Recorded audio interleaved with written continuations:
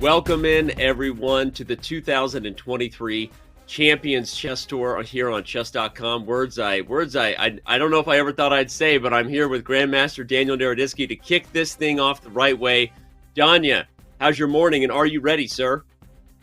Well, TGIF, Danny, good morning to everybody. It's always such a great feeling to be commentating a tournament that kicks off something epic, and I think the CCT, it is safe to say, is going to be epic. Danny, it's a pleasure to be commentating with you. I'm just excited to be here. I'm so excited to be here, and this is going to be epic, and this really is the start of something huge. Of course, all of those who follow and love the chess world know exactly what this is. This is the beginning of the merger that was the Champions Chess Tour previously on Chess 24, and if you want to call it the chess.com series of events from the Global Chess Championship to others combined into one. We are in for fun. Oh my gosh, it's rhyme time. TGIF it is. Let's remind everybody of how this thing works, what's in store for them, not just today, Danya, but in the coming year. We're kicking off the 2023 Champions Chess Tour schedule with the Airthings Masters. Today, of course, is the play-in for the Airthings Masters. There will be five other events, six total, to qualify players for the finals at the end of the year. 6 players get in via winning these tournaments. 2 players will be rewarded via leaderboard spots. Danya, I'm ready to jump in with you, but your thoughts on the schedule and how excited are you to probably be calling most of the action for us this year? Well, Danny, I'm incredibly excited. I think the scheduling has been done so meticulously. It's easy to understand. You can mark your calendars now. So as busy as you are, there is no excuse to miss any of these 6 events, including, of course, the Airthings Masters, as well as the play-in that we're commentating today. Everybody gets a chance to get in. And these 6 events are going to feature tightly contested super tournaments with large prize funds. I mean, really, what more could you ask for than a circuit of this magnitude with these prizes and featuring players of this caliber? For some of you who maybe prefer to learn your information visually, audibly, then you might be actually seeing this schedule, hearing about how the tour is working for the first time right here. Maybe you didn't follow the articles. And so if that's the case, you saw the schedule, you know what you need to mark down, and you know that you need to look forward to this whole year. But Danya and I are now going to talk about how this thing works. We are starting, as he said, with the Airthings Masters play-in. And what does that mean for everyone? As I said, the broad tour, what you really need to know is that if you win one of those 6 events, you're in. Otherwise, 2 spots are going to players who perform their best over the entire year. But each individual event will qualify players via a play-in tournament to match play, which Danya and I will cover today, and then eventually a knockout on the following week most of the time. Sometimes there's a longer break depending on whether it's going to be a live final event somewhere. The basic rules of the game, Danya, are that if you finish in the top, you get to compete in Division 1. The winner of Division 1 gets that coveted seat, directly punching their ticket to the finals at the end of the year. But the winners of Divisions 2 and 3 also have a ton on the line, not just massive prizes, Danya, but if you win Division 2, the next play-in, the next match play and knockout around, you're already in Division 1. If you win Division 3, you're in Division 2. This allows us that balance, right? That balance of rewarding the top players in the highest prizes, but everybody is competing for something every single event. Yeah, and I would broadly categorize things as 2 major sort of items at play. There are the winners of the tournaments themselves, and there are the large prizes. So Divisions 2 and 3 are mostly fighting for big prizes, and these prizes are really big.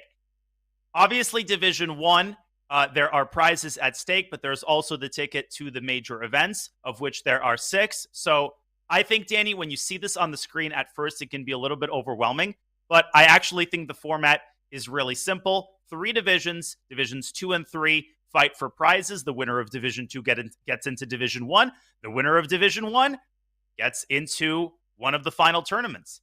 The winner of the final tournaments gets into the finals. 100%. To stay focused on the Swiss right here, I guess we'll just talk about that. Donnie and I are so excited. We've been talking about this thing for months now, so there's a lot of energy coming out. If you can't feel it, the energy is palpable between us right here. But to remind you about the Swiss, so as of today, what they're playing for are the top 12 finishers are going to compete in match play to get into this placement. So what you're about to see with all these guys that are registering for the tournament, by the way, been texting with Vladimir Kramnik to reset his password. We've got Ali Reza Firouzja, Peter Spidler. So many people are just showing up last minute. But they're competing to be in the top 12 to get into Division 1 the next 24 Division 2, the next 32 Division 3. We're going to be talking a lot about that as the day goes on. So let's keep rolling through this. Danya, you've been mentioning the prizes. I think it's time for us to maybe give the fans a snapshot of that because it is big money at stake. Obviously, everyone wants to punch their ticket directly to the finals and ultimately be competing for that $500,000 in cash at the end of the year with our live event. But first place, end of next week, is already taking home 30 grand. But even if you only win a Division 2 or Division 3 prize, it's not that bad for a few days of work. Well, I think, Danny, this format and these prizes address two abiding criticisms that essentially have been circulating around the chess world for a long time. One of them is that the prizes tend to accumulate at the very top. There's like 2 or 3 big prizes and nobody else wins anything. That's criticism number one.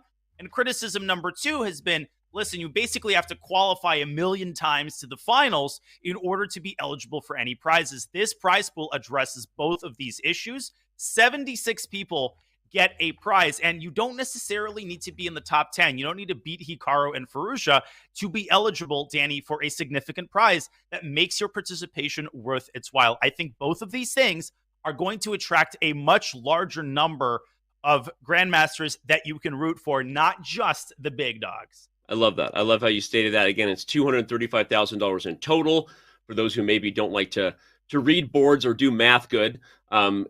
People like me, you just see that number at the top, $235K every single one of these 6 events. Of course, again, $500,000 at the end of the year as well. Danya, we've broken down the prizes. Of course, we know that the rumors are out, right? Who showed up today, and word travels fast. Let's talk about the notable players that we anticipated that were going to show up, because indeed they did. The list of notable players starts right there at the top. Probably, of course, the number one player who hasn't been directly seeded. We're going to talk about why Magnus and Wesley earned those spots in a second, but Hikaru Nakamura right there at the top. But a pretty interesting list to go with that, including a very underrated when it comes to chess.com rapid, Danya, 2483 Ali Reza Fallujah. He's been sandbagging that kid. He definitely has been sandbagging. I was looking at the top. Where is the guy? Vidit, Nepomniachtchi, you start panicking. Where's Fallujah? He's at the very bottom of the list. Something tells me he's not going to be at the bottom of the tournament standings. But I've been pushing for this really ever since the CGC, a bigger pool of players to root for. Again, not just the same 7-8 players we see in a lot of the stale super tournaments, but really everybody for multiple generations.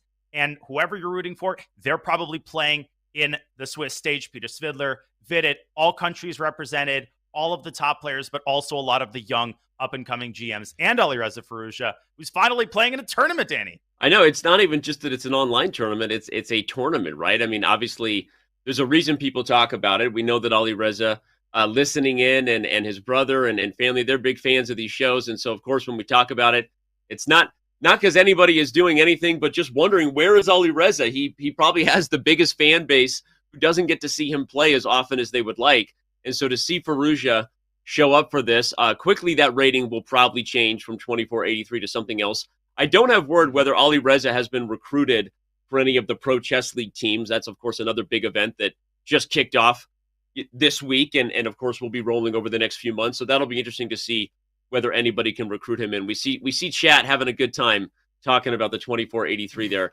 But let's talk a little bit about this list, right? We know that Magnus Carlsen and Wesley So have been directly seeded, right? At some point, we'll remind everybody what that is. In fact, maybe we'll do that right now if we want to talk quickly about the Swiss stage format, because I think some people are wondering, why would you do that, right? Why doesn't everyone have to qualify their way in? We are big on the meritocracy here at chess.com. But let's go ahead and bring up the format and explain to everybody that obviously our goal was to bring some very big things together. The Champions Chess Tour that had run for a couple of years at Chess24, chess.com's number of events, from the Global Chess Championship last year to the Rapid Chess Championship.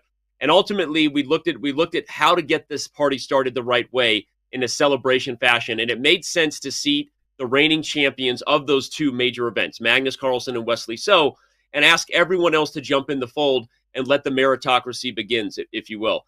And so, Danya, that's really what this is about, right? 6 people will be joining Magnus and Wesley in that 8-player knockout starting next week. Coverage, of course, will be brought by our friends in the Oslo studio. Robert Hess there, along with David Howell and Ivanka Huska and Mhm. Kaya and others. But your thoughts on the format here, and just whether what you expect to happen next week with 6 other players joining Magnus and Wesley.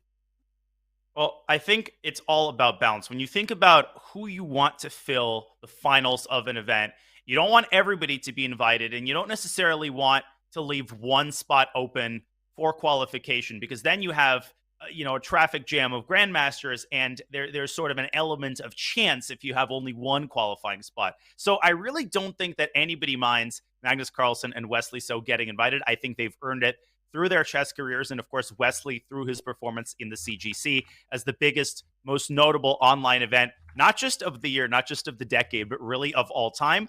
And Danny, I really love that we're really opening up the field. We're not just having that one symbolic spot. We are really giving more than one top grandmaster a chance to qualify. And I think this strikes a very elegant balance between inviting the players who have earned it and opening up the rest of the spots to players who actually now have a chance to earn it. I love it.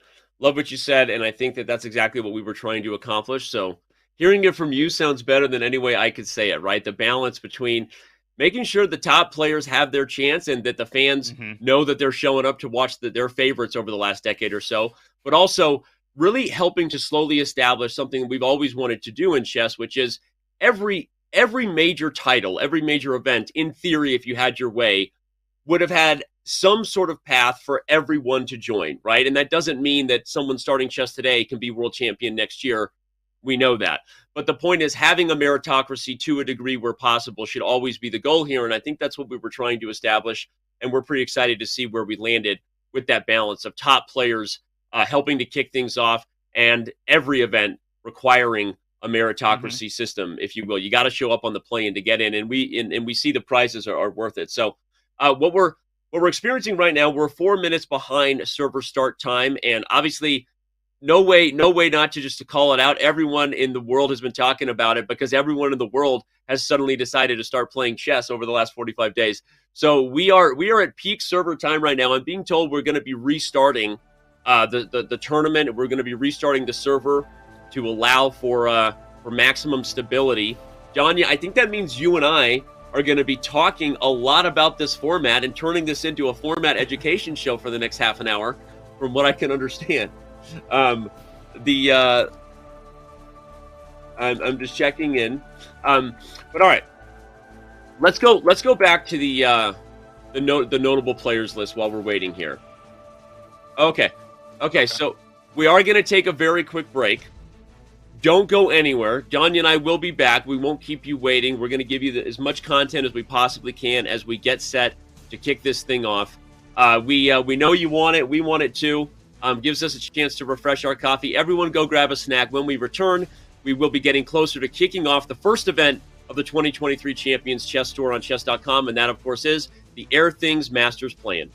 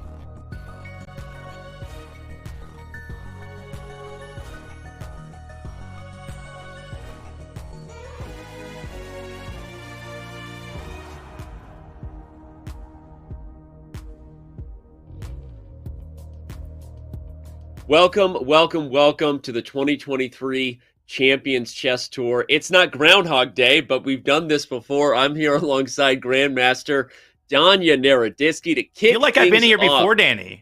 I feel like you've been here I had a before. dream. I just woke up. Am I sleeping? Man, All I know is we just had the I'm dizzy. best.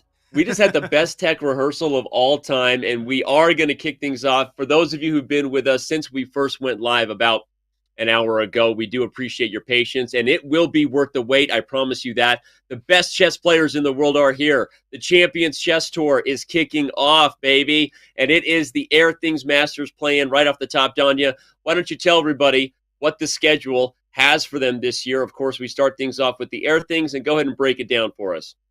Well, I have a sort of appeal to the audience to make, but when we talk about the specifics of the format, I'll make it then. Here we start with the broader calendar. The Airthings Masters is coming your way from February 6th to February 10th. The play-in today is going to qualify 6 more players to the Airthings Masters, with 2 spots already taken up by the amateurs, Magnus Carlsen and Wesley. So there are 5 more events on top of the Airthings Masters, and all of those culminate in the CCT playoffs and the CCT finals, both of which are coming your way in December of 2023, Danny. So year-round events, year-round action, and everybody is going to get a chance to partake in it.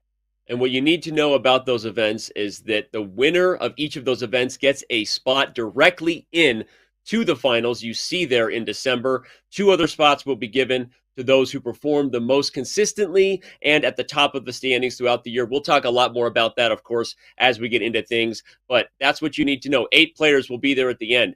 Right now, let's talk about things for today, Danya, because the Swiss is going to kick things off, the play-in Swiss, to be at stack, and so to be exact. And so what exactly is at stake for all of those players who jumped in here on Friday?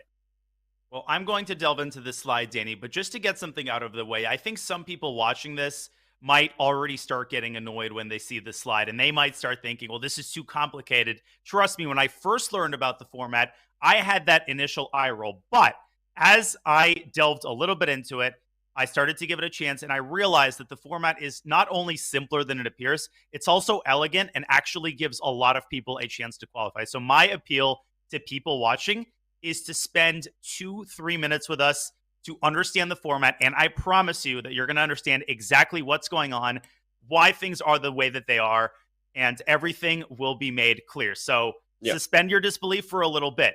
Now, the key thing to understand here is that there are 76 players who qualify across 3 divisions. The top 12 finishers are the stars of the show.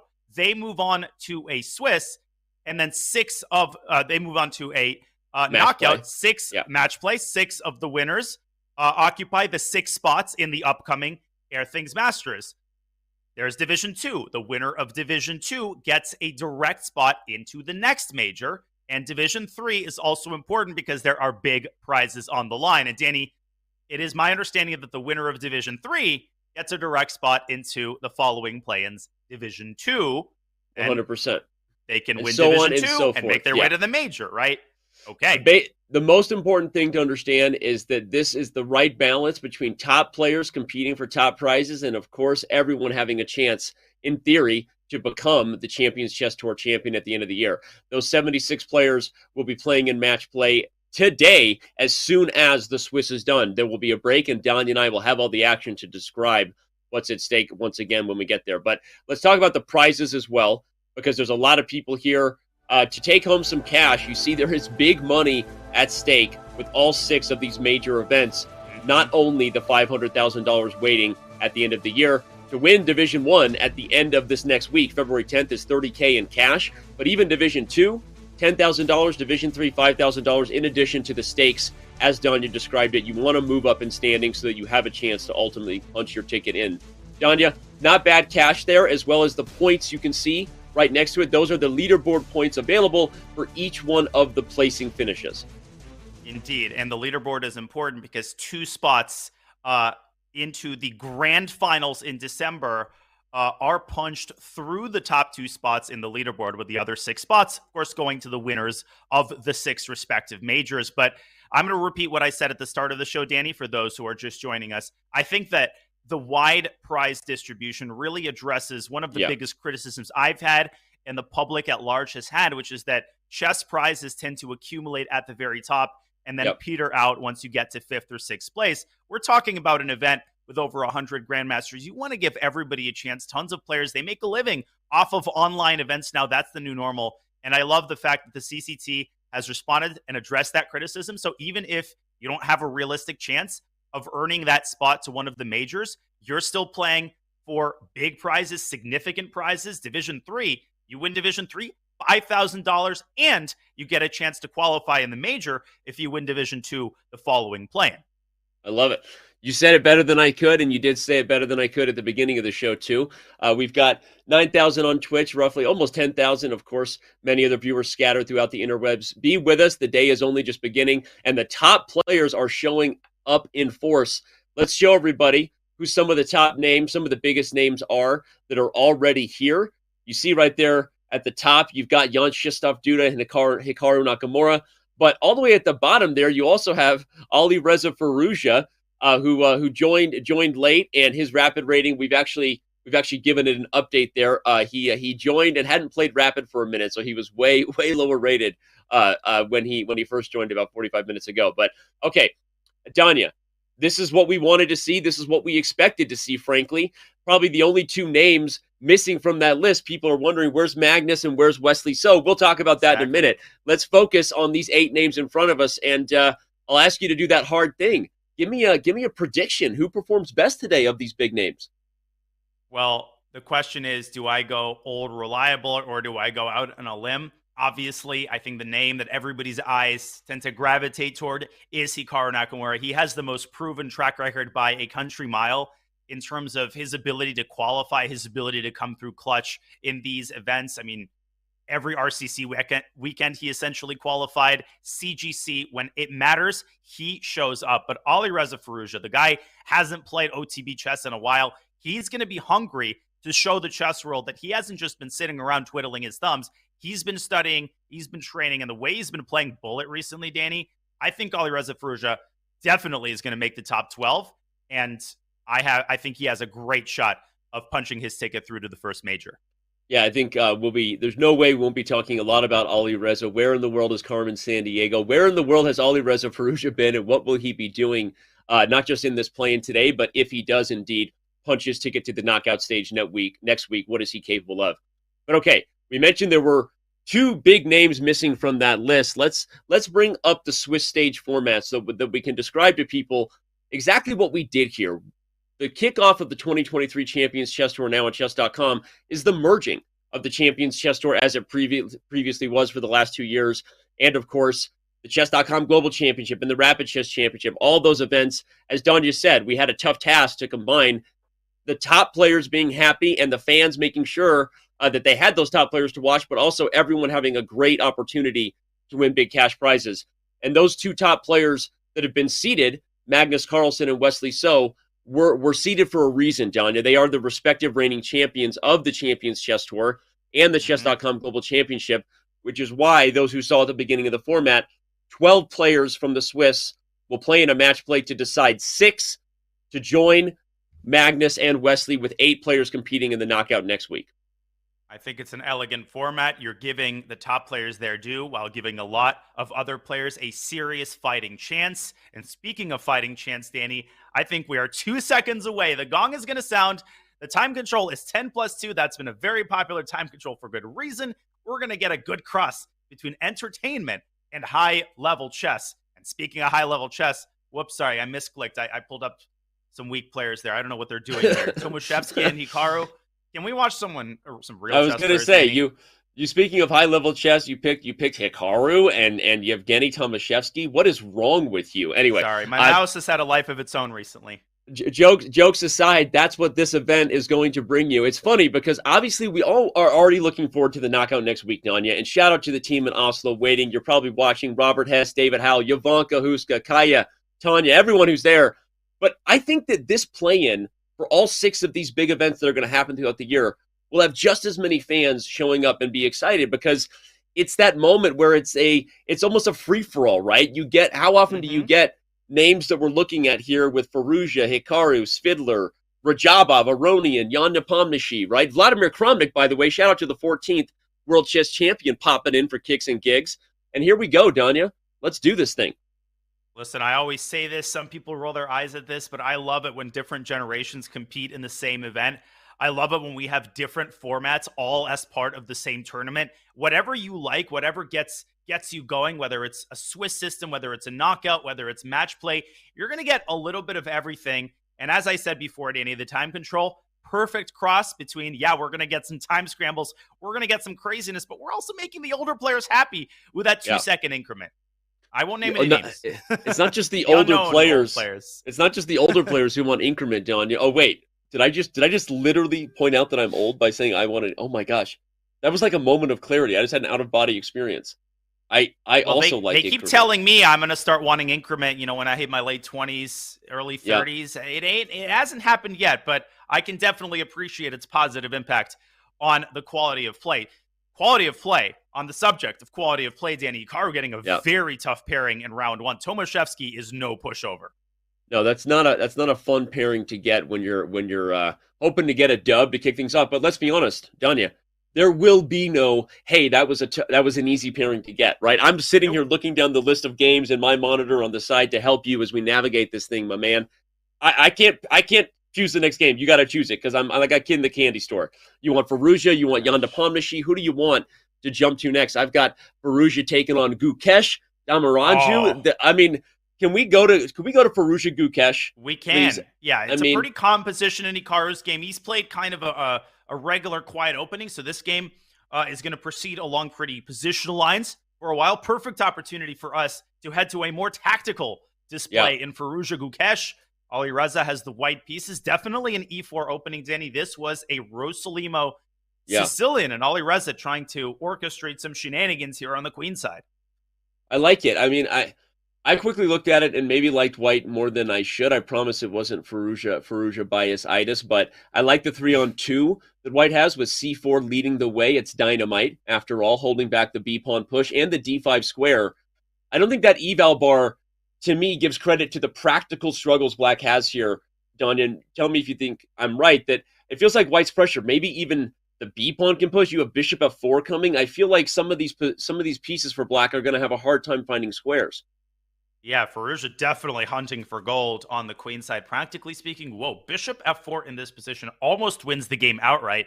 Black has a little tactic with knight to f3 check, and then recaptures the bishop. But man, is this tenuous. Firouzja could slide his king over. Instead, he presses the gas pedal, gets his knight to b6. These are exactly the kinds of complex middle games that he excels in. But Gukesh, I mean, he didn't have the greatest event in Tata, but he finished very strong. And he's someone who really wants to prove his ability to compete with the best of them, Danny, in online events where he's a little bit less experienced. Love it. We see the chat is already pumped. Ali Reza playing chess. Poggers, where have you been? Ali Reza, Firouzja, the world wants to know. But okay, knight to b6 played. And I like that he's postponing c5, Donnie. I think it's instructive to point out that while you have a grip, you want to keep the pieces held back. If you played c5, you actually open up the square d5 maybe for black's knight. Maybe the c-pawn is actually good right where it stands. So he plays knight b6 instead. And it's actually kind of tricky for black to find an improving move here. Yeah, this is a hard position to play for both sides. White, as you're hinting at, runs the risk of overextending. If you grab too much space, you start weakening key squares. Black just has a problem finding squares for his pieces because he's essentially confined to the last few ranks. I have my eye on a move like queen to c7, trying to pin the knight to the queen, but then Ali Reza could support his queen and grab a little more space with b2, b4. White could grab the bishop pair on the next move if he so desires. So Gukesh definitely thinking about going bishop e8. Okay, bishop c6. So he says, you're welcome to take my bishop, but then my knight's going to slide back and kick your queen out, and then my bishop can slide over to b4. So Ali Reza, it's like driving a bus. I mean, one wrong turn, and you're going to fall off a cliff here. Yeah, I love it. I love how you broke that down. I don't know how to drive a bus, by the way. I was going to say, do you have your CDL? Because you want to know a fun fact about Dan? Dan has a CDL. Okay? Dan knows how to drive a commercial bus. Long story. Previous life, don't want to talk about it. Any Hooters. There's Ali Reza, and he wants to talk about his position. Do you even know what a CDL is? I assumed it's a commercial driver's license. Oh, okay. Sorry. It's not hard to figure that Do out. you think Fine. I don't know my Fine. abbreviations, Danny? Fine. All right. Who Ali do you take Reza me for? Faruja looking dapper, looking focused, and gonna do everything he can today to make sure he punches his ticket for the knockout next week. There's a lot of prizes in store, and I think if Faruja had his way, he would just show up, win the Airthings Masters, Danya, and then disappear again for 12 months and come back and win the championship in December. So I think he has big goals for the next 10 days of his life. Yeah, that's kind of been his modus operandi through the years. As we see the intensity on Ali Reza Faruja's expression, this is a 9-round Swiss, even though essentially all these top guys, they're trying to make one of the top 12 spots. And we know from the RCC how far a loss in the early rounds can set you back. So they're taking it seriously from the very start. I like Faruja's position, Gukesh, starting to drop a little bit on the clock. I also have my eye on some guy named Peter Svidler, who I wanted to check in on, if you don't mind, at some point. Yeah, I'm open to that. Let's give one more thought on what's going to happen next year while we have Ali Reza on camera, because you pointed out White can't play Bishop F4. Highlight that again for everybody. If Bishop F4, Knight F3, I'll play the moves out. But wait, now if you play Knight F3, is there G takes F3 and the Bishop's hanging? No. What does Black have? There is. No, I think Black sacrifices the Bishop. And you go for Bishop D6? Wide open here. Is it Bishop D6? Building a battery. No? Here there is E5 intercepting E5 the battery. forks. So what's the move? It's not Queen G5 because White's Queen defends that square. It looks like there's something, but what is it? Rook takes D4 doesn't seem to work either. Knight E4 maybe. Maybe just something. Knight takes E4 is simple because F2's hanging.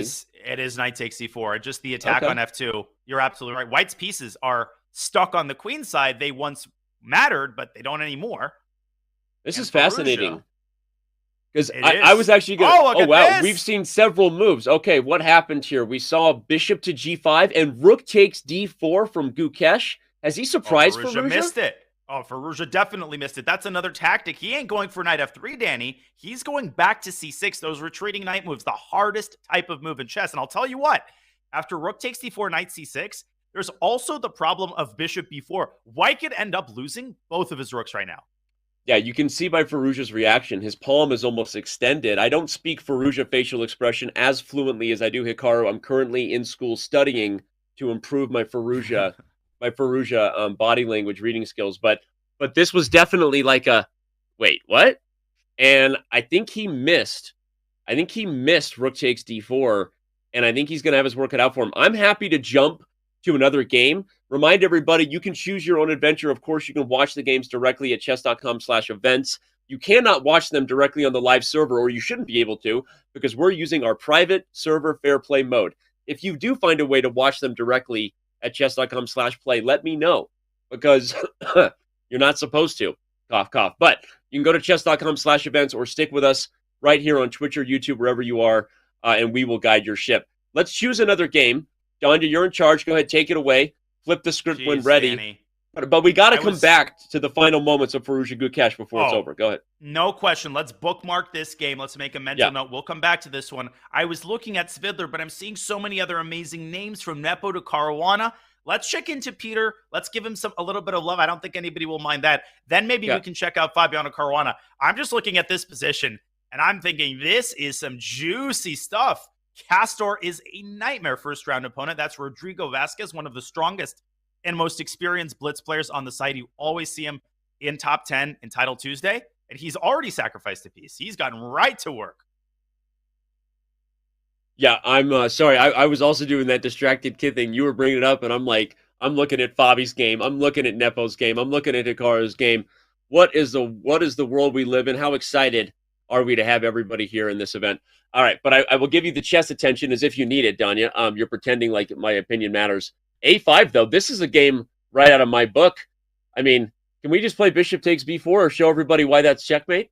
I mean, just for kicks and gigs. Yes, we can. Some of us are visual learners. Problem. There you go. Okay. Yeah, I don't think Peter Svidler is a visual learner. Yeah, I think he sees that in his head. He does. Queen controls the B1 square. This is, of course, a discover check, followed by a checkmate. Something tells me we won't see this on the board, and we do not. Svidler pushes the c pawn and says, 2 can play at that game. Speaking of discoveries, the pawn discovers the queen's path to b5, which will be a very nasty counter check. Again, black is No, black is not down a piece. I thought he was for some reason, but he's not. Well, So the queen is coming to b5. normally when you get this kind of pressure, you are down a piece.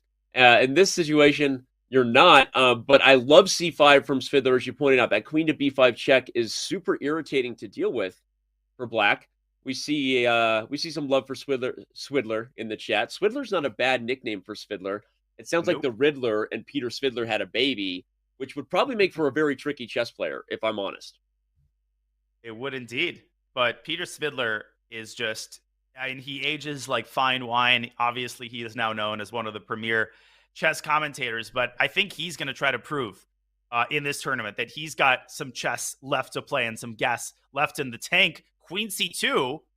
Speaking of gas left in the tank, is there anything left in black's attack here? This is a natural move, but the eval bar is having none of it. Probably that check on b5, Danny, followed by maybe c6, maybe queen takes b7, although the rook is going to hang with check. I was going to say, I think the idea is queen b5 check on you, but the following is bishop to c4, which both protects the knight on b3 and develops the rook to guard the d1 rook. So if I had to guess, Svidler has indeed already played it. I think the follow-up move that puts black on notice will be bishop to c4, and I'm guessing with no eval. I'm out of my depth here. Guessing moves from a former candidate, Peter Svidler, and I don't know if you know, but Danya Naroditsky, he's okay at chess too. But I think that's the right idea. Whoa! He doesn't play it. The b3 knight's hanging. Rook c1, and he wants bishop c4 in response. That almost traps the queen, but I think he might have missed knight c2 check here. Knight c2 just trades queens. Well, or white would have to take on c2 presumably, and then go c6. I was going to say that king seems b1, unsound. there's knight a3 check. Knight c2, winning king the b1, queen. knight a3, and it's over. It wins the queen. Oh my gosh. Did Svidler blunder knight c2, or is he going for that rook sacrifice on c2, followed by... This is unnecessary, Danny. He didn't need to sacrifice a piece. Apparently, knight c2 wasn't even the best move. He's showing confidence in his body language and in his speed of movement, right? He played it very quickly, but I'm not sure he likes what he did with rook c1. There's a simple win here for black. You can take the bishop. Yeah, CD looks very scary, but the king has this e7 square, and then you're going to build a little defensive cocoon around it by bringing the rook to d8. The problem when you're down a rook is just that you need to prove something incredible, and white is just running out of pieces after the king gets to e7. Yeah, it looks impressive, but Svidler is going to have virtually no compensation. Castor can win this game with a couple more accurate moves. A lot of love for Peter Svidler from chat right now, but honestly, not the love that he's feeling for his own position on the board right now. No, I think he knows he let this one get away. Castor taking his time before deciding whether he's going to take d2 or not, but I think we're going to use this time and opportunity to check in on another game, just so everyone knows. Today's going to feel a lot like that in moments. We are trying to balance following. By the way, Vladimir Kramnik, look at that dub. The 14th World Chess Championship, one of the first to strike. Hikaru Nakamura, Ali Reza Faruja, Jan Nepomniachtchi. I can't name everyone. Fabiano Caruana. We're going to have moments today that make you feel like we didn't catch every game, but don't worry. 12 players are getting themselves into Division 1 for match play. When that break happens in a couple hours, you will have all the focus in the world. This is designed to be fun and crazy, and we're along for the ride. And I'll tell you what, someone's going to be annoyed because they're fans of everybody, but bear with us because there are 9 rounds, and we promise to cover everybody in equal portions. You know, you just can't get to everybody every round, so we're going to try to find the entertaining games. This is very much an entertaining game. It features a queen sacrifice, Danny, but it's out of necessity. Right, it's out of desperation. It's out of desperation. He's going to win the bishop on e4. He also has knight to d7, intermezzo. Does he throw that fork in queen f4? I think Gukesh might be saying, Ali Reza, this is what happens when we don't play in serious online events for a little bit. You got to get your tactics sharp right away because I came to play and I'm going to be rhyming all day. Hashtag TGIF. Hashtag don't forget to tip your waitress. Actually, without queen f4, this would work to perfection. G takes f6, and if knight d7, queen f4 hits that rook on d2, LPDO, loose pieces drop off. Ali Reza is going to have to take on e4 and pray. He has clearly insufficient compensation for the queen. He's got 1:30 on his clock. This should be a win for Gukesh unless he blunders a fork or some sort of sudden attack on his king. But white doesn't have enough really to create anything against black's king, which can just hide away on h8 if necessary. Did you just say LPDO? Is that I a thing did. that I'm supposed to be aware of from your other comment? I mean, Hey, you're the abbreviation guy, so I'm stunned that you don't know what that stands for, okay, Mister CDL. lo- loose pieces drop off. Apparently, I thought it was like back in the '90s when every boy band was abbreviated. But okay, we're gonna stick it right here. Rook takes e4, knight e5. Both guards the d7 square, right, and activating the pony. Okay, Activating the pony. Okay, now can you activate the rook? You want to get a pair of rooks off if you're yeah, Gukesh because that greatly limits White's ability to create active counterplay. He does yeah, just that. This is winning for Black. Take the rook, go queen c7 maybe. Very natural play. Hit yeah. him where it hurts. And if White loses c5, the game ends, Danny. It's So over. Fallujah, he's going to have to go b4, support that pawn with a3, and continue praying. Probably a5 can be thrown in now for black. White will play a3 anyway, but there's all kinds of weirdness with the knight coming back to c6 at some point. The b4 pawn is tender. Black can even play moves like f5, king g7, king f6, right? Stabilize and expand. Very tough position, especially given the Perugia will be under a minute here in 18 seconds. Excellent move by Gukesh. White's pieces just don't have purchase, and this is ultimate desperation. Alireza is going all in. I think he's going to take b7, and he's going to pin all of his hopes on that c5 pawn, which is going to become passed if he can eat up that b7 pawn. First, he defends b4. Can Gukesh use his active queen, combine it with an active knight? But Danny, that requires calculation, and 3.5 minutes by Gukesh. A very wise decision by Alireza. This is his last chance, and it may just work. I've seen so many of his swindles. He pulls wins out of the most improbable places. Agreed. I'm actually, it's funny, the eval bar is still favoring black as it should, but I'm actually looking at this and looking at Gukesh taking his time with a little more nerves than I did. I kind of like that knight on e5 and that plan I was describing with f5 and bring the king in down because I feel like you've made it very concrete. And if b7 falls, remember a6 is falling. Don't forget that bishop on f1, Yeah, spying it. So I think black might have to play a5 right now to try to start undermining things in a hurry. I agree. I'm also looking at queen to c1 with the idea of getting this knight actually to e2 Ah, and okay. knocking the king away.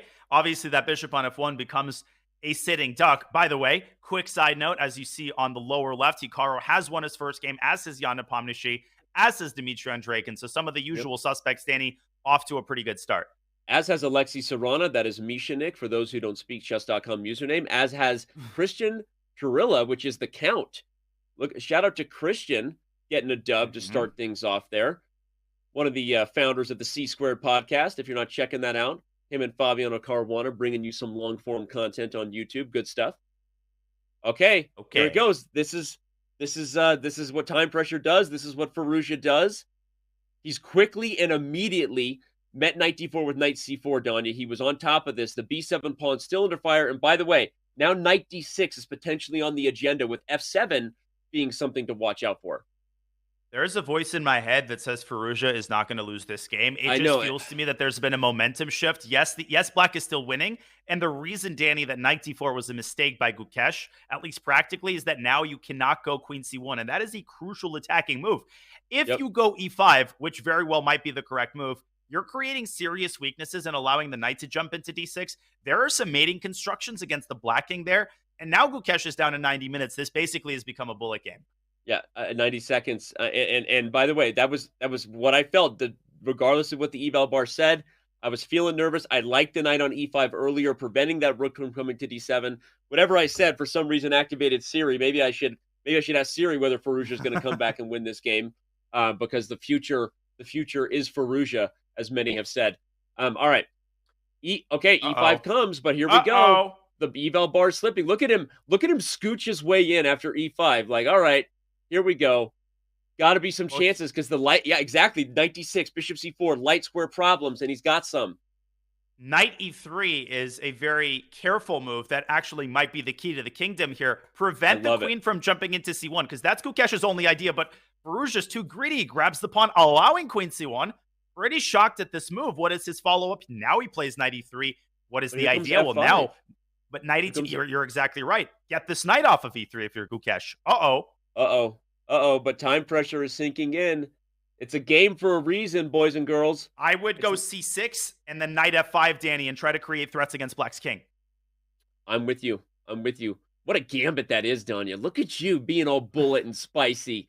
You got those. You've been eating your Wheaties this morning. C6, knight takes, knight f5, holds the g7 square, everyone, which threatens all kinds of mating tactics against the black king. Booyah. Exactly. And I don't even know why I put this on the board. We have Alireza Firouzja to do that. It is on the board. Under-remitted is Gukesh. First of all, don't move your knight. Second of all, solve the problem of your king. And he does with h5. But now Alireza could start targeting some of those weak pawns. Can't take a6. That's illegal. Maybe go a4. Can you create complications with only 20 seconds now on the clock for white? Yeah, nervous. If Gukesh holds this and proves us wrong, you can hear it in our voice. We're expecting a Firouzja comeback. It'll be an even bigger shout out to the young man from India, who many have also circled as one of those guys who will be a future contender for the title. All right, queen to b1. Oh, wait, we're trading knights here. That's actually really good for white because a6 will fall for sure, and the bishop and rook are two of the best pieces at holding down a long-distance relationship. Danya's been trying to hold down long-distance relationships for years, and it hasn't been easy, has it? It has not. How'd you know? Maybe Siri told you that as well. Knight takes b4. Gukesh taking a chunk off of white's pawn chain. If you're Alireza, take that knight, take a6, put a pawn on b5, and enjoy your life. With 5 seconds on the clock, he's going to do it. No need to look for adventures. The rook and bishop, they communicate well. That pawn's going to b5. The bishop will protect it. This is a very difficult... I don't even know that black is better at all anymore, right? I mean, objectively... Not objectively, but tell you what Gukesh needs to do. He should have put the queen on b1. He missed the opportunity train. Put it on b2 and start pushing those kingside pawns. The idea, open up white's king because it's so easy to miss a fork with no time on the clock. Go f5. Be bold, Gukesh, and he is. There he is. He does it. You called it. E4. He does it. He brings his king up instead. Okay, you're right. Yeah, this is much harder practically for white than I realized. The bishop and rook are holding the b pawn, but then what do? You can't advance it any further now that that queen is on that perfect square behind the pawn. Oh, what a trap. Queen takes b5. Rook takes e4 is an immediate draw. Don't take that poison pawn. Gukesh now with 5 seconds. Queen b1 and bring your king up to e5. Prepare f4, Danny. If he can squeeze this through, I think he wins the game. Wow. Gukesh. No. Wrong way. Don't yell at him. He's like 12 years old, man. Be nice. He's a kid. Go back to e5 if you're Gukesh and then play f4. Okay. Oh, but h5. H5. Hello. 2 seconds. Hello, is it tender? It's tender. You know what else is tender, Danny? The b5 pawn, but so is the f7 pawn. He goes for it. Should be a draw now. Takes in rook g3, maybe? You're holding he's going to win the other pawn. Alireza might win this. Oh my gosh. Don't. Oh my goodness. You shush your mouth when you're talking to me. Alireza going to come back and win this. You got to be kidding me. Well, now white can't lose. This is obviously still a draw, Danny, but white's king is so safe. Your goal with white is to push your pawn. Look for pins. Very easy to blunder if you're black. Queen h6, rook g6, for instance. 1 second. Make a move! Oh, my gosh. Oh, my gosh. Firouzja doing Firouzja things. Fast and Furious 10 featuring Firouzja. Push that pawn, baby. I don't know if that's true, but Vin Diesel should consider a casting call for Firouzja. Uh-oh. Rook g4 and h6, Danny. Here comes It's winning. Johnny. Winning. H6. Harry, I should say. No! Whoa. He had h6. He didn't do it. Still has it. No, this is over. He's going to put the rook on h3. But he has to be careful about a perpetual. Queen g5. King goes to the first C1. rank. Yeah, queen c1. Queen oh f4. My gosh. Uh-oh. SpaghettiOs. I think he might have walked into up. a perpetual. Yeah. I jinxed him there. Queen c2. Queen c2. Is he going to try to cover with his bishop? He has to. Queen c3 is the move here, and he finds it. Diagonal checks prevent interpositions. Queen g5 again, and we're already there. Three times. Bob's your uncle. Firouzja was winning. It's funny because playing h6 instead of bringing the rook behind the pawn when you called it, John, was winning. But Firouzja is probably doing exactly that right now. Look at him. He's you know what he's doing? He's reviewing his game right now, hitting that game review button. Lucky he's got a diamond membership. Gets to review his games.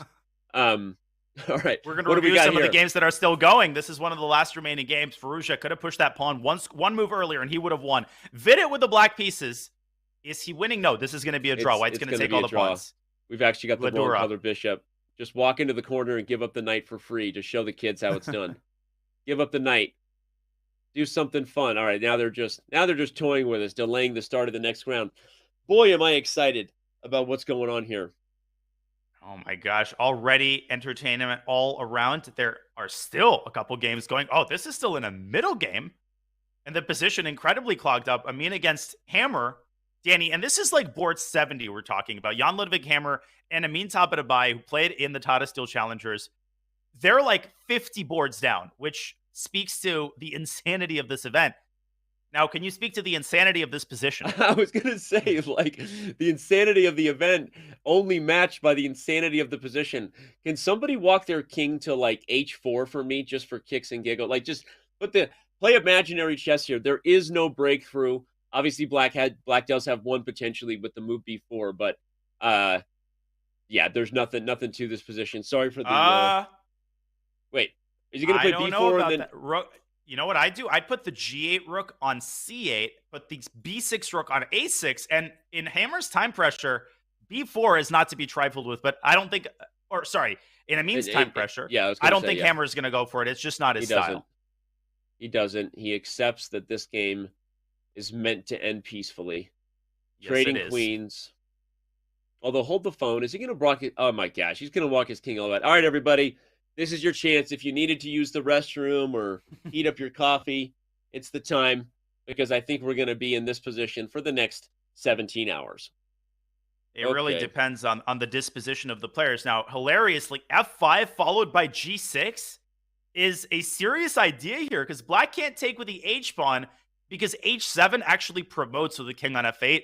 But I think neither player is really thinking in that direction. But Amin might have brought his king to h4 to take a risk here and play f5. And he does! Oh, he does it! Oh my gosh! He's going for the win! Oh my gosh! Oh my gosh!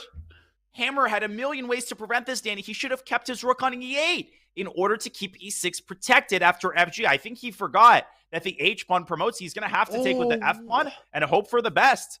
Dude, what a heads-up find by you, Danya. What a heads-up find by Amin Tabatabai. For those who don't know, remember that name. Now you heard. If h takes, h7, and you get a queen. If f takes, you could even just take e6 right away. I guess you should, right? And then king g5 to follow. But this is...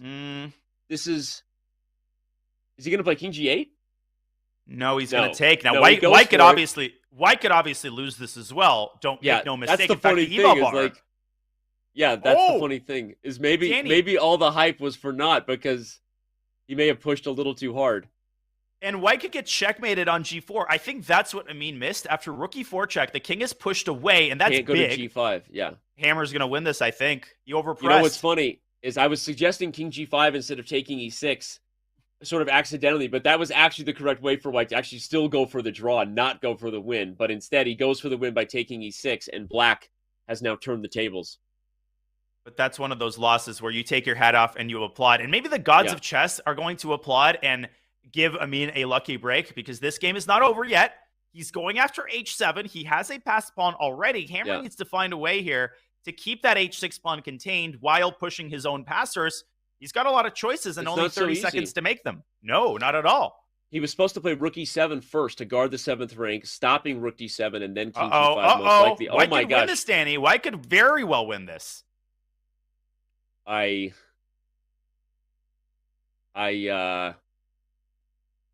happy to be here. Speechless. Now, I think the game's going to end in a perpetual check. I think Hammer's going to take the pawn on c3 and perpetually check White's king, because there's no other way to stop h7 after the rook moves out of h7, which it is. If he's not going to lose on time, and he doesn't, draw. No. Hammer's going for it now. Rook b8. Oh my gosh, this is terrifying. Checking in on the standings to my left here, by the way, everybody, don't worry. This is the only game still in progress here in round 1 of the Swiss portion for the Airthings Masters play-in. So, thanks for being with us. Don't go anywhere. The day has just begun. And you can see the leaderboard to the left there. A bunch of the biggest names in the game already got their dubs. Duda was lost according to the chat, so some early swindles here. This game just has an endless number of stages. Every time we think there's resolution, the players find a way to keep going. But I finally think Amin is forced to draw. In the event of the rook trade, White's pawns are unapproachable, and so are Black's. The kings have to shuffle. This is a draw. What a game. And what a fair result, honestly. Yeah, honestly. Poetic justice. It's fun to see that while the white pawns are not connected in the same way the black ones are, Danya, this is an instructive, king and pawn example for the viewers that if you Yeah. get those pawns a knight's jump away, my coach always used to say, the king is stuck in a cage because if the king tries to go around to c7 and b6, the other pawn advances and they stay a knight's jump away and the king is frozen. So a fun little instructive point. As you go too far, well, now you lose. You can't go too far. All right. Game on. The second round has begun. Welcome to the Airthings Masters play-in. So much at stake here in the 2023 Champions Chess Tour as we are officially underway. It has been a long time coming for this. Shout out to the whole team who worked super hard to get here. Both the chess.com crew, those who joined recently to the chess.com family from the PMG group of companies. Danya, I'm just excited. I'm like a little kid, and I'm a big fan of yours, by the way. Hi, big fan here. Big fan of Danya. Well, I'm a big fan of yours. That's quite interesting how that works. It's a two-way street, Danny. But I'm excited to be here. I feel like I've reached into the cookie jar and found like my favorite treats. No, please. The floor is yours. No, I was going to say, what is going on in this interesting little opening with the knight coming to d2 by Hikaru, but you're right. As long as you don't get your hands stuck in the cookie jar, then we'll have plenty of cookies to watch all day, because we can go here. I've got Jan Nepomniachtchi taking on Alexander Lenderman. That's a fun one there for those who follow Lenderman. We've got, so where do you want to go? Where do you want to go? You choose. Let's go to Jan, because Hikaru, again, he's played a quiet opening. He's actually shown a propensity for 1d4 in his recent Blitz games. So Hikaru, I think, chooses an opening or a first move, and he essentially plays it for a couple of months, and then he switches it up. Here he's playing an offbeat Trompowsky. Pretty quiet position. Let's go to Jan's game. All right, I'm going to click into it. Alexander Lenderman, one of the top American players now for many, many years. Total nightmare opponent in Rapid, Danny, because he plays very quickly in Classical as well. He is just one of those guys that nobody ever wants to face in any tournament.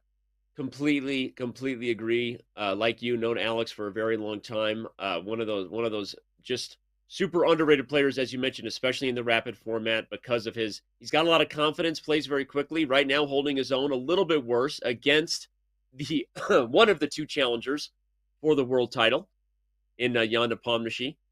And what do we got here? Was this a Petrov or an exchange French? I didn't see the beginning of the game. It was a Petrov. It was a Petrov. Good call. Yeah. And it's one of those typical Petrov positions where White's a tiny bit better. You could ask why, and I'll tell you it's because partially White has this little pawn chain that's keeping the knight on c6 incredibly restricted. Black doesn't have that equivalent, which means d5. It's not a huge weakness because it's hard to attack, but it's a little tender. And Nepo could consider a very Nepo-like move in knight e5, saying, I'll let you get that knight off the board, but you're going to have to give me the pawn on c5. I'm calling it. I think Nepo's going knight e5 here, or knight f1 if you want to be a little bit more positional. Yeah. I kind of like knight f1 and educate me here, asking for all my friends in chat who aren't grandmasters. Isn't knight e5 helping to clarify a little bit of Black's situation? Obviously, if you take it, the rook takes and you're forking the knight on f5 and the pawn on d5. But do you really want to help Black clarify that knight that's blocking the c-pawn? Because Black does eventually want to play c5. But tell me, is it just that concrete that knight e5 is strong because you can't take it? Well, first of all, I'm going to clarify something else. I think Nepo, nature has called during the game, which does happen sometimes. Now, I'm going to take that opportunity to address your point. After knight e5, the issue is very concrete. Conceptually, you don't want to allow Black to get rid of the knight. But as I mentioned, knight e5, rook e5 forks the knight on f5 and the pawn on d5. You would like to bring the knight back to e7, but that is occupied by the bishop. The problem is, if you support the knight on c6, even worse things await you, because now after rook e5, the bishop is undefended. If the knight moves here, you might lose a piece. And finally, Danny, that only leaves one option. You have to move this knight away, giving White full control of the center, allowing the queen to hit the other knight. And now you could carry on with your life. You could try b4, knight c6. Jan loves these types of concrete ideas. Jan also poses problems very early in the game, which is what makes him so incredibly successful in the rapid time control. I think more so than other players, he looks for these problematic ideas as early as he possibly can, if, of course, he ever comes back to his computer. I was going to say, right now he's got a different type of problem. It might be that he didn't calculate what he had for breakfast or how much coffee he drank. There he is. He's back at it. He does indeed quickly play knight to e5. How long did that take him, Danny? A millisecond? I wasn't on the I didn't have him on the clock there. But no, you're right. Nepo does pose problems. Let's also remember that Nepo has become a little bit of an expert in this line. Not someone you think of immediately when it comes to the Petrov, guys like Wang Hao, guys like Fabiano Caruana Danya, but we know that he prepared the Petrov for his world championship match versus Magnus Carlsen in Dubai in 2021. And so, and we've seen him play more of these games recently in his career. So he's becoming a bit of an expert on all the little idiosyncrasies of the move orders in the Petrov. There's a common piece of chess wisdom, Danny, that I call total BS on, pardon my French, which is that if you are a expert in an opening, then you hate facing it from the other side. And that might be true emotionally, but if you're a Petrov player, which Jan now has been for several years, you might not like facing the Petrov when you're on the other side of the shoe, but you're going to know, as you said, all of the idiosyncrasies. You're going to know all of the little ideas, all the little ways to needle your opponent, which you can definitely do on the white side of the Petrov. This is precisely what Jan is doing. Alex, he kind of admits defeat there with knight b8, and Nepo continuing to tighten the screws and, squeeze things up in the center. He's now much better. So his slight advantage has morphed into a more serious and more enduring advantage. I love what you said there. I actually think it's instructive for a lot of our motivated improvers out there. Shout out to the hashtag ChessPunks movement. I think it's funny, Daniel, when I was younger, I almost tried to design my repertoire so I never had to face my own openings, which if you do the math is actually not possible. But that's the emotional bias we have. We don't want to face our opening. But as you just described, being an expert in something actually makes you even more effective at playing against it. And even though it's an emotional thing, like you said, here Jan showing just how well he knows the white side of an opening that he used effectively as black against Magnus Carlsen. And so I love that point. I think players out there trying to map their repertoire should take note of that and really just allow themselves to dive into learning and becoming experts in a position rather than trying to emotionally navigate those circumstances. So, yeah. And if you want to really become an expert in opening, you actually should play it with both colors because, as I said, when the shoe is on the other foot, you just get a different perspective. You deepen your understanding of what ideas are actually annoying. And Jan's showing us how to pose problems in the Petrov. His advantage has stabilized. Can we go to Fabiano Caruana's game? Can we give one of the top American players some love? Oh my gosh, we're completing each other's sandwiches. I was literally just going to call that game out because it had all my favorite things: opposite side castling, positional weaknesses for both sides, complete disregard for where our pieces should be placed. It's like I'm playing chess on this board. I need to interrupt you. You're naming all of these factors. You're forgetting one thing, which already predetermines the result of this game. Would you care to tell me what opening Black played? The French. It's over. White wins. Okay, we can actually just move on if you'd like. I don't know. I mean, I think just for the purpose of the chat, we'll discuss the position, but essentially the result of the game is predestined. So Kovalenko has played a French. This is actually a very typical type of situation with opposite side castling that arises in what's called the win hour variation. Black brings that dark squared bishop out early. Black is in huge trouble, Danny, and it's not because the king's on the queen side. It's because of the weaknesses in the center. Look at that monster knight. Look at how weak the pawn on e6, the pawn on g6, the open b file. Danny, the rook can move to a1 and trap the queen. b6, rook a1, 1-0. Oh my gosh, I love that. He has some major problems to get out of. And you highlighted in the winner where Black brings that bishop out, and you see that trade on c3 happen, which is how White got those double pawns, but rook a1. It's over. Knight a5, queen b4. I mean, Caruana is like 2 accurate moves away from just ending Black on the queen side, and I'll tell you how he does it. Okay, do it. You go Tell queen me. b4, real quick. b6. Now you bring the rook to b1. Black is paralyzed. Let's make a random move for Black. Now I like bishop f4 coming. Oh my god, bishop f4. And bang! Keep going. Keep going. Show it. Yes. Mate on b8. Yes. Oh my gosh, I love it. I saw bishop f4 coming as you were instructing me, and I was sitting there like a kid, just like, feed me, spoon feed me. I love it. This was awesome, man. Yeah, Kovalenko's in big trouble. You might say, well, what? Black is just going to sit around and allow that over my dead body. Black is so paralyzed, he has his hands full with the weaknesses in the center. And that's how the sides of the board are related. Robert Hess would, I think, be proud of this observation. He likes to cut the board in half or cut the board into 3 segments. White's not attacking the pawn on e6. White is using that pawn to tie Black down so that he could effectively operate on the queen side. Not over just yet. I think I spoke a little bit too soon, but Fabi should finish this one off. Maybe rook b1 to start. I think okay, he does exactly what you said. He's also, just deadly focused, looking great with that haircut, by the way. Fabi looking fresh with the cut down the fro. And chat saying Fabi looks happy, which is funny because anytime you're reading Fabiano's body language as a means to evaluate how he feels, a little part of him dies inside because he hates that, which is why I He continue to do does. it. He hates it. But this is just awesome. By the way, can someone on the staff watching this just impersonate Fabi's account and upload an avatar picture for him? Normally I would ask a grandmaster before I do it, but I know Fabi will deal with it later. Don't do it right now because it'll kick him out of the live server, and then we got other problems. But he should have not a blank pawn there. Any Hooters, but Fabi looking fresh. Fabi looking like he's about to move to 2 of 2 as long as he puts this one away. And good stuff. Ooh. And again, kids, don't play the French. That is a very Fabby move right there. Queen B4 was winning. Queen C1 also looks fantastic. He's massaging. He's enjoying the position. And when I say black is paralyzed, I'm not exaggerating. Queen B7, nope. Rook takes A5. Try to move your rook, you're going to lose E6. Try to move your knight, queen's going to get to E5. Queen's going to get to E5 anyway. And that check on B8 is going to send the worlds crashing down. I love it. The queen slides to E1. Here comes Queen E5. You actually can't stop it. Like, how many times are you in a position? Danny. How many times are you in a position, Danya, where a queen is obviously trying to move to a central square, and there's not a single move on the board that can prevent it?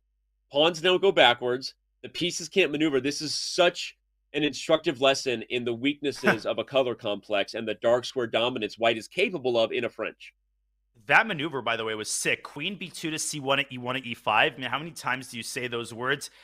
Kovalenko just, biting some chunks off the king side. Fabi says, ask me if I care. I call this pinching a dinosaur. He is looking squarely at the center and at the queen side. Okay, Kovalenko eliminated White's bishop. Big deal. White still has all the pieces that he needs. He's now up in exchange. And White could even go in for the kill with Queen D6. You could even just ignore that knight because it's in the lion's den on G2. It's not getting out of there. I love it. I want to see this finish because I think we're moments away just for fans to know. Perugia looks like he might be bouncing back with black. We could check over there. Lachus SQ, which is Jan Nepomniachtchi. Also in an interesting exchange stack versus Lenderman. So many games. We'll try to get to them. As you know, we are only in round 2 here as we kick off the 2023 Champions Chess Tour and the Airthings Masters plan. Hikaru also still in battle in this particular round 2. A really interesting one. He's actually on the worst side of a position right now, so we might want to go check out. Let's do that after this the game. biggest streamer in the chess category here in a second. Kovalenko's going to resign literally any second now because he's lost one knight. He's going to lose the other one on G2, and at this point, checkmate isn't the problem. The problem is White's going to trade queens and be up a full rook in the endgame. And Igor admits defeat. What a textbook game. That was an amazing game. I recommend people in the chat to look at that from the start. Textbook game, and that's what 10+2 produces. You get that quality of chess. Speaking of quality of chess, you can expect quality from Hikaru, and clearly you can expect it from his opponent. Hikaru is in big trouble here with the white pieces. I agree. And for those who don't know who he's playing here, that's one of the stars for the previous Chengdu Pandas. Of course, China will be back in the Pro Chess League. It's been a minute, but the Pro Chess League always brings a hugely strong team from China, and this is a position where Hikaru has his work cut out for him, Danya. Yeah, but he wins about 95% of losing positions, so I'm not getting too worried yet. Rook A to D8 was an alpha move. I think if I read his opponent right, after Rook takes A7, he actually wants to push the pawn to F3 and get the Rook to D2. And I love he that. just senses that the threats against White's king are going to be overwhelming. The problem is that when you're playing Hikaru, no matter how many pieces you have around his king, and I've experienced this firsthand countless times, he is unmateable. The rules of physics do not apply when you've got your forces around Hikaru's king. It acquires superpowers. Every time you start talking about your own experiences versus Hikaru, I want to check your pulse. I'm going to make sure you're not having any flashbacks. I want to ask you if we should do some trauma therapy, yes, all please. Those things, because he does leave a mark. And when he swindles his way out of tough positions, even against the world's best players. But right now, though, let's give credit where credit's due. There's a reason Hikaru's head is in hand, because F3 and Rook D2, as Danya highlighted, are coming. You can't take A7 because of this idea, or can you? Should we just take a quick little peek here, right? Can we just do it? Just not only can you, Hikaru does this all the time. He just doesn't buy his opponent's main ideas. I'm calculating this, Danny, and I'm getting skeptical about F3 in this position. So is the eval bar. Rook D2. Yeah, that produces fireworks, but the simple queen g3, well, no, that's not the move Hold apparently. on. Let's Okay. check why. Oh, and you want to know why, Danny? This is Tell me. amazing. F2, and now the most anticlimactic looking move ever. You actually take the queen. What are you doing? You can't. Oh, Pawn isn't rook promoted. No, F5, and he's no, not rook mated. F4, rook F5. No, I said rook You can. F5. Yeah. No, I mouse Okay. slipped. And Okay. now rook takes e5. You combine it with the other idea, which is to get the rook to e1. Let's just stop That it. is a ridiculous Stop it. idea. You just stop. You shut your mouth when you're talking variations like that. Oh my gosh. But Danny. I don't. Here's the funny thing. I don't think Hikaru saw that. Maybe he did, but Willie's opponents see it because it's h4. H4 would hold the position. I see. Not queen and g3. win for white. So long story short, as Hikaru takes on a7, black needs to double back and go rook f7 in the live position, which I'm going to get to.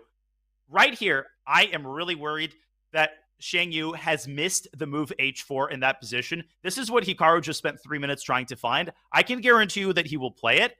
This is a big moment. F3 actually loses the game. Ridiculous. Yeah, He's thinking about it. He's down on time. One of the other things that makes Hikaru so hard to beat, of course, is great stuff by black. He finds restraint. Zhu Shangyu is the person playing black. Again, he plays for the Shangdu Pandas now. I think the China Pandas in the Pro Chess League, I believe. But Zhu Shangyu is going to be a name you get to know over the next few months, ladies and gentlemen. Just be ready for that because he is dynamite when it comes to these fast time controls. He helped lead the Pandas to a live finals in San Francisco the last time we held it in 2019. And he's a monster that, China has become kind of like Russia, Danya, in that there's just so many strong players, right? The culture runs so deep. Eastern Europe, you just get grandmaster after grandmaster. And China has so many players you don't even know about that are some of the best players in the world. And you look at their rating, and their rating doesn't necessarily breathe fear into your mind because you're so used to seeing the top guys. And if they don't have a 7 in the hundreds digit and a 5 or a 6 in the tens digit, whatever. No, not whatever. And this is what I love about these qualifiers. They're giving people new players to root for. And some of these players might be a little bit lower rated. They might not get all the invites to the top events, but they will capitalize on the opportunities when they get them. And Shang Yu is one of those players. Rook F7 is a great move. But Hikaru is not ready to die just yet. He tosses the queen out of g5. I think he's going to bring his final rook into the game. And there's a sense in which, Danny, maybe the eval hasn't changed objectively, but I feel like Hikaru has repelled the immediate threats. F3, though, might still be incredibly nasty. He's lost, but let's see if Hikaru can hold on here for a couple more moves and get black into time pressure. He's shaking his head because queen takes c5 would have been met by f3. And that would have blown open white's kingside. So instead, he knows he has to sack the exchange, and he's going to play bishop c4. Though I think that as much as he's shaking his head, as soon as that bishop lands on c4, I don't care that much about what the eval says. I'm looking at a Hikaru. I know that shake head nod. You know what that was? That's Hikaru number 11. Yes, he's acknowledging he's worse, but he actually already sees the path toward rebounding. That's Hikaru number 11. He's actually going to come back and win this game. I'm calling it.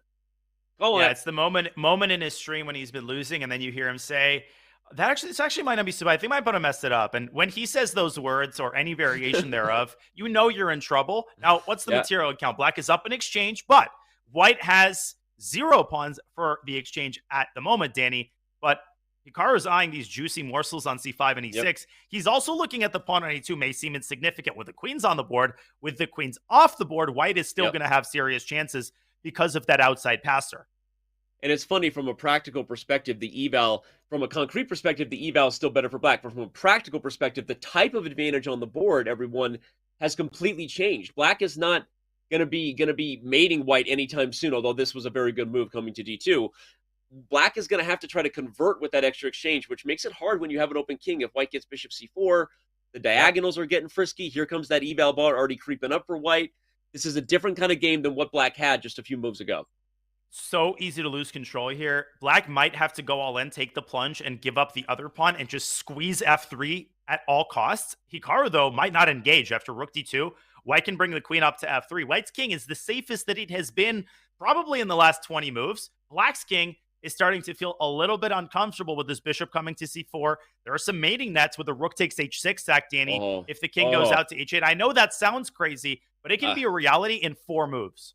Hey, If listening to you sounds crazy, I don't want to be sane. All right. I love what's coming out of your mouth Aw. right now. Bishop C4, Rook H6, Queen pops up to the maybe the G4 square, H5 or G4, yeah. H5 and Queen H4. This is getting spicy. Also, Xiang Yu 30 now seconds. under 30 seconds on the clock.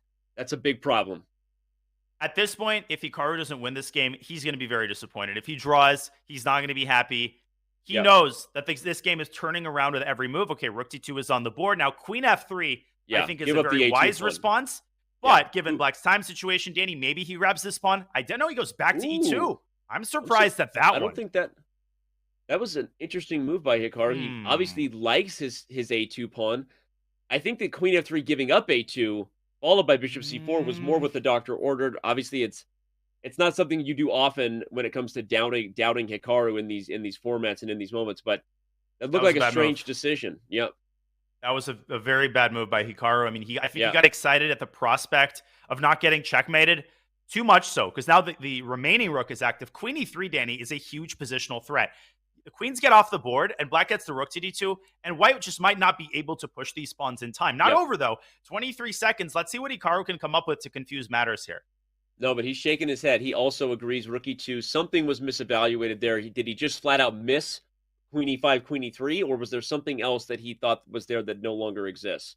We're going to find out because, Yeah, no, this is bad. This is bad, Danny. I mean, maybe he just pushes A4 and throws caution to the wind. Maybe that's what you need, and that's what he does. But Queen E3 still looks winning, but black has to calculate that with 18 seconds. It's still a 3-result game. Hikaru might very well win this game.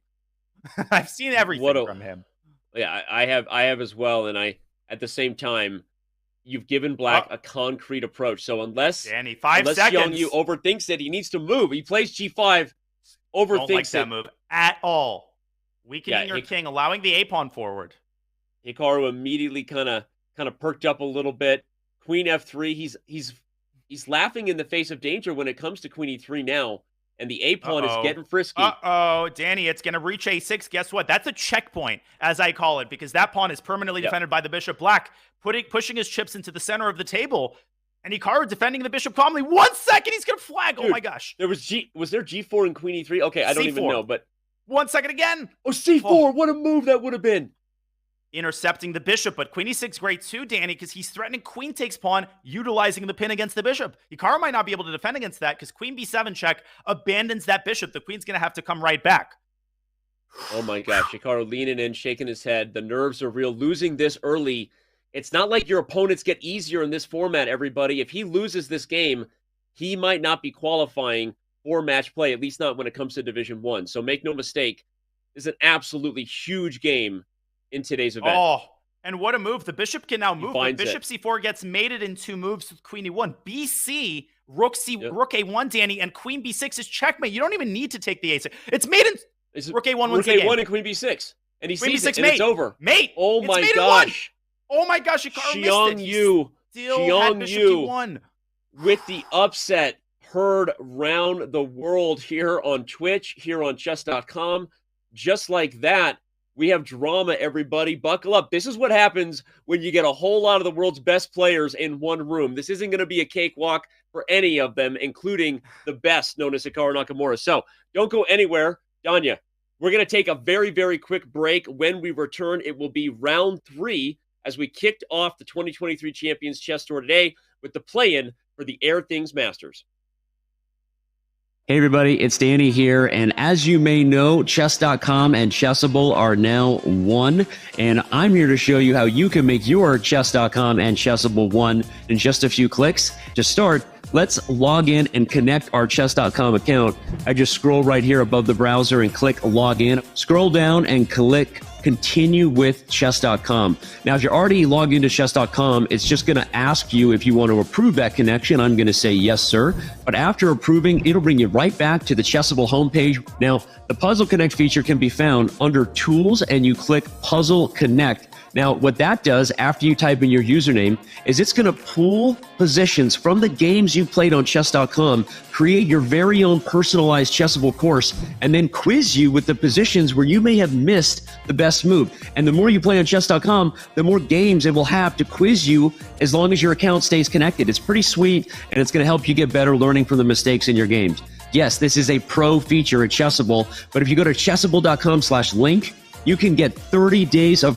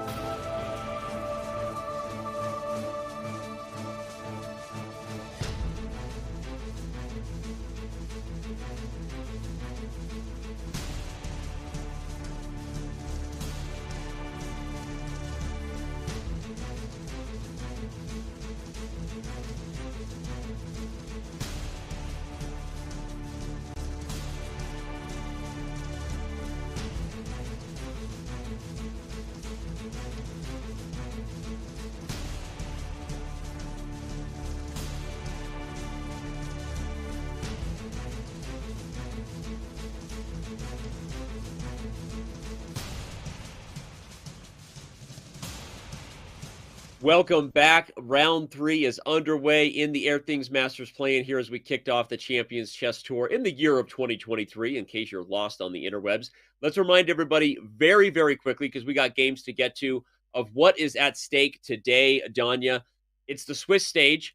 Ultimately, everything is going to come down to who gets in to the top 76, and then even more importantly, who makes the top 12 for a chance to compete in Division 1 and ultimately not just the knockout next week, but perhaps punch their ticket directly to the finals on February 10th. So this is a big day. We are deciding the seedings for all 3 divisions that will take place when the knockout begins next week. But Danya, I understand right as we had to fill that break, forgive us everybody, and a crazy ending happened in the Fallujah game that you're going to show us. Yeah, this happened during the Hikaru game. We can't cover everything, but we have to debrief this really quickly. Then we'll get to the live position in round 3. This is the position Alireza had with black. He is down 1, 2, 3 pawns. I can't even, no, 4 pawns. And he finds a perpetual check, or so I thought as I was watching this unfold. He checks, and his opponent has seconds on the clock. Ultimately, his opponent finds a maneuver where he gives up 1 queen and makes another. But Danny, suddenly, White's king is in danger. Alireza manages to run away. Then he gets his pawn to h3, and White makes a second queen, and he gets mated with a pawn. This was insane. Oh and my this just gosh. shows you that anything can happen in time scrambles. Those are not empty words we say to keep people in front of the screen. This happens on a round-by-round basis. Alireza has earned our coverage of his next game against Azerbaijani GM Vasif Durarbeli. What a crazy finish. For those wondering, that was not paid acting by me. I hadn't seen the game yet. We all wanted to get to it. That was absolutely insane. I'm in my head, Danya, I'm like, what was White supposed to do? instead of allowing h3. There must have still been a chance for a draw there. But okay, we're going to focus on the moment and shout out Firouzja, who found a way to own it and get that checkmate with a pawn on h2. And he needed that win too, because Yeah. let's not forget, he narrowly skirted a loss in round 1, made a draw against some guy named Gukesh. Now he really has a chance to make a push. But Durar Bailey, he played very well yesterday in the PCL qualifiers. Yeah. And the Ferocious Tacticians ended up losing their finals match. They didn't quite make it, but he is not a pleasant opponent. Yeah, for those who don't know, Durar Bailey, one of the absolute strongest chess players in the world, Azerbaijan grandmaster, and he is a force to be reckoned with, especially in these faster time controls. Yeah, he's a very strong GM. He plays for the win every game, just like most Azerbaijani GMs, white, black. He's going to play something unbalanced with a lot of life. And in this game, he played the Najdorf. Maybe not the wisest call against Alireza Firouzja. And Firouzja has gone very positional, Danny. He's castled kingside. He's clamping down on the d5 square. And that's why he made his last move, bishop g5. This directly prevents the breakthrough with d5 because white will take the knight and recapture on d5 with a fork. Last thing I'll say, Danny, queen b6, queen takes b2 there was not a blunder because white traps the queen with rook f to b1. Yeah, and knight a4. No, not knight a4 because queen d4 was rook f1. Okay, yeah, great. All right. So queen b6 check wasn't a threat. He puts the king on h1, though, just to avoid any checks in the future. It's interesting. You say Firouzja played positionally. Totally agree. But that d6 pawn right there at some point is going to tell the story. Will white find a way to get pressure on the d file? Normally in a Najdorf, you have a bishop on e7 or something to guard that pawn. Black has actually played, whoa, a Dragador with the Fianchetto. Hello. Knight f5. Sign me up, Buttercup. Let's go for the attack. I love it. What was that about playing positionally, Mr. Commentator? Says an angry Alireza Firouzja. Yeah. He's like, don't tell me what I can't do. It's not a positional game. It's a checkmate attack underway. Let's just quickly show gf5, ef5. The bishop on e6 would be trapped. So white would not only regain material, but then have the bishop pair and the light squares bursting open toward the king side to go with it. Yeah, the problem isn't even the bishop, which, yeah, you're going to give back. But after something like knight d4, which maybe is what black should do, if you just look at black's king here with the white bishop controlling the light squares, something like bishop h6, maybe even f4, to blast the king side open. Just from a practical perspective, with 6 minutes left, this is insanely hard to handle. Alireza Firouzja, he's feeling it after that last swindle. He's not about to let that opportunity pass him by. When you swindle a game like that, Danny, you got to make it count in the next rounds. I love it. And I love how you said from a practical perspective, because I think for a lot of people looking at these games, these guys, they understand that it's a fast time control. It's a rapid format, and playing for practical ideas like two bishops facing toward an enemy king, that's where you pay your bills right there, right? That's your moneymaker. And Firouzja knows that even if objectively black should be okay, white's attack is going to be very hard to deal with. Those light square problems are going to be very, very big. Well, he might have a pretty big electric bill if he doesn't dim that light on his camera camera there, speaking of bills. But bishop f6, by Durar Bailey, he says, yeah, I've lost that battle, but let me try to take some heat off of white's kingside attack. This is a very dangerous move. Giving up your fianchettoed bishop in any position is not something you often do voluntarily. But, Danny, if Alireza takes, his own dark squared bishop is also a key engine of the attack. He can try bishop f6 and then queen h6, but black can take f5 at the right moment. But that's what I wanted to look at. I'm sorry, you got to educate this international master. Lowly, sure. Bishop f6, knight f6, queen h6, okay. gf5. I even have queen f6 if I want. So are but you I'll playing play knight bishop e8? f5. No, I'll play bishop f5. Okay, now ef5, and that's your and idea. now I'll go d5, and I'll keep the protective cover alive. And if you just throw caution to the wind, it's a common thing, Danny, over-sacrificing. Eventually, you just run out of pieces. Where are my minor pieces? You don't have any left. So this is how white's attack, hits a brick wall. But Alireza isn't going to do that. I don't even think he's going to take f6. I think he's going to find something a little bit trickier. So I'm going to go back to the live board here. I love it. After black's bishop f6. Let's see what Alireza comes up with. I love it. I love it. I want more of it. Thanks for humoring there. Humoring my desires to see how that attack might play out. You're right. So now it looks more like white should keep the tension. Bishop h6 is a candidate move that comes to mind, right? Even just like This is crazy, but even like rook A to D1, right? You were going to highlight it. I On was the going to same nail page it. as Look at that. usual. Just build on the tension, right? Get the water up against the dam so that when it breaks through, it's not a trickle, right? It's a flood. And that's what you want to do is build up on this pressure. Moves like rook d1 is why when you look at these complex GM games, it always feels like their pieces are just automatically on the right squares. Nothing is hanging. Right. They get all those 50-50 positions to go their way. That's a false narrative. It's because they make these setup moves. Ali Reza is having none of the setup moves. He wants our initial line. Whoa. And Bailey doesn't take the knight. He goes for your idea, knight e8. Oh, I'm skeptical about that one. He's got all the squares covered for now, Danny. For now, he's okay. Bishop takes f5 was better. Your idea was definitely stronger. For some reason, either that or there was something there that neither of us saw and neither did the computer. But I think we were right. They got a little bit away. Oh, and he goes f4. Oh, look at that. This is just, this is going to be, TGIF. It's Friday. It's Freaky Fallujah Friday. TM. Just made it up. Mark it. Gosh, Fallujah is the worst person to have this position against. And I played enough 30-second chess with him to know he's not missing an opportunity for a rook lift to h3. Not to mention that f4 builds up the tension on black center. He's got pressure on every side of the board, center, king side. I think rook f3 is coming next. Oh boy, is this going to be tough to defend. F6 is such a good move, though. I know that White's still better with best player, everybody, but that opens up the communication. Let's talk about the sides of the board again, right? The queen on c7 is now an actively participating defender of not just g7, but also could it go to f7? It guards the e7 square, the h7 pawn. So Fallujah kind of takes the cue and says, I'm going to back up a little bit. I'm no longer maybe okay with just sacrificing my knight straight up anymore. Let's go for the d5 square. Yeah, he's backing it up, but it's an intermediate step to going forward again. Knight to d5. The issue with these types of positions is that you've repelled the attack. Congratulations. I'll give you a medal. Now you're positionally worse in the centers. Now Fallujah's eyes go from the right to the left to that juicy d5 square. And Durar Bailey is having to burn tons of time to just keep White's ferocious forces at bay. Yeah. I love it. Okay. Do we want to stick here with Fallujah? We've got some other players on 2 of 2. We paid off our debt because we owed Fallujah a check-in, given that he won his last game. If you just joined us, everybody, where have you been? He won his last game with a pawn checkmating the king in a crazy scramble. I kind of want to look at Vladimir Kramnik's chess. He's the 14th world chess champion, bro.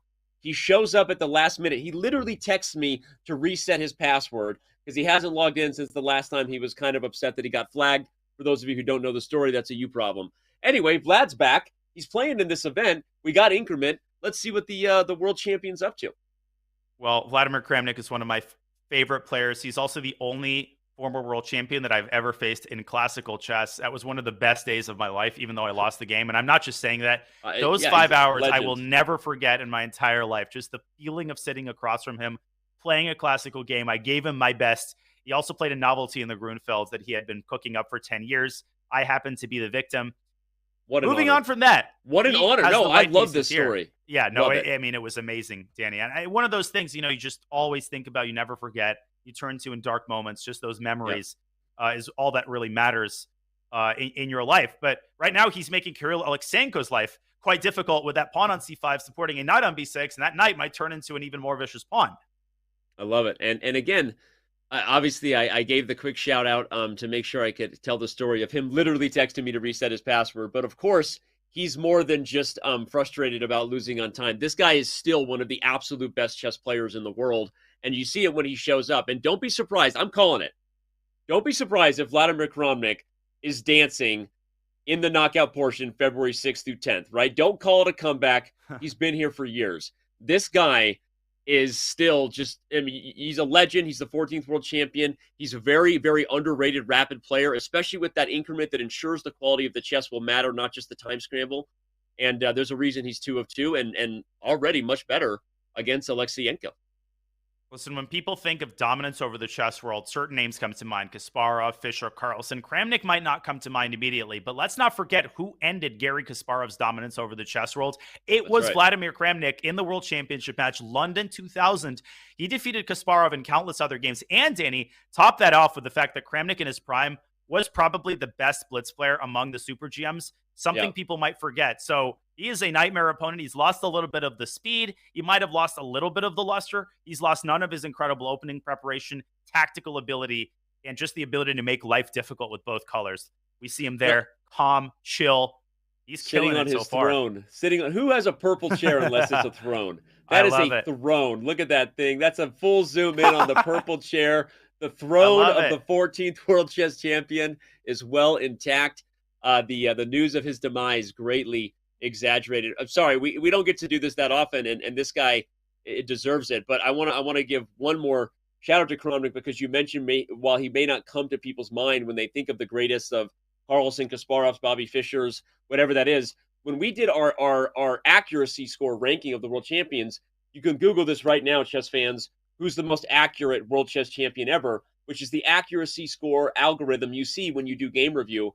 If you look at the rankings there, you might be surprised at where Vladimir Kramnik is ranked as far as accuracy goes, which means comparing himself to the modern gods of the engines. What quality of chess did Kramnik really play over his career, forgetting about the subjective sometimes results and just his quality of his moves?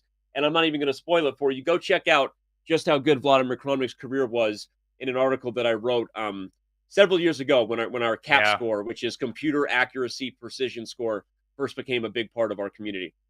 I'll tack on one more thing, Danny, exploiting the fact that Alexenko still hasn't moved after knight b6. His position is bad here. He's got 90 seconds.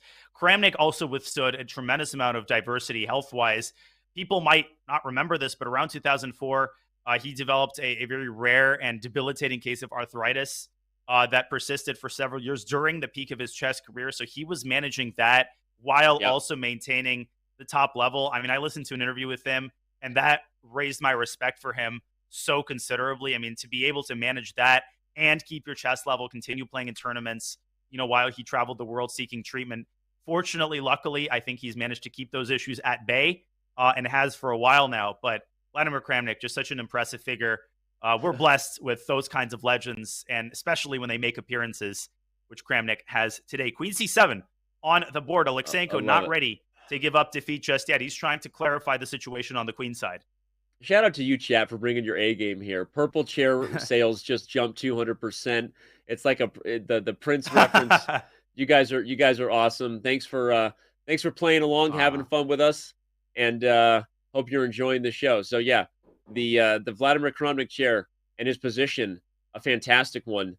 H3. Look at that little tempo move. He wants to kick the bishop off of the E2 pawn before deciding how he's going to take on D6, perhaps, and then maybe try to grind home a very small advantage against those double D pawns on D5 and D4. Yeah, it feels like maybe his execution wasn't the greatest in the last two moves. On the other hand, he's essentially now playing without risk. It's important to note, Danny, that CD and bishop F4 does not win the exchange, and not just because black can take the rook, but also because bishop G7 E5 intercepts the pin. So Alexenko isn't losing material. Bishop to B4 also not possible. Black has two defenses on that square. A Kramnik move here, I think, would be something like queen A4. Accumulate the pressure, threaten bishop B4, and try to get black to trade. Get control of the B file. Speaking of which, queen B4. That's what Kramnik likes to do. Trade the queens, grind out that Russian schoolboy endgame advantage. He's got a 3-minute advantage on the clock. Alexyenko, let's not forget, also a very, very strong, more of a rising star in his right. I don't know if we can call him that anymore. He did compete in the candidates, the COVID postponed candidates, for those who remember. Alexyenko, one of the top players, of course, from Russia, and here he's going to have to defend this worst endgame against Kramnik. I'm sure Kramnik is one of his heroes as well growing up. I don't even have to pretend that that's a fact. I'm just sure it is. So no, there are some things that you can just take for granted. Kramnik, he's contemplating where to put that queen, whether to move the queen. He can play bishop b4 and get into the endgame in a slightly different way, capturing the queen with tempo. He does the same thing on the other side, and he sets a trap while he's at it, Danny. You might say, that's a blunder. Queen takes f4, wins a piece. No, it does not. The counter desperado, queen takes a8, picks up the exchange. What a sly little devil. Danny, guess what? Bishop e5, another trap. Queen takes knight 4, wins a pawn. Brought it out of me, man. It's like a couple of cowboys just sitting down, play a board game. Ain't nothing better than on a lonely prairie night. 6 months in North Carolina, you just sound like this for the rest of your life, man. I'm telling you. All right. This is going to be a slight endgame pull for Kramnik. Whether he gets the dub or not, or Alexyenko holds, he's obviously off to a pretty decent start here in the play-in. Some other games, of course, some other big names underway. The standings there you can see on the left. on the left. Shout out to Nicholas Theodoro, not a name you know as well, who's Mm. already on 3 of 3. And many others. Whew. Part of me always wants to check in with Hikaru after he lost a game to see what's in store for his position. But if you're spying other exciting positions, just say the word and we bounce to there. I like the look of Andrake and Yu Yang, but I also want to check to Hikaru. Let's take a quick look maybe at Hikaru's game and then travel onwards to Dmitry Andrake. And I'm going to click into Hikaru, who plays Jumabayev. Not Jumabayev, top Kazakh Grandmaster. That is a nightmare pairing after a loss. Danny, he knocked out Fabiano Caruana at the World Cup. You swim in these seas, you might get bitten. Every fish is a piranha. Well, it's what I said. For those who were tuning in, obviously it's our job to highlight drama, but for those who know us, know that we're not faking it. We're just absolutely in love with what we do and love the excitement. And we said, it's hard if you lose this game if you're Hikaru, not just because it's a loss, but because the pairings don't get any better. It's not like you lose and then get the Swiss Gambit where now you're going to get a couple easy pairings. There are no games you can take for granted. So it's out of the frying pan into the fryer, literally, for Hikaru after losing, now taking on Jumabayev. Whoa. And Jumabayev's Achilles heel online, I mean, he always seems to be better out of the opening, has been his time management, and Hikaru is trying to exploit that with some tricky moves. He's gotten all 4 rooks off the board with some tactics. Hikaru is going to try to focus his eyes, he already has, on that e5 pawn. There's a tight battle going on around the control of that pawn. If Jumabayev wants to play for a win, Danny, he could try d3, d4, but with 1 minute on the clock, I don't know if he should. I think he should just tread water a little bit. And this game might end in a draw because neither side is able really to do anything here. It's a good call. Jumabayev now under a minute, though, so Hikaru has that advantage going for him. There's also the game, by the way, Opari Grigorian versus Fabiano Caruana. I don't know what to do. You already mentioned we've got Dmitry Andrakin taking on Yu Yang, the chess panda 1-2-3, baby. I mean, let's actually take a quick look at Andrakin versus Yu Yang because it's not as exciting as Grigori versus Caruana. We're going to get to this game, evaluate this endgame, then we'll swing by Caruana and catch the end of his time scramble. Good plan, Danny. Andrakin has the white pieces here. Yu Yang also competed yesterday, didn't have his best event in the PCL qualifiers. He's lost the C6 pawn just now. I think Dima is going to carry this one home. He's going to go back to D4. B5's falling. Black's pawns are falling like flies here. This has to be winning for Dima. Yeah, strange position there. Suddenly, one that looked like equal. We thought we'd be here for 30 seconds. Now we got to stick around and see the fun. Some good old-fashioned family about to fun. Win, though. Okay, Caruana, we go. Win. Don't you there. Oparn just flagged. Oparn just flagged. Okay, Oparn was already losing. Okay, he was already losing. Look at this final position. Oh, my gosh. Action everywhere, Danny. All right. Our hands are tied. We'll go back to the end game we were just on. Caruana, of the household names that you know in the game, is the first to hit 3 of 3. Okay, yeah, it's over. He's losing on time. Bobby winning with black. Looks like he's brought some of his best chess today. But okay, let's head back to that endgame we were just in, where Yu Yang is now desperately trying to hold against Dmitry Andrakin. And after that, we got to go back to the Hikaru game. Things heating up there as well. 5 seconds for Yu Yang. 2 pass spawns to stop both of them on the 6th rank. Andrakin needs one more shot. He needs to blow on Black's position, and it'll fall like the 3 little piggies' house of straw. Bishop to G3 coming in. He's the big bad wolf. Pawn on C7 is the big bad wolf. There's another wolf coming to E7. And I think in that order, Danny. It's funny, though. The knight on C4. It's over. Wait. C7, E7. Sorry to cut you off. C7, E7 ends. I don't know what Timmy's doing. Oh, okay. Yeah. He has to give up the bishop. He has to give up the bishop with check, and it's over. The queen comes to the board with check. In my head, I was just like, no, but Black can give up the bishop for the pawn and then win that bishop. I forgot it was check. You give up the bishop, the knight takes E7 with check, and Bob's your uncle on C8. Okay. Exactly. We move forward to Hikaru Nakamura. If you're just tuning in, where have you been? Hikaru suffered a heartbreaking defeat against one of the unknown, soon-to-be-known stars from the China Pandas in the Pro Chess League. That is Xu Zhongyu. And but now Hikaru is really up against it. He could lose another game to start this thing off.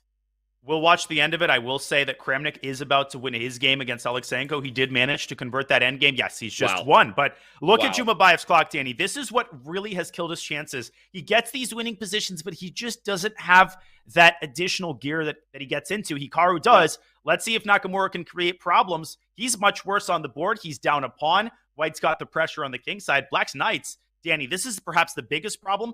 They have no squares. Neither of them. Yeah. Hikaru knows it. He owns it. He shakes his head. He's like, I know this isn't great, but I'm going to do what I can to mix things up in Uh-oh. this now mutual time scramble. I thought he might be going after the e5 pawn. Jumabayev keeps it protected. Oh, careful now, Renat. He might try to get his queen around to e4, Danny. But the problem is, if white overextends himself, you could get yourself mated. You could blunder a fork. He doesn't care, though. He wants to crush Hikaru in this position. d4, making his intentions clear. Yeah, d4 opens up the bishop on c3 to hit the b6 pawn. Black's knights are stuck. Hikaru doesn't quite know what to do. The knight can't move because b6 falls. If you play knight c5, white will probably take it. Then you got to... Oh, and queen d8's coming. Queen b3 was a devilish move, threatening the pawn on e5 via the pin. Jumabayev knocks the queen away, and he blunders c4, and there we go! Oh my gosh, that's the kind of thing that happens when you're facing off against Hikaru. And now he's going to lose. Now the knight's coming in. Danny, that was the most important pawn on the board because it kept the knight at bay. Now the knight is like a tiger out of its cage. Oh, white's losing everything. That's crazy. And Jumabayev trying one last chance here, but the other knight now comes back and comes through clutch defensively. Queen d7 coming. I was going to say, now Hikaru can get the queens off the board. Queen d7 was probably the simplest, but Hikaru wants more. He's threatening queen e2, by the way. Oh, Did he miss queen e2? I think queen e2 is mate, but king g3, where's the decisive crush? I didn't see the mate. Oh, queen h3, you can't even play bishop g2. Knight e2, knight takes... No, he just takes all the pawns. Also possible. Queen takes h5 is even completely winning. He's up 3 pawns by now. Yeah, he can just push. Wow. That's it. What a swindle. All right. Save lost positions. Crab cakes in football. That's what Maryland does. Saving lost positions. That's what Hikaru does. And just like that, he's going to keep his Airthings Masters playing alive, assuming he finishes the job here against Jumabayev. What a crazy, swindlish turnaround that was. All it takes is one blunder, and we're just so used to Hikaru winning these positions. Our expectations are so outsized that when he actually loses a lost position, we're like, how did he do that? How did his 2650 opponent win this +6 position? But wait a second, Jumabayev is still trying. Yeah, he is. It's actually kind of awkward. Hikaru made it hard for himself, and he only has 6 seconds. Ooh, knight b6 was a nice move there. Uncapturable because of the b-pawn. Yeah, Jumabayev is not going away. It shows you how hard it is to deal with a centralized king Danya and a bishop pair. The bishop pair and the centralized king are not easy. He's chopped off one pawn, but here comes the others. Take b6 and bishop b6 was a draw. Oh my gosh, you missed it. God, Jumabayev getting bishop b6. Knight f2. But it's not over. The bishops passive here. No, but the bishops are so irritating. I mean, look at them. They're just devilish, making it super crazy. You could mate yourself if you're Hikaru. You have to be careful.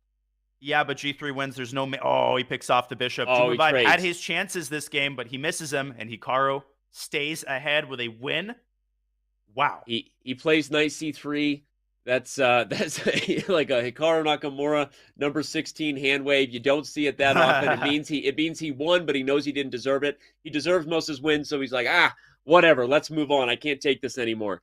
All right.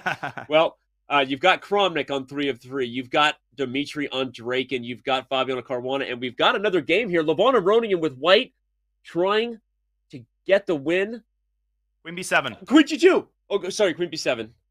No, but the queen is on g2 is protected, so Levon gives up the knight, but you can't take it because of queen b7. What a tricky move. What a trick. If you took the knight, the skewer worked, everybody. Queen b7. I think you can make a second queen. You can take that pawn first. Levon's going to win. What an endgame there. Wow. And Maxim's king is too far away from the h-pawn. Otherwise, he could have taken and gone h2. Maxim Chigayev, also someone you know and know him well from so many of these events. Levon Aronian, though, gets the win calmly does so. We can take a quick look at Levon sitting pretty in his big chair if we can. He's got a Secret Lab chair. Shout out to one of our sponsors of the Champions Chess Tour, Secret Lab. And Levon's got it, along with a nice little painting of a king. I can't tell if the king is falling, if it's a metaphor. Let's move on. I'm no good at art. Well, we got somewhere to move on. I think there's one game still remaining, and it is, of course, as we know from all the Title Tuesdays, Danny, if there's one game left, it's one of 3 endgames. It's either rook versus rook, and one side is playing, rook and bishop versus rook, or rook and knight versus rook. Those endgames are notorious for being drawn objectively, but incredibly hard to hold with 5 seconds on the clock. Although, after that little mistake by white, the king is out. I don't know what the move counter is. That's usually not a recipe for success, because you can only checkmate the king on the edge of the board, everybody. And if we're close to 50 moves, that just helped black big time. Indeed, but the king is once again pushed to the side of the board. This is one of the defensive constructions. I think it's known as the Cochrane defense, where you basically keep tabs on the bishop and do not permit white's king to move in and close off its counterpart. So black keeps the rook in contact with the bishop. There are winning attempts, Danny, but they are also very hard to find. Even harder than drawing this sometimes is actually winning when you actually get the king to the side. Yep. Indeed. And let's not forget, everybody, that this game, while it may not have two of the household names that you know, there is a lot at stake here. Remember, the top 76 will move on to match play and already have guaranteed some spots for cash prizes. And if you win, Danya pointed this out at one of our breaks as we were preparing for the show, everybody. In theory, there's almost wait, he blundered into the win and white missed it. It was rook b6. You forced the king back. Yeah, but that actually there was a sequence after that was hard, but now I want to hear your point. I think black is stabilized again. The point is, even if you're a top grandmaster who misses out on Division 1, winning Division 2 guarantees a spot in our next major event to be in Division 1. So there's so much at stake with all three of the divisions, and there is not a single game here that doesn't matter for any of these players. So it's just it's a fascinating format. Shout out to the team for that, and it's something that's going to make sure that people are focused all the way down the stretch. Yeah, I agree, Danny, and I'm not one to just praise the format. Danya, is there a Swiss gambit? Danya, let me ask you, is it easier for a top player to finish 13th, win Division 2? You sacrifice that you're obviously not going to punch your ticket to the CCT finals here at the Airthings Masters, but you're guaranteed a spot in Division 1 when our next event takes place in March. Is there a Swiss gambit potential where you just say, you know what, I'm just... If there weren't this many grandmasters playing, and I'm going to flip on Nico Theodore's last game. Black has just lost on time, by the way. That is infuriating, like 3 moves out of a 30-second draw. We're going to show you the mate from Nico Theodore's 3rd win out of 3 games, Danny. But let me quickly address your point. No, and that's because Division 2 might actually look harder than Division 1. It's like the Western Conference in the NBA. The reigning NBA champions are in 8th place. Some wild Hikaru Nakamura or Levon Aronian could be in 56th place.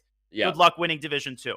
Yeah, good call. And okay. Good luck winning against Nico Theodore when he's in this kind of form. Look at that mate, Danny. This is sexy. Knight G5, Knight F7, and Knight F6. And you know what I love about this aesthetically? The knights stacked on top of each other on the G file, and then stacked on top of each other like a slinky on the F file. Show them the end. G takes F6, Queen H6 is mate, just for those who, as we said, are most visual learners. All the Vin Diesel fans out there with their coloring books. There you go, right there. Sorry, I don't know why I'm always picking on Vin Diesel or coloring books. First of all, coloring is a fantastic way to calm your brain. It's actually very good for mental health. I don't know why I said that. I apologize. I love you, coloring books. Let's move on. Talk about the standings. Well, the standings are wild. Look at how many top guys. I mean, Vladimir Kramnik, I always love seeing him at the top of any tournament standings. You've got Dima Draken, Caruana, a lot of the usual suspects on 3 out of 3. But Danny, far from everyone in the field has thinned out considerably. Perugia, he's given up a draw. Hikaru has given up a loss. And we're not even seeing a lot of the top guys who are on 2 out of 3 or even 1.5 out of 3. I'm looking for what games are still going here, because shouldn't round 4 be underway? It is. It is, and I just didn't go to it. Oh, it's underway. Let's go. Okay. Yeah, let's go. I was experiencing decision anxiety. I didn't know whose game to click on, but round 4 has just started. Parham against Faruja is what I decided to click on, Danny. But your call, we can go somewhere else. I love it. I love it. We got Faruja just recently. We got a story right here, right? Obviously, Alireza Faruja no longer representing Iran, the country in which he was born. Parham Magsulu, still from Iran. So these guys are a couple of former countrymen, still countrymen, grew up together, a couple of the most talented people to come out of the Middle East in the last several decades. So this is going to be an interesting one with a lot of fighting chess. And of course, Iran just producing incredible amounts of chess talent like India. This is just a great time to be a chess fan, because you got so many countries putting out exciting talent after exciting talent. Speaking of exciting, Alireza Faruja, one of my favorite aspects of his style is the fact that he plays a King's Indian defense. Danny, I'm supposed to be unbiased in every way as a commentator. I am not unbiased when it comes to praising the King's Indian. It is the best opening against D4. We'll leave being unbiased for Robert Hess next week. For Robert Hess next week in Oslo. You and I can be biased while we're here, you know. Robert's not here to yell at us and say, stay unbiased. Take that, Robert Hess. watching somewhere from your comfortable hotel room in Oslo. I'm sure it's wonderful. Anyway, G4, look at this. This is a King's Indian where white is like, hey, remember how black is supposed to get F5 and launch that King's Indian mating attack? Not so fast. I'm going to be all in with G4 and H4, and let's go. Well, a trick that only the King's Indian insiders know, Danny. This is the secret code word. If you know you're a King's Indian player, that pawn on H6, you might think it's been hanging for 5 moves. What are the players smoking here? Bishop takes H6 is a trap because of knight F takes E4. This is uncommon. You don't see this in any other opening. Well, here I would actually take that knight away so it doesn't cause headaches. Then Queen H4 picks up the bishop. And when all is said and done and the brouhaha has subsided, black has not only a bishop pair, but easy access to the F7, F5 pawn break. White is worse here. So that pawn is essentially untouchable. Yeah. So let's go back to the live board because we've got more tension on the king side. That pawn has inched forward to H5. Rouge has dropped his knight back, and he still wants to deliver that check to H4 in response to G takes H5.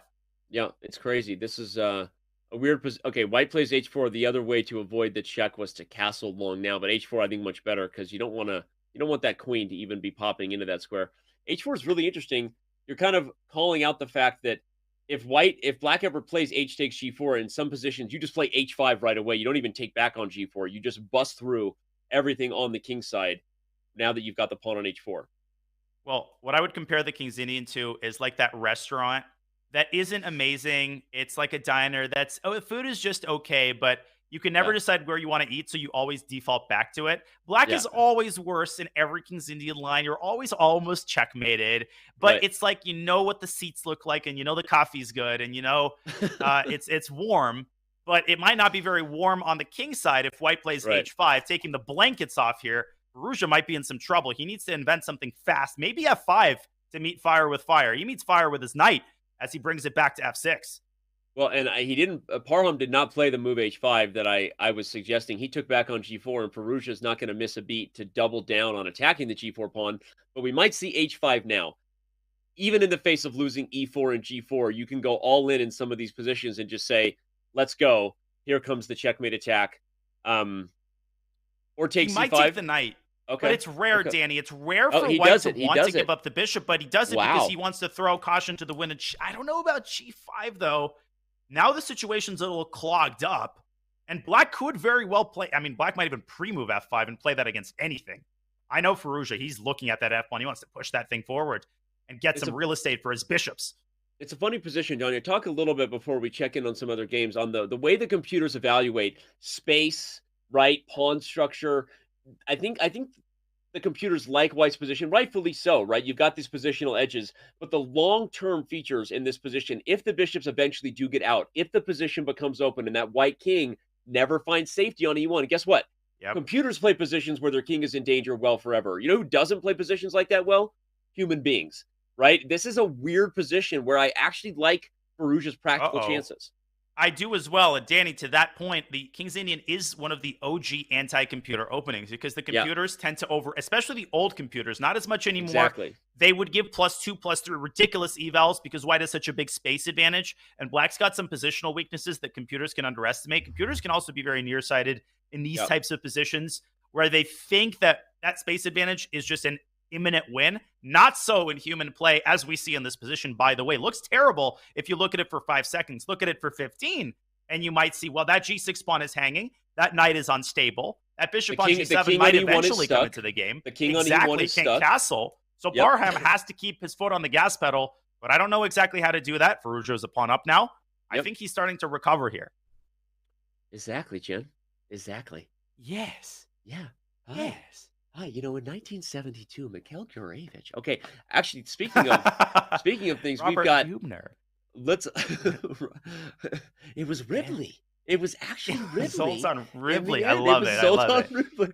All right, that is not a name you hear much anymore. I love it. Let's go look at a game between two of the guys on 3 of 3. That's Dimitrion Draken and Nicholas Theodoro, because they have had a spicy affair, and that position is still messy AF, as the kids say, which is messy as Fabi, I've heard.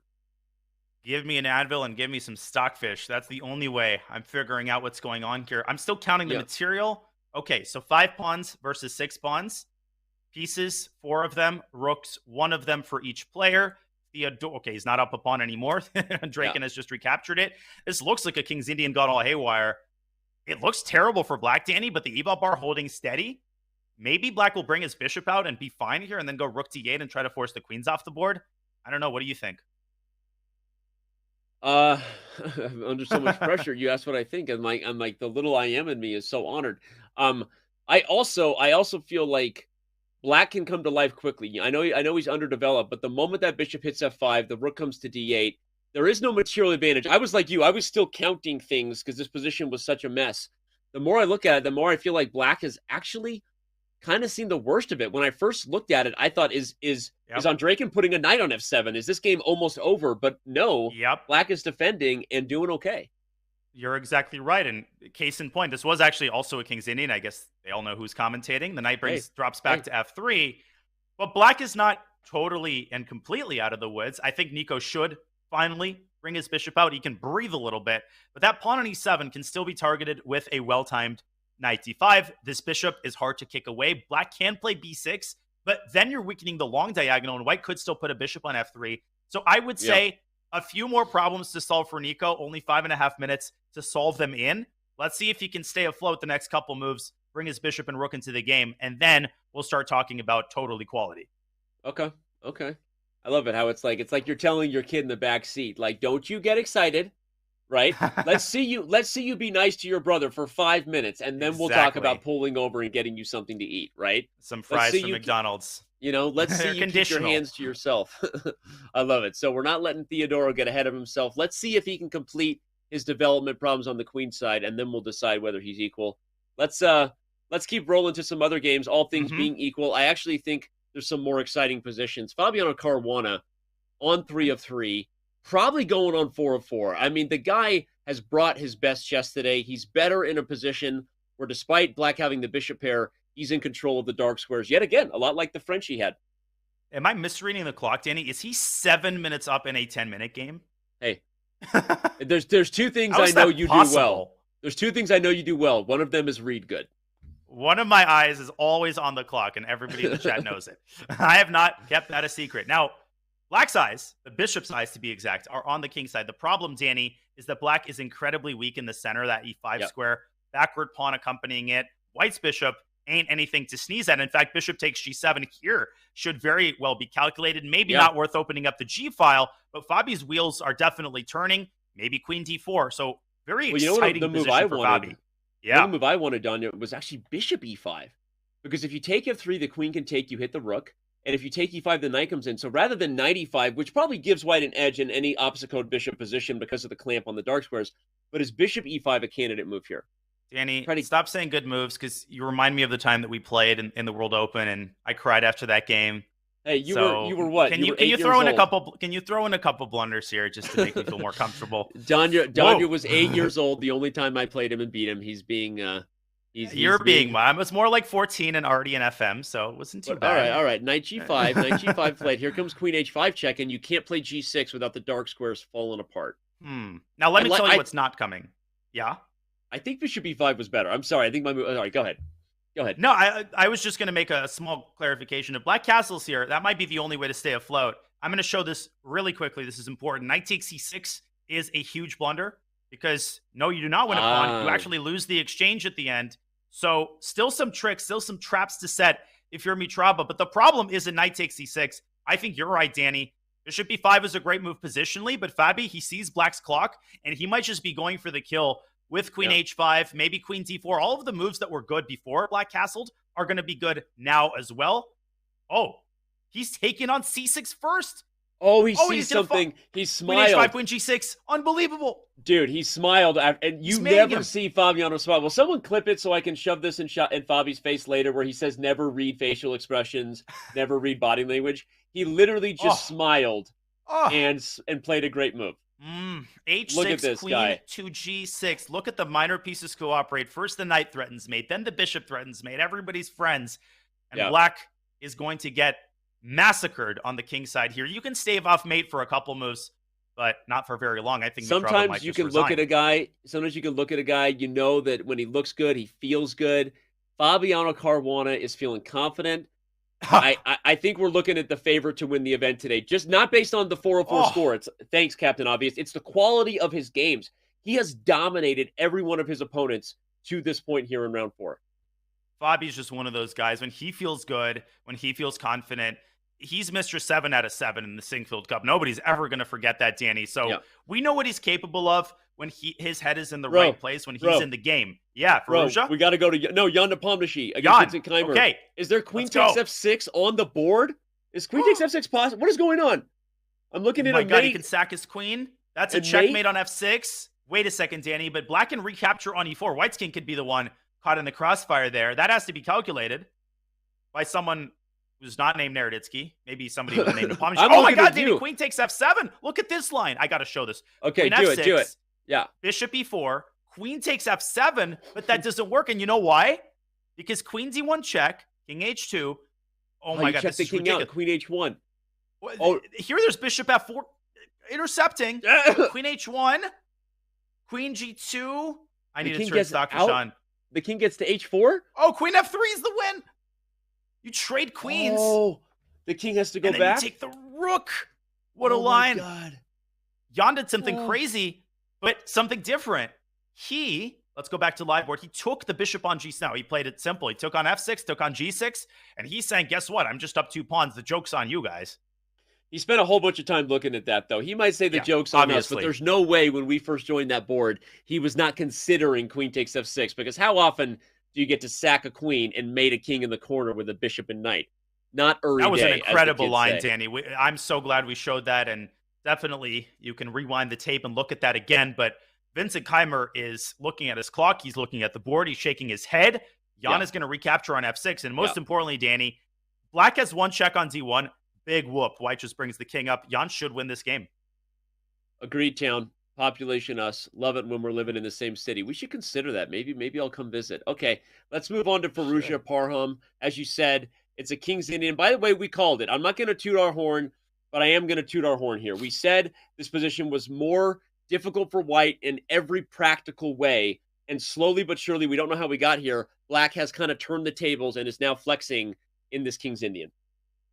Firouzja is looking good. Parham sacked an exchange in order to make sure that his knight was well established on f5. Black lacks a light squared bishop to capture that knight, but that doesn't tell the whole story. Part of the story are Black's doubled rooks on the h-file. That makes it impossible for White to take with a knight because of rook h2. And getting a pair of rooks off the board would be a disaster for White because the knights in and of themselves are just not going to be able to hold the fort. I don't know what Parham should do. Maybe he should take with the other knight, but that involves getting away and removing the pride of your position. Firouzja should be winning here, but with that knight sitting on f5, it ain't going to be easy until the last move is made here. Agreed. But he does also have a 90-second advantage on the clock, which makes it hard for White. He's got the Firouzja looking focused look right now, dialing it up a little bit to ensure he finds his opportunity. What's that voice? I don't know. I think it's not that. I was going to suggest bishop h6. I don't think this is as winning as I thought it was. Firouzja can deliver that check on c1. White's king has a path down those light square. Bang, bang, bang, bang. He can end up on c6 before long, and that's probably the safest square on the board, Danny. c6 right here is where the white king wants to be. That's actually I'm hilarious. not kidding, by the way. That is true. I know, and I knew you weren't, which is why I was like, that's hilarious that is true. Like, king to b3, objectively good. Like, I mean, bang, bang, bang. It's wild. So, can you play knight takes g3 here? I think you can. That check on c1 makes you recoil, but as you're saying, as we're saying, it sends the king in the direction that it wants to go anyway. And the move a4 is just like those arrows pointing into the right trail. King b3 straight away. He can't wait. He's just like, get me there now. Okay, there's some problem with the move. I don't have the engine on, Don, and you'll have to tell me because I don't know why the computer doesn't like it. Well, it might be a4 check and then rook a8, but again, the king will get to b5. You could try to make its path hard, Danny, with a move like c6. Sounds absurd, but by getting a white pawn to c6, you're closing off the end of the trail, and the king could get caught in the bushes there. But Firouzja, he goes Russian schoolboy mode and tries to get the queens off the board. Let's not forget he's up in exchange. I was just going to say, and that was the best engine move. What a mind-blowing find. Unbelievable. And you know what? I didn't even realize until queen h5 that Firouzja was up the exchange.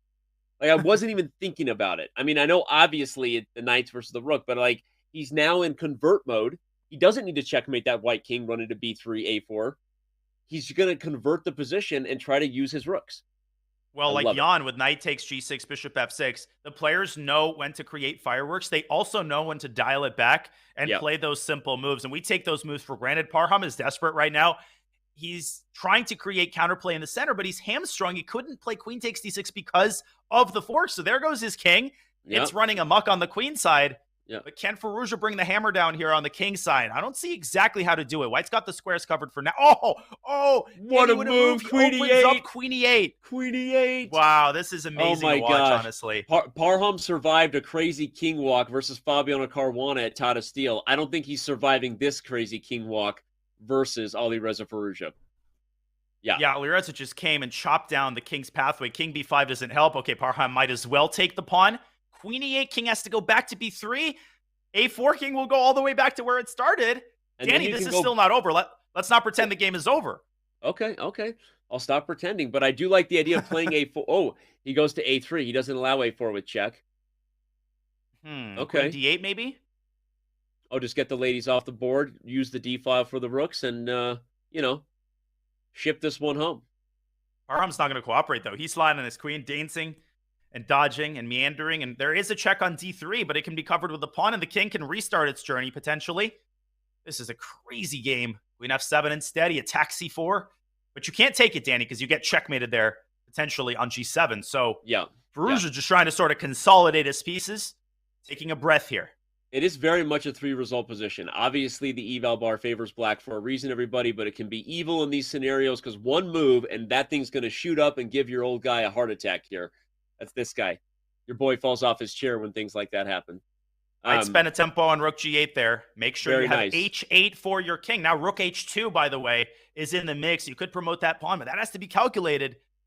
I don't know if you can get away with it. The black king gets mighty vulnerable there. Man, I love how you just sometimes, one of the most enjoyable things in life is slipping into an accent you didn't see coming. It's so incredibly satisfying. You know what I'm saying, man? It just happens, and then before you know it, you're back in normal. And it's like, it just, there are very few things as fulfilling in life than slip. Yeah, go ahead. You found rook h2. A glass of extra sweet lemonade, some Alireza Firouzja, and you got everything you need in life. Rook h2 is on the board. Perfect calculation, Danny. Knight h2, gh is covered by the bishop, g1 by the pawn, h1 by none of White's pieces, because he's not going to have any left. And Parham has to bring his rook back. He's on his last legs here. But these guys, they never die, Danny. That's one of the themes of this Swiss. These swindles, they happen because the players just keep their legs churning like Marshawn Lynch when he's getting tackled by 10 players. I got to throw in a sports reference. Sorry, everybody. No, it's true. It's nothing like seeing the, it's locked up top, but it's a party down low, right? He's being tackled, but he's not quitting. And that's what Parham's doing here. I'll let that one slide. Okay. All right. What does black do here? How does he finish it up? Bishop c1. Bishop c1 is coming, and b2 is falling in some weird positions. I know you can take h2, but I'm just pointing out that there's some weird threats over there. Like, you could play queen b7 and induce b3, and then bishop c1 comes with check. It's almost a beautiful mate. But wild. The king has just started and restarted its journey. Firouzja has 1 minute on the clock. I'm leaning, Danny, in favor of a more solid approach. I think g2 might win. Knight takes... No, he goes for the Danny Wrench approach. Always a wise thing to do. Firouzja knows where the wisdom is at. He plays queen b7. He's threatening to take on b2. If b3 is played, bishop c1 comes with check. It also hits e4. I know queen e7 check is on the agenda for white, but e4 is also tender. 7 seconds. It's a mess, and 5 seconds to figure it out. Rook h1 is forced here. I think you can't take that. Well, he does take the rook. Firouzja could even queen in this position. He could recapture the rook. The question is, can white orchestrate last stage counterplay against the king? You know why I think the answer is no, Danny? Queen to b4 check actually is possible in this position. Just do it right now. The game. Queen b4 check. B4. What a move. Queen b4. The queen's get off the board. He finds it. He finds it. And it's over. The bishop dominates the knight. The knight can't come back to g3 and stop the pawn. This is incredible. That was an amazing ride. Gosh. What a finish by Firouzja. Firouzja knows how to finish. That is, That is such an I know we're freaking out, everybody, but that was such an instructive moment to keep your head under pressure and remember that you're not committed to this wild affair of sacrifices and checkmates and perpetuals. Simplifying the game, never forgetting your opportunity to keep your eye, as I like to call it, seeing the forest through the trees. That move, queen b4 check, taking the rook, and it's over. I love that. Loved it. That was very well said, Danny. I was listening. I hope you didn't mind that I flipped on the Hikaru game in the meantime. Speaking of finishing, he's someone who knows how to finish. He is going to finish Muhammad. Oh, no, that's not Muradli. That's another Azerbaijani grandmaster. He's going down. The pawn on d7 is queening. Promotion is the order of the round, Danny. Yeah. Well, despite losing that second game, Hikaru Nakamura is staying in the thick of it. He still trails the leaders, Vladimir Kramnik, Fabiano Caruana, Dmitry Ondrakin, and then you have Nicholas Theodoro because they drew that game. So only 2 players on 404. Guess what we know we're watching next round, everybody? Vladimir Kramnik versus Fabiano Caruana, baby. Sign me up. The battle of the generations. Love to see it. Both players in great form. But the action this round isn't quite over. Bluebaum, as I flipped on, has just defeated Peter Svidler. So the German grandmaster is very much in the race. And now I'm going to flip on Ray Robson's game. He's still playing, trying to finish off Aquarium 76. Not sure who that is, but whoever it is, he's going down as well, I think. Or is he? Rook C2? Okay, I don't know who Aquarium 76 is either. I clicked on it, but Ray Robson, everyone knows the caterpillar whom is spicy. So that's Ray Robson, the best puzzle solver in the world. But can he solve this puzzle? No, he cannot. He's just blundered his bishop. King f8, and the knight can't keep contact with the rook and defend the bishop at the same time. He's got to push his pawn. He's lost his bishop. Rook h2, and black still has a passed a pawn. Danny, this is a wild endgame, actually. I think Ray might swindle this one, though. Rook takes f4? No, he's pushed it. h7. Oh, he's going to get checkmated. Or is it king e6? No. Oh, my gosh. Wait, what? Oh, what's going on? King e6? I like king e6 here because that sets up mate threats. He pushed the pawn to e6. Oh my God! 1 second. You have to be super careful. If the black king gets out, that pawn on a2. Just did. What is going on here? Oh my gosh! Rook e1, f5. Here comes the other pawn. I was just gonna say the pawn on a2 is just as big of a problem as white's pawns. Oh my gosh! a1. This is wild. 2 pawns and a knight versus 2 rooks. How often has this happened? And Ray could win this easily. Easily. Very, very rare do you see some sort of dynamic like this on the board. But it's a 3-result position for sure. A single move in that eval bar is gonna punish a mistake. The eval bar is just itching to skyrocket, and Aquarium using his rooks wisely. He might just take the knight and try to draw this.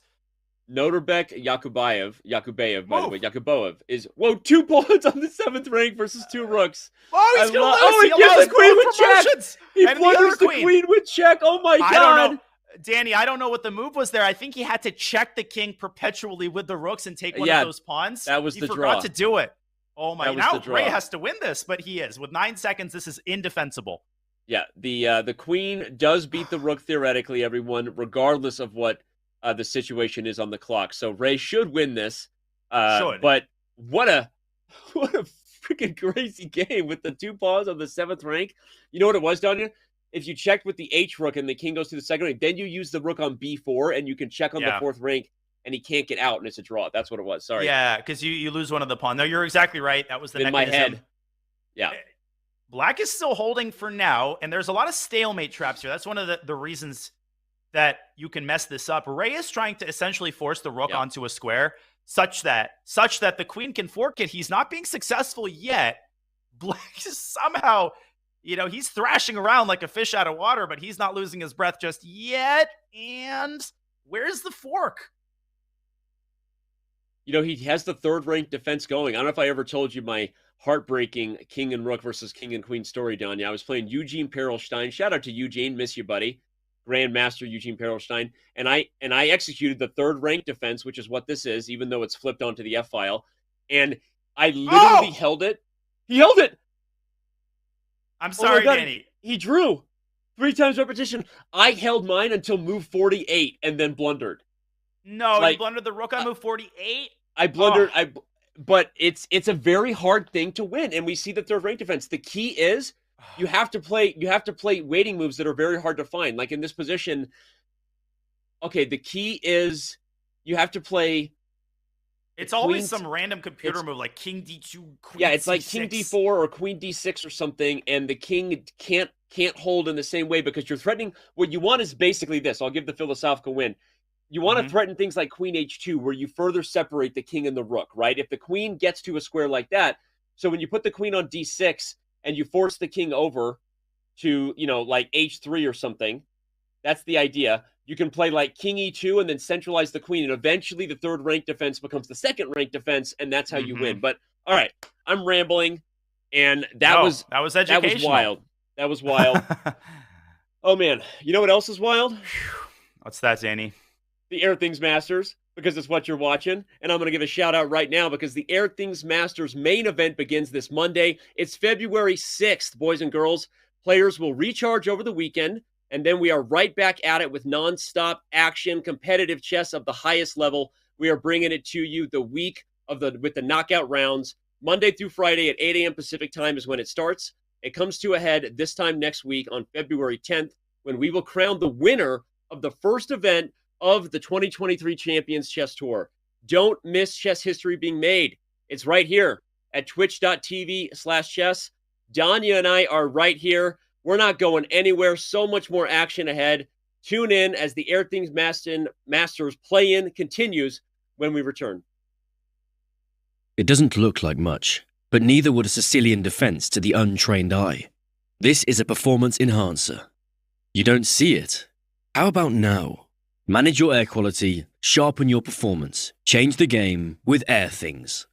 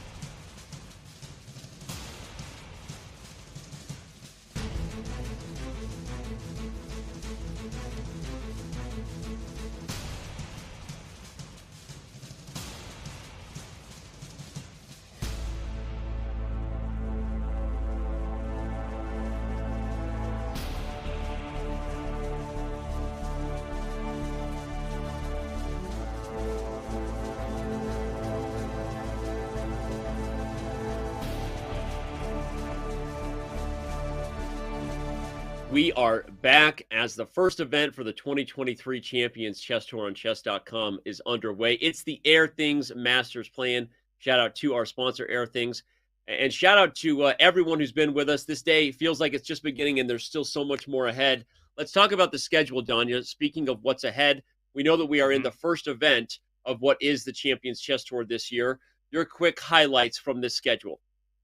Well, it's just an incredible assortment of tournaments, 6 in total. Right now, we're watching the play-in that will seed 6 players that will join Magnus Carlsen and Wesley So, 2 players on the screen there, who are already seeded into the first major, the Airthings Masters, February 6th. Danny, you don't have to wait long. Hikaru Nakamura is the third person in the photo. He hasn't made it yet. He will first have to be one of the top 12 players to make it into Division 1, and then one of the lucky 6 who win in the match phase and make their way to the Airthings Masters. So the path is long, the path is arduous, and the path is trying to be blocked by the likes of Vladimir Kramnik and Fabiano Caruana, who themselves want to take a stab at the Airthings Masters. But Danny, it's year-round action. I love that the CCT season ends in December. You got months-long action every month of the year. I love it. I love it. I love it. And you know what? We've been talking about how Vladimir Kramnik Do you love it? Still, I love it. I love it. I love it. Love it. Love it. Love it. Love it. Love it. Love it. Well, I love you. All right. Anyway, we've been talking about how Vladimir Kramnik is still one of the best players in the world, as if we needed that memo. But I get the feeling when he plays in these events that he's basically showing us things, showing us prep that he never even got a chance to use before retiring. Look at the time used on the clock, Danya.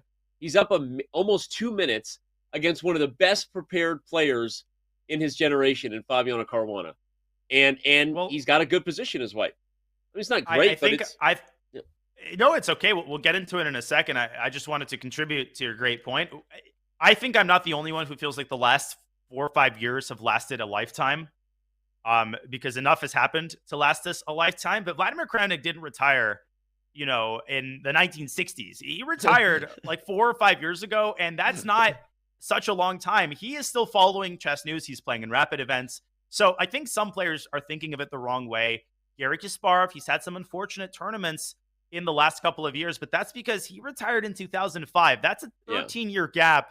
So Kramnik is still very much active. He knows his openings. His opening preparation is still relevant, Danny. What I'm trying to say is that he still has every shot at qualifying and being a menace to the other top players. They aren't thinking of this as a walkover.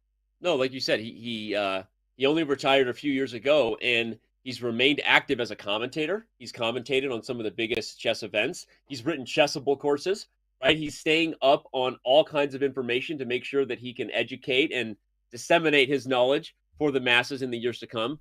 And he's also continued to play from time to time, in whether it's exhibition events, No Castles chess events. We know that he's been working hard as the chess advisor for Google's DeepMind crew that worked on the AlphaZero project. For those who don't know, Kramnik was involved in that before anybody knew he was involved in that as the confidential chess advisor. So you're absolutely right. And don't be surprised, again, like I said, if he's not only dancing in the knockout next week, but turning some heads and doing it. What a wild story that would be if Vladimir Kramnik was competing in our championship tour final come December. I would lose my giddy little schoolgirl mind. I would lose it as a fan.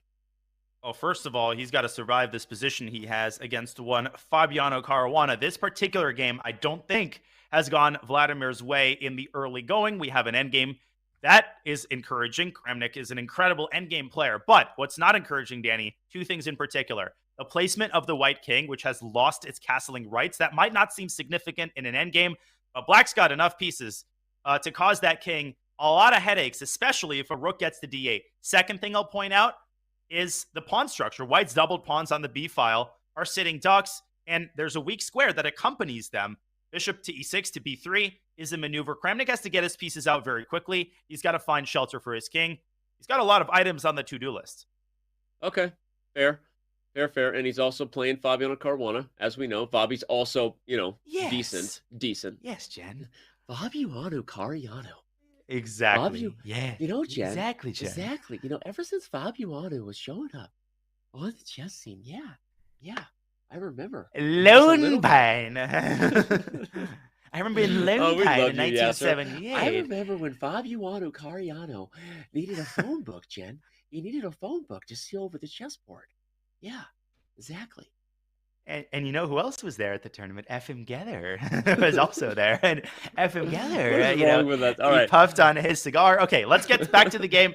Fabiano has castled kings. I feel like the world has continued to turn. Economies have grown and collapsed, and we're still imitating Yasser. Yeah. I love Yasser. I love Black's position here, Danny. I actually am slowly eating my words because Kramnik's time advantage is disappearing as we watch it before our eyes. Fabiano's position has gotten better. So Vlad started out on the right foot. Fabi obviously did whatever he had to do to calculate the correct approach in the opening, use his time wisely because he's in a pretty good spot now. And we've got a lot of other games to look at. Of course, we can't. What? No, keep going. I had an eye on Nepo's game, and it seemed to me that he blundered in exchange, but now I think he didn't blunder in exchange. Is it okay if we take a quick detour? Let's do it. Let's head over to Jan Nepomniachtchi's game. We've also got Hikaru Nakamura taking on Nicholas Theodorou to check in with at some point. Because even though Theodoro's a half a point ahead, I don't think that's a pairing that he wanted against Hikaru. No, it is not, and we will go there next for sure, but hopefully I can be forgiven. I saw this, and I was like, whoa, what is Jan doing? It turns out that Queen C2 is a saving grace because you are not only hitting White's queen, but what's defending the queen is the very same rook that is hanging. This construction ensures Black, I think, is more or less safe, and the queens are now off the board. Yeah, Nepo is doing, still unpleasant. Knight C8 is in the cards here as well. Yeah, this feels like one of those positions that sneaky turns into a decisive result. Eval bar equal, pawn structure basically equal, optically nothing screaming at you, but somebody's going to get control over the open file, and then their pawn, whether it's the A pawn or the D pawn, is going to become weak, and this could run away quickly. It could, and Jan brings his other rook to B2. That's a great move because he takes the sting out of Knight C8. But I do feel like the endgame has more or less stabilized, so probably a good time for us to go to that Hikaru game, which I'm really antsy to take a look at. Let's do it. Let's take a look. Jan Nepomniachtchi versus Gukesh. We'll keep our eye on it, but agreed. Hikaru Nakamura trying to get his way back in it here at the Airthings Masters play-in. This is the first event of the Champions Chess Tour. The Airthings Masters will be brought to you all week. Look at this. Hikaru's actually doing fine, I think, but that pawn isn't going anywhere. That extra pawn doesn't look very happy. Nico's last move was also accompanied with something called a draw offer, which something Hikaru was not really known to take much, but he might in this position because those pawns on the queen side, White is licking his lips looking at that A4 pawn. Theodorou offered a draw? Let me go to there. Ooh, I see. Yeah, exactly, Jen. Exactly. Hikaru declined the draw.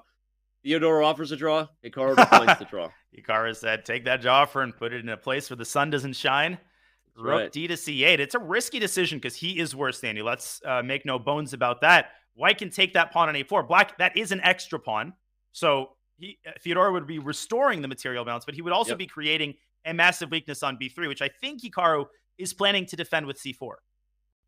Yeah, it's a weird position, though, because it was also a psychological thing by Theodorou. You offer a draw when you know you're about to get the edge to kind of get it in the back of your opponent's mind for the rest of the game. Remember that draw you didn't take? Are you regretting it? It can make you play even worse than you would otherwise, right? How many times have you been the victim of a psychological ploy like that by your opponent? Because you keep running the tape, right? Had I taken the draw, I would have been better in the tournament. It's not just the draw for you declined. It's the subsequent tournament standing that you forfeited. So you get into that worst position. You're absolutely right, Danny. And Nico knew that Hikaru would not take this draw. Not with his tournament standing, having already dropped a point. Hikaru's mad. He wants to prove it in the next couple of rounds. So queen to c4. Nico is not actually rushing to take this pawn. He wants to take it under the right circumstances, Danny. And the right circumstances are those in which Hikaru will not be able to play c4 to cover the other pawn. Yeah. Agreed. Population. Agreed, Tian. A little bit of a shuffle there in the nice Hawaiian shirt there. I wonder how many Hawaiian shirts Hikaru has in his wardrobe, by the way. Like, what's the over-under on that? What do you got on that? Yeah, he's doing the Mark Zuckerberg where it's like a new one every day. Probably 11 definitely over 10. Double digits, I would say. Okay. All right. We'll get maybe a vote, a poll on that Twitch chat. How many Hawaiian shirts does Hikaru have in his wardrobe? I'm going to put the over-under at 9.5, So you got to go either 9 or 10. We'll find out about that later. All right. Black is worse, but it's not that big of a deal as long as you find the right moves, in the sense that if you could just pass in this position, what is White's next move is what I would ask, right? How is White improving on it? Well, Queen I think it's time. Nico might have overcooked it a little bit, and he might be regretting not taking that pawn with his rook, because now if he takes that pawn with his queen, Hikaru counters with queen takes h5, and you can't take b3 because the rook hangs. It's a weird position, Danny. I'm struggling to make heads or tails of it. It's even hard to say that, White is necessarily better, because White could also be worse if he doesn't find the right time to take the pawn and then forfeits that opportunity. Man, this is a pretty crazy position. Even though the material is symmetrical, that doesn't tell the whole story. The position can still be, and is, incredibly complicated here. Yeah, and Hikaru is already going to be considering taking h5, even at the cost of e6. It's not so clear. The h5 pawn is obviously under fire by the queen on f7. Currently, the queen on c4 hits e6, so you don't really want to do that if you're black, as it takes a check. But it's a calculation and something you got to weigh if you're Theodoro, because it's not so obvious whether you want to allow that. And that's why Nico is taking some time. There's a lot of candidate moves here. Rook to g6 comes to mind if you want to defend the pawn. Rook to d1. Queen takes a4, obviously, is always a move, and he's decided to play it. Now, is this the right time to take that pawn? I think it is. He's brought the rook to c4, Danny. Very smart. Yeah, he's given up the h5 pawn.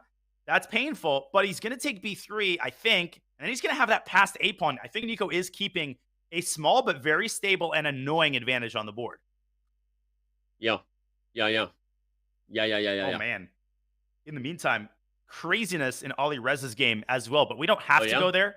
We can. We've got Firouzja taking on the player who beat Hikaru Nakamura. That is Zhu Xiangyu from China, of the China Pandas. What is going on here? Firouzja is on a mating net. And we will go back to the Hikaru game, but this is ridiculous. Wait, he's up a rook. He's got 2 rooks and black is 1. What happened? He's just up a rook. He's just up a rook. I can't believe this. I mean, black clearly sacrificed. There are the remnants, Danny, of some sort of attack that black had earlier in the opening, but nothing is left of that attack. Where did the rook go? Well, it was 1 because Firouzja was up a minor piece. I'll rewind 3 moves. Okay. Xiangyu sacrificed the minor piece. His attack failed, Danny, and then Firouzja turned it around on him. A devastating check on f6. Black is about to lose both of his bishops, and so he had to give up another exchange. Got it. He's trying to make something of the center, but your pawns aren't going to win the game. You're down a freaking rook. Firouzja's just got a couple more solid moves to make. If he consolidates, gets his pieces out, he'll win. Yeah. But that's not a given. Not a given yet. Not over. Yeah, the black rook is coming to f8. The bishop on c5 and the rook on f8 will hit f2. As we said, a long-distance relationship that's been working since 1611. The rook and bishop. The longest was the 1610, Danny. The rook and bishop are the longest-lasting long-distance relationship known to man. The rook and bishop. There you go. All right, but Firouzja is going to take this one. I kind of want to head back to the game between the 2 tournament leaders. That, of course, is the only 2 guys on 4 of 4, Vladimir Kramnik and Fabiano Caruana. Just to at least pay it off, because it might end in a draw from what I'm seeing. It's an obscure bishop position. But if we could quickly go back there and check, we've got, Fabi is pushing a little bit, but if the most likely result is a draw, these 2 guys could be joined by other co-leaders for those who get a win on 3.5 right now. And very good news for those with 3 points, because they will get a chance to creep up a little bit and start challenging those at the top. Bishop to a6 is the last move. Now, obviously, this is a 2-result game. Black is up a pawn. Fabiano did not blunder the bishop there. Rook to f1 was a huge threat. He moved his king out of the way. Danny, I can see either scenario unfolding. I can see Vladimir holding the position, forcing a rook trade, which would basically be an immediate draw. I can also see Fabi milking White's clock down, trying to get his rook active, and trying to go after White's kingside pawns eventually. Yeah. Well, in this case, Vladimir Kramnik does have the increment, so he can't be flagged. to remind him, he's not allowed to complain if he gets flagged in this time control, because he has increment. So the gloves are off on that one. Can't complain about flagging when you have increment. Thems are the rules. But I agree with you. Fabi is obviously the one in control here. It's a 2-result position for him. Will he win or will it be a draw with an extra pawn in the obstacle bishop ending? Nicholas Theodoro and Vladimir Hikaru. Or Vladimir Hikaru and Nicholas Theodoro. Vladimir Nakamura and Nicholas Kramnik, Fabiano Nepomniachtchi. Yeah. It all starts to blur together after a while, man. You know that. Gary Wrench. Yeah. Shall we go back to that game? Let's do it. I don't know what's happening out of my here. sight. It's very, very complicated right now in the Theodoro game. It's complicated, but it looks bad for Hikaru on the board and on the clock, which probably means he's going to win. But look at Theodoro's queen. Right before we left, Danny, Theodoro snuck in that knight d4 move, which I thought was really cool. Not just to look cool, but he's also challenging both of Black's weak pawns. Obviously, the knight is and has been untouchable for the last few moves because of the rook on c8. Gosh, can Hikaru hold this together? All of his pawns are falling here. Or so it seems. E6 is falling with check, although he'll probably play queen f7 if that happens, and then the d4 knight has to move at some point. Importantly, Black is up a pawn here, so again, Theodoro would only be restoring material equality. Yeah. Okay. Fair point. Hikaru and the pineapple neon light in the background. But he's under time pressure right now. He's down a minute. Yeah. Like you said, he's in a worse position and he's down a minute. That means he's probably going to win it. You know? Yeah, he's right where, he feels most comfortable. He's already swindled one game this tournament against Rinat Jumabayev. Unfortunately, Nicholas Theodoro is not to be trifled with in a time scramble. He is one of the best bullet players on the site. He's ridiculously fast, and he has just snagged that pawn, but not with a queen. He wants to keep the queens on the board, Danny. Important clarification. Rook to b6 here looks like it wins the knight. I think the queen can slide up to a7 and counter-challenge Black's knight on d7. This game has just been head-spinningly complicated now for a very long time, and Hikaru's clock continues to dwindle. He does play rook b6. Can he breathe some clarity into this game in order to be able to survive with the time that he has left? It's a good question. I wonder if he'll take a perpetual. Not to say that Theodoro has to accept it, but you could play tickle with the queen there. I mean, you don't want to move the knight. No, that you can't do. I was going to say rook to d6. Hikaru is clearly playing for a win. He wants to keep the ponies on the board, and he wants his pony somewhere around e5. He also doesn't want to get mated. So watch out for got to move White's not out. Watch out for d1 as well. Rook d1 check would force a trade, and Black would have an immediate perpetual if he wanted it between queen h5 and d1 most likely. So Theodoro has some tricks to figure out. Will that time advantage dwindle away? Still up a minute on the clock against Hikaru. But Hikaru would much rather have a mutual time scramble despite Theodoro's bullet skills in this position. He doesn't want to be down time for the rest of the game. The real question is who's going to blunder first. I mean, it's not one of those positions where we see 50 moves of positional play. The center is wide open. Pieces are hanging. And as the clock continues to dwindle, it really becomes the only question. I'm expecting some wild eval bar swings here. And in a certain sense, it's almost easier to be Black here, especially if this b8 rook makes its way to d8, Danny, and the knight moves out of the way. Your move, rook d1, that might not only be a perpetual, that'll actually be checkmate if Black can stack the rooks on the d file. That would be wild. Watch out. Watch out for d1, I always say. I think I've never said that in my life, but I just said it. Wise words. Watch out for d1, a wise man once said. I was spying at the other games because there is so much action. Again, the best part of the Airthings Masters play-in and all the play-ins we will have. The Swiss portion is going to be one of those where not for the faint of heart. Let's hope it's always on a Friday so that people can, and start to enjoy their weekend after these events, because these play-ins are nerve-wracking and nonstop action. God, Danny, I love these moments. They may seem tedious, but the clock is dwindling. The action is coming, and these are my favorite moments. This is when you're going up in the roller coaster, and the fall is coming. Here we go. Buckle in. Knight f4, rook d1, trade of rooks. Queen comes back. It is centralized. g5 is threatened. G5 is threatened. G5 and we live. Shout out to you, Canty. Nico's like, give me that draw or give me death. Okay. Is Hikaru going to take it now, or does he want more? No. Nico now down on time. Hikaru wants more. He wants the whole thing. And not just, he wants the whole thing. He wants the queen. He wants to snag that lady with rook a8. And Nico can do the same with knight g6. But with 30 seconds left, the clock situation has flipped, Danny. Forktown, population U on E7. That's a forking problem. You got to watch out. Okay, the queen's going to run back. Hikaru shakes his head. Maybe he regrets something. I didn't read Hikaru's head shake there as well as I normally do. I'll have to double check on the instant replay later if that was the confident Hikaru number 7 or Hikaru Nakamura number 11, as we said. Queen Anyway. C3, knight e5. Danny, how easy is that to blunder? The rook would have been trapped. Nico, though, sidestepping the landmines, and he is starting to encircle the pawns on the queen side. That's what we started with, right? That was his original mission, and now he's finally coming back to it after repelling Hikaru's kingside counterplay. Nico's definitely still better. His pieces in the center are loose, though, so it's still anybody's game. 30 seconds now for both players. Here we go. And Hikaru's shaking his head because, like you said, it's only getting easier for Nico from here. He's parried the kingside problems. The queen will come to c3. b3 is a threat. c5 is a threat. Let's not forget that a3 pawn is actually passed. You may not note it right now, but it's a passed pawn, and it could start pushing here. The pawn is passed. Black's counterplay is in the past. Black's time advantage is in the past.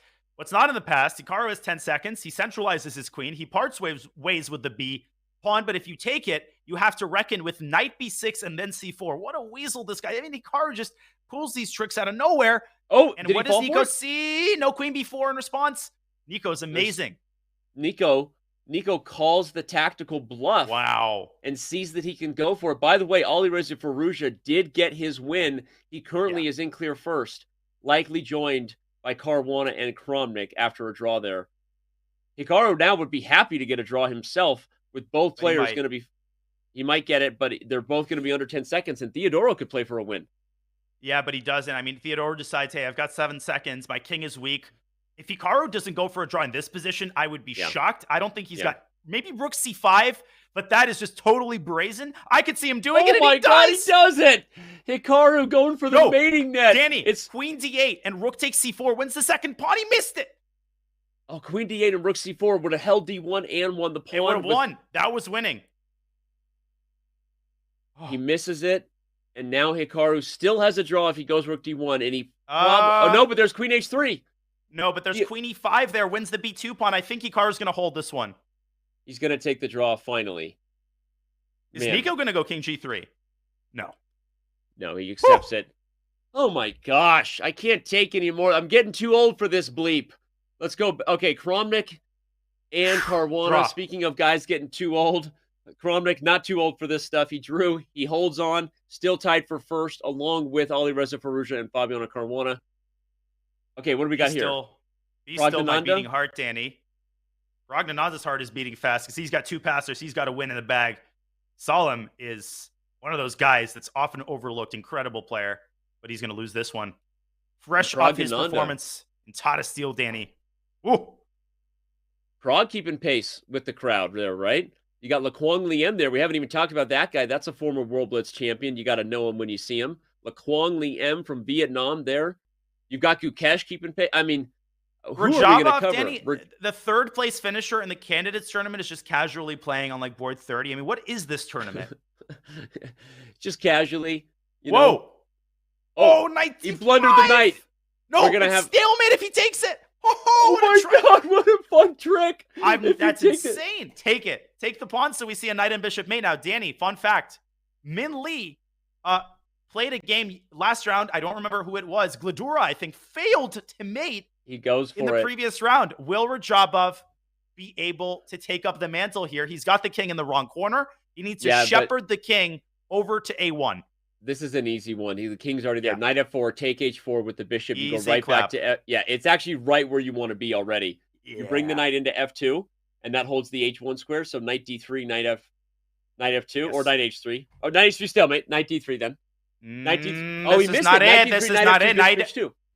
Rajabov might be panicking because of his clock. Now, Danny, doing this the other way geometrically is harder on the eyes. It's harder to trace the W. He's got a second. He's going the wrong way. He's choking completely. Timur Rajabov is not doing this right. This is all you have to do is get the knight to f2. Get the knight to f2, and it's literally mate in 19 if the knight gets to f2. It's mate in 19.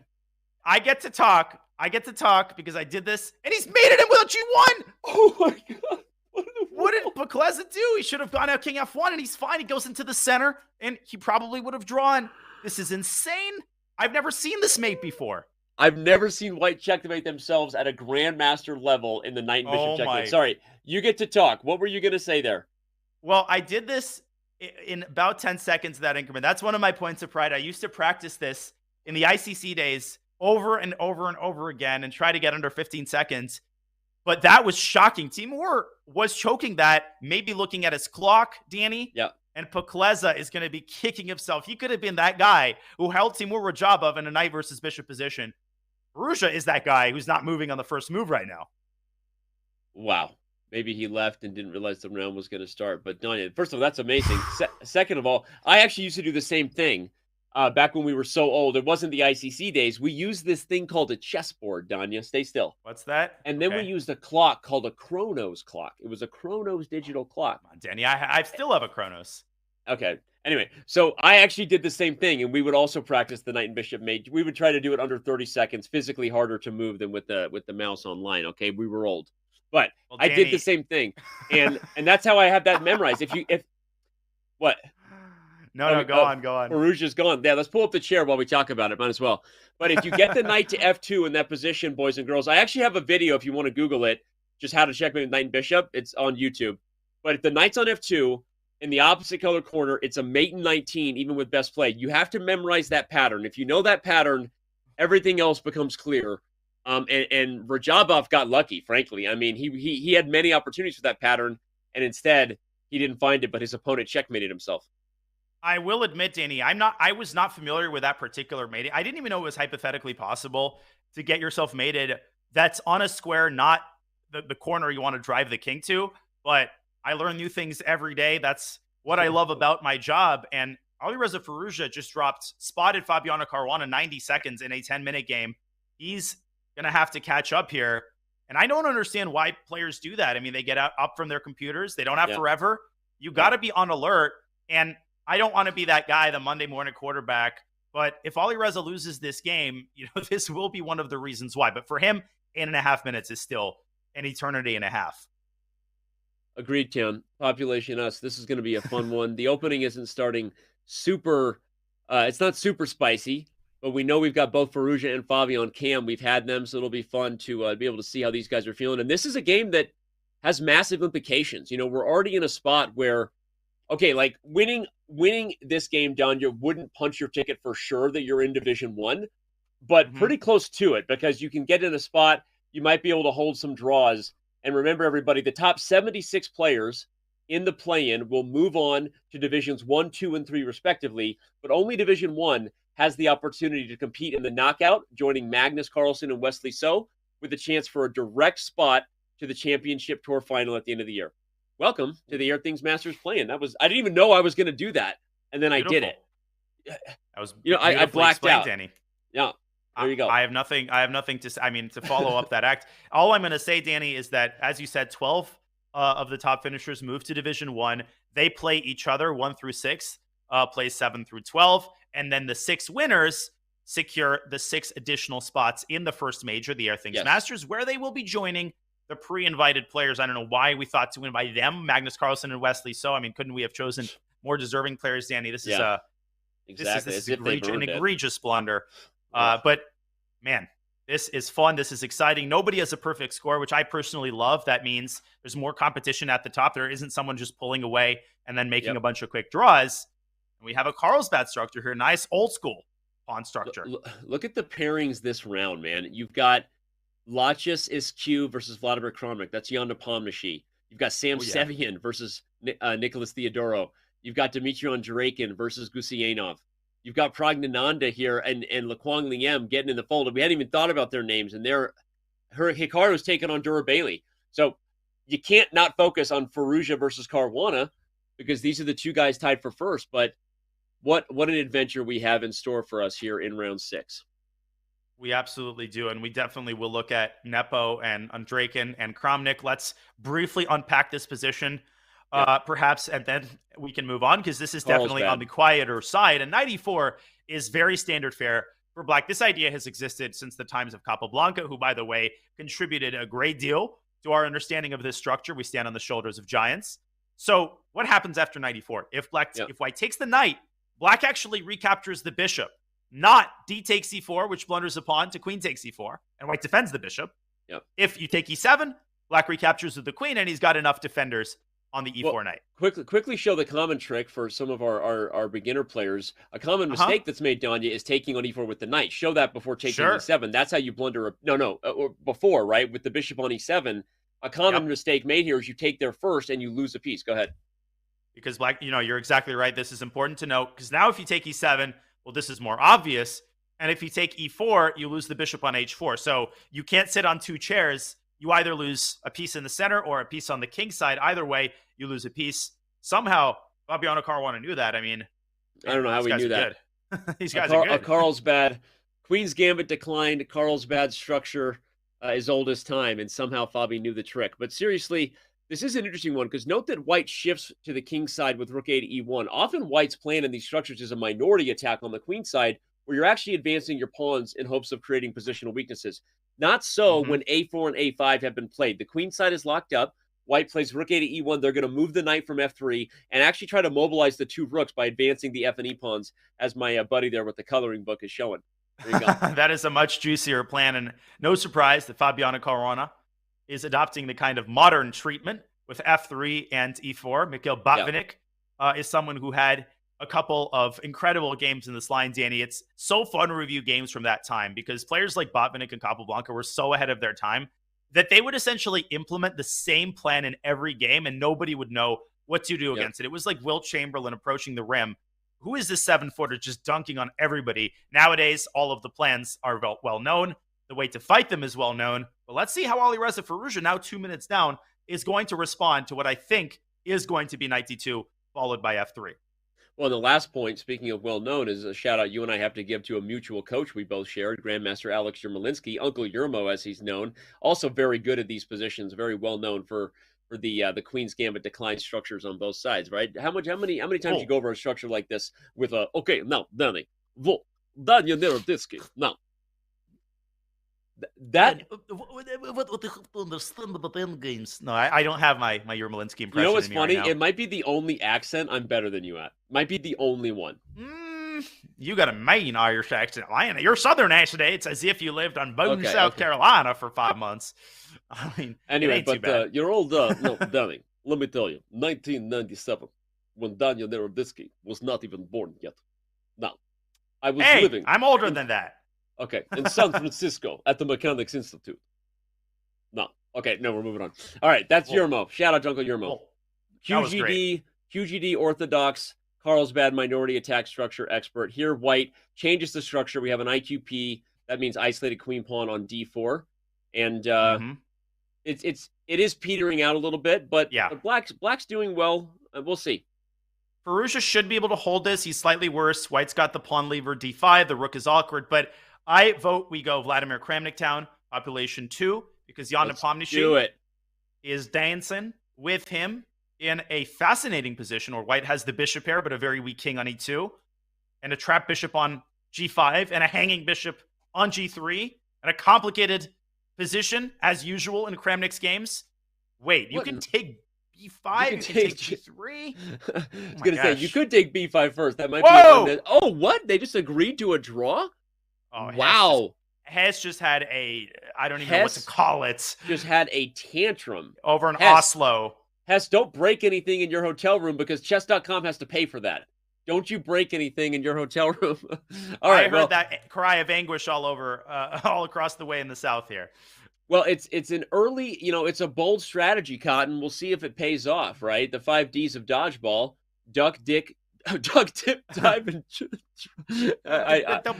duck, dip, dive, dodge, and draw. That's what I was going to say. The 5 Ds is draw there, and that's actually not a draw we want to see. It is not, and I think we're all in agreement on that, Danny. We're not in agreement on a lot of things anymore, but those quick draws, we want to avoid them when possible. At the same time, and I always feel like I play a little devil's advocate here, especially when I'm commentating with my boy Robert. The players' ultimate allegiance is to making the top 12, to fulfilling their goal in the tournament. And sometimes that does mean hedging their bets and getting that half point and securing their place atop the tournament standing. So I want to see that minimized, but it's going to happen occasionally, and we can forgive Big Vlad the occasional quick draw. He's still a fighting player. What I was going to say before I got tongue twisted and had an unfortunate slip of the tongue on camera, but I'll say this. What I was going to say is that it's a bold strategy, Cotton, because this early on, taking these draws, they might get leapfrogged. That's what I'm saying, right?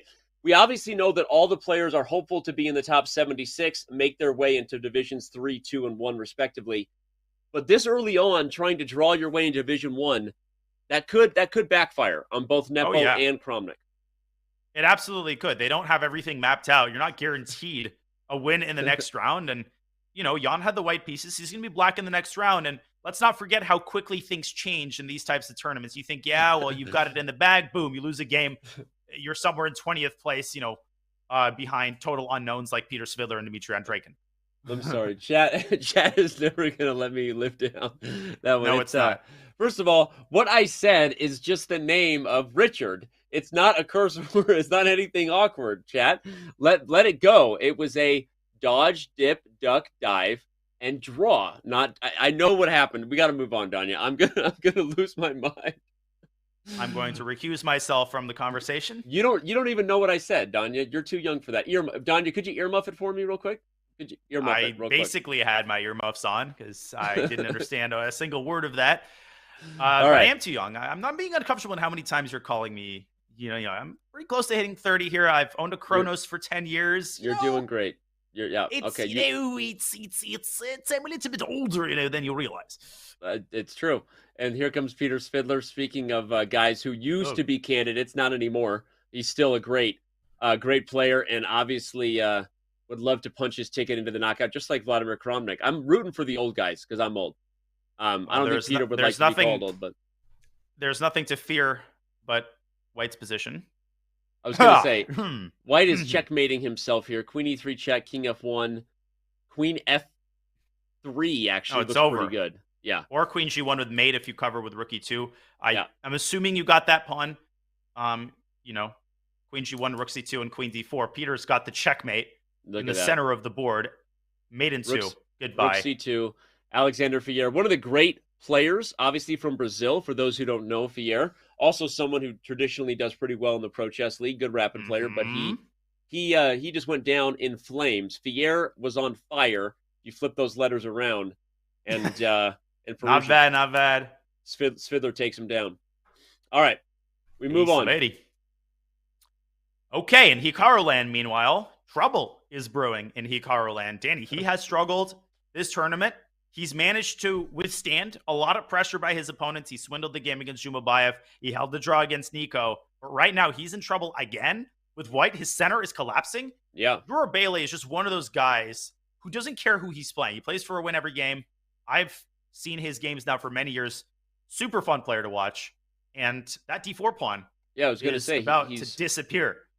I guess Hikaru didn't have a lot of great choices there. He was choosing between poisons and ultimately decided that losing the D pawn in order to get developed and have the bishop pair was his best practical chance. Not a bad classic Hikaru kind of swindled there.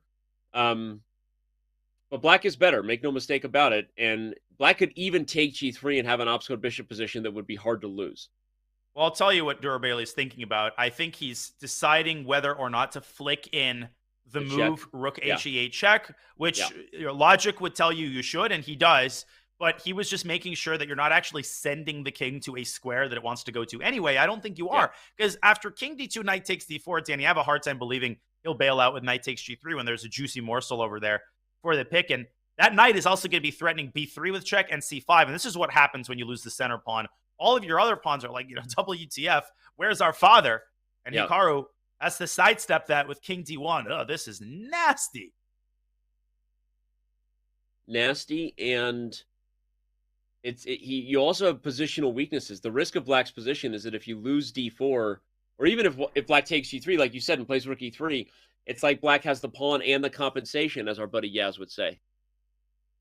What in the dickens did Hikaru do here? And king to D1, but this is what he does, Danny. He forces his opponents to make decisions. I've noticed that when he gets into lost positions, he engineers it so that he gives the opponent a lot of tempting options. And that's not a good thing because you necessarily spend a bunch of time trying to find the right one. And it's the Hikaru effect. It's what it is because you know you have to play perfectly to win. And you get into a self-fulfilling prophecy where then you spend too long deciding. And ultimately, you end up making a mistake. I love the way Duror Bailey's handling this. I said he wouldn't take on G3, Danny. But the situation has changed because now you have access to this E3 square. Yeah, but if you get G4 by Hikaru, can't you put the bishop on F3 and just start to hold everything? True. Well, perhaps Black will take the B pawn first and then try to come back for the G pawn and somehow evacuate the rook around. Duror Bailey is playing without risk, I think. He's trying to play for 2 results. Yeah. And that's not a bad thing. Now which pawn is he going to take? B3, G3, you could bring the rook up to E4 again. Hikaru milking Black's clock by forcing him to make decisions. Yeah. Agreed. Hikaru going to have the time advantage on the clock, even if he doesn't have one on the board, something he does all the time. Speaking of time will get to us all. Father time. It's about time. Fabiano Caruana Ferrugia just drew their game. That never got off the ground, Danny. That was even all the way through. Not as obvious a draw, if you will, as the one we saw between Vladimir Kronmik and Jan Nepomniachtchi, but similar in that the players understand what's at stake. Getting to the next stage of this many different stages. It's quite the gauntlet if you want to make it to the end and win the Airthings Masters. And so they understand that right now at the play-in stage, securing Division 1 is their top priority, which doesn't even secure the knockout, by the way. It only secures match play that Danya and I are going to be covering within a couple hours here. So if you just got here, where have you been? Mom has been calling all day. She's like, hey, will you pick up some groceries? I'm like, Mom, I already turned the corner. Will you go back and pick up some groceries? Plus, I'm late for the Twitch show. Anyway, we're here. We're in it. And yeah, we got a lot ahead. But I will double down on what I said. It's a little early to just think that these draws are going to secure top 12 for any of these guys, Danya. So we'll see if it backfires for the guys who are playing it safe. For sure. They got their work cut out for him. They still have 3 huge rounds to play. Hikaru, he's in trouble. He's going to try to hold this. Can we take a brief look at Nico Theodore's game? I think we should give him some love. And he's playing Sam Sevian, by the way, new 2700, incredibly exciting American player. And Nico is in a world of hurt here. Speaking of incredibly exciting player, new 2700, that's Sam Sevian. We haven't covered any of his games so far, but we might be covering a lot more of Sam before the day is through because he's about to get a second queen. 2 queens are better than 1, I hear. He had an incredible performance in the RCC. I mean, he's just a nightmare opponent in Rapid. He's just got the fixins. He's got a sharp style, great preparation, doesn't fear anybody. Just a great epitome of the new crop of talent across the world. This is over, I think, Danny, because knight F3 check. 1 queen replaces the other. Oh, queen H1 covering the E1 square. And D8 queen coming to a theater near you. 1-0 is the result. That was a nice 5 out of 6. That was a nice instructive thing to show there, just that if knight F3 check would come, white would have just sacrificed the queen and then gotten a new one. And so there really was no way for Nicholas Theodore to keep this one alive, everybody. Sam Sevian is saying, hey guys, I'm 2700. I'm kind of new to the club, but I might win the event before we're all said and done. So buckle up. What else we got here? We're going to go back to the town known as Nakamuraville. Smallville. I don't know how many people will know that reference, Danny. If you know, don't tell them. Don't tell them. Wait for chat to show. Well, people know the TV series, but do you know the chess-related reference? I know you know. I know you know, and I'm saying don't say anything else because you're going to ruin it. I know that you know that I know that you know that I shouldn't say anything else. Well, Hikaru might be cursing his luck here in this position. Duror Bailey still hasn't secured a material advantage, by the way. Somehow Hikaru has kept the pawn count even. This is just black magic, and I think Hikaru's fine again. And now he's going to start playing for a win. I was going to say, and he's managed to increase his edge on the clock along the way. Classic Nakamura.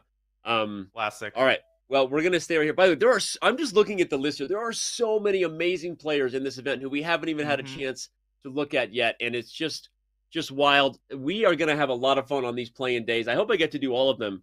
I'm going to talk to the team and be like, hey, because they don't let me do commentary anymore. They keep me out. I'm like, can I do some commentary? Sag, please. Hey guys, hi guys. Well, if you ask nicely. Hi Well, guys. Dura Bailey, by the way, is asking nicely to For a end this draw. game in Yeah, a he draw. wa- Now, he here we knows go with he this could lose. again. 99% of players would take on F7 there and just bless their fate. Hikaru's like, he's got 9 seconds. Let me win this real quick. And let's see the magician at work as he brings his rook up to F5. Black's obviously not worse here, but it's so easy to miss a move like G5, severing the connection between the F pawn and the E pawn. You can sense the tricks. B5, I can guarantee you, is going to be played at some point. Yeah. Such as now. Okay. And- okay. Dura Bailey forcing some trades here. I love the way he's handling this so far. Yeah, Maybe A5.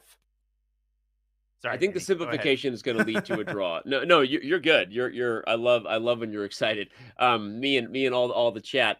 I think the simplification will get us closer to a draw, but it's really just going to be a question of, does Dura Bailey blunder under time pressure? Because this should be held, should be fine. But unless that D pawn gets away from him or something else of a catastrophe happens, he should be okay.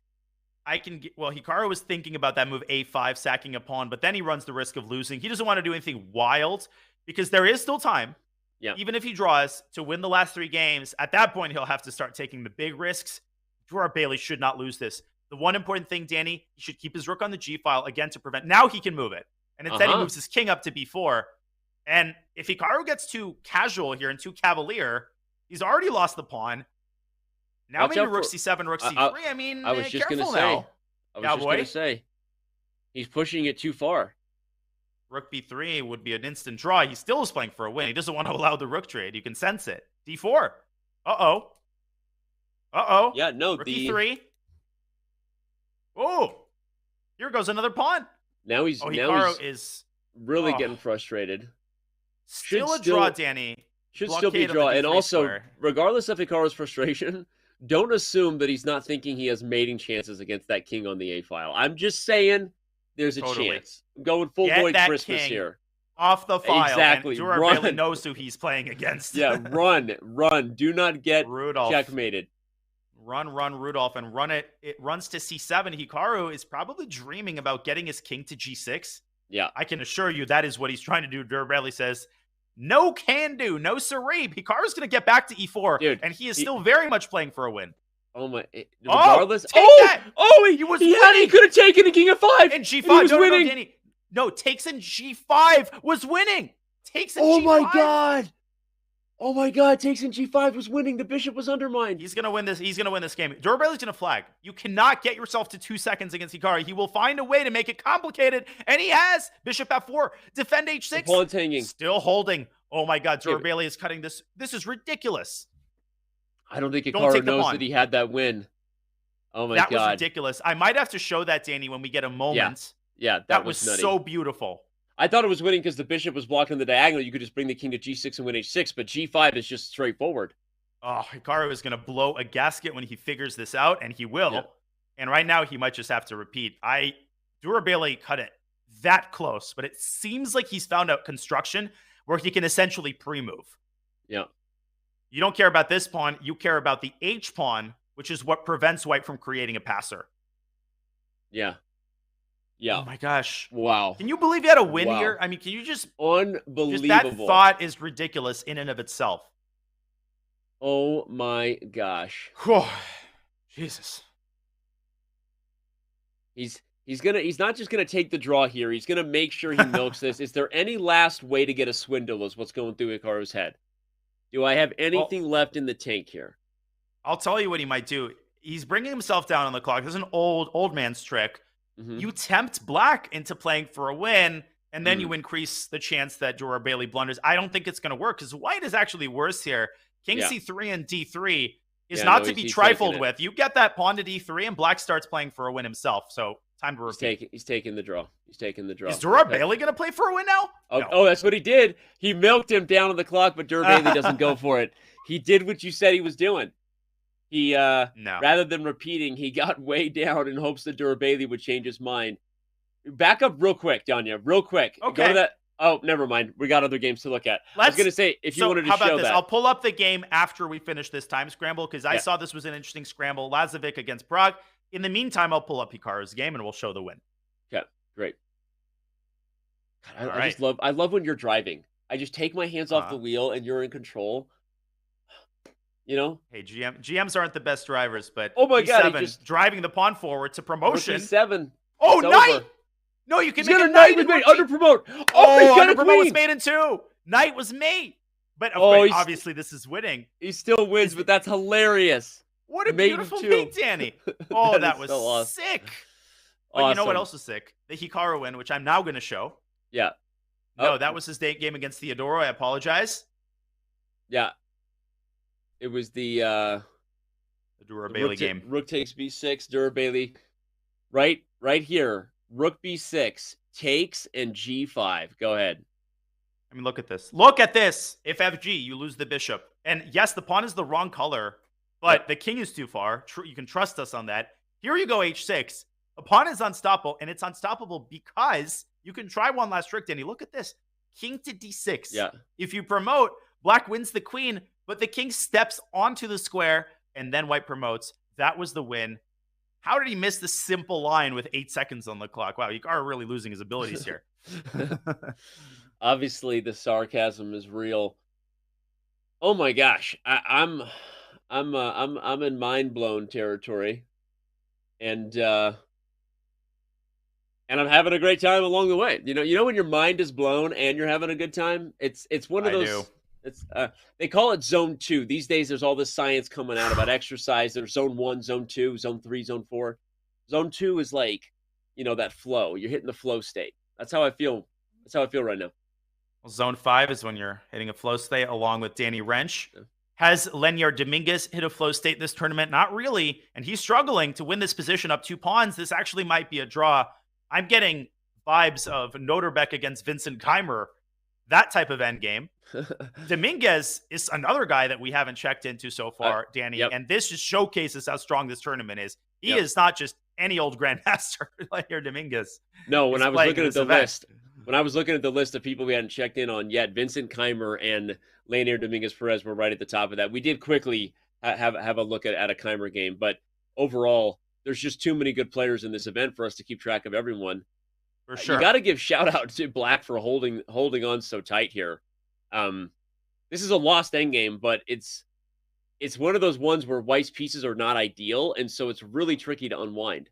Well, it's simple. You can't play a5 because you drop b5. Mm-hmm. In order to play a5, you need to defend the b5 pawn. You can't do that because the king is cut off, and the king is cut off because anytime it moves to b4, it receives a side check by the rook that sends the king right back to where it started. King a5, I think. King a5 is a draw here.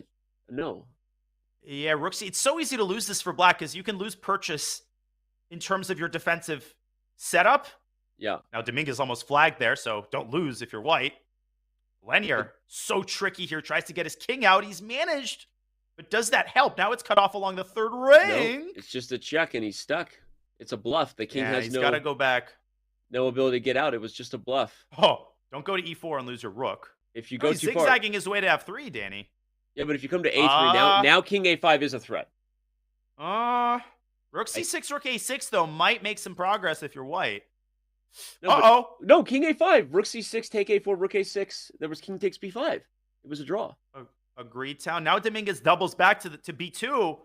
Black has to go king b6 again. I'm not sure why this is winning. Now a check. Rook a6. And he's making progress. No, he's going back. Where's the win? No. King c2, king a5 is still a draw. If you play king a5, it's a draw. Don't miss it another time. Danny, the win is to get the rook to a6. That allows you to play a5. It's too late. He's gotten Antipov's king, now the king and allowed it to a5, there. as you called. Yeah. Now it's don't trade rooks, obviously. Rook h4. Yeah. Rook h4. Rook h4. You threaten to take with the rook. That's the key. That's going to force the rook to a3. This is over. Not check. over. Rook b3.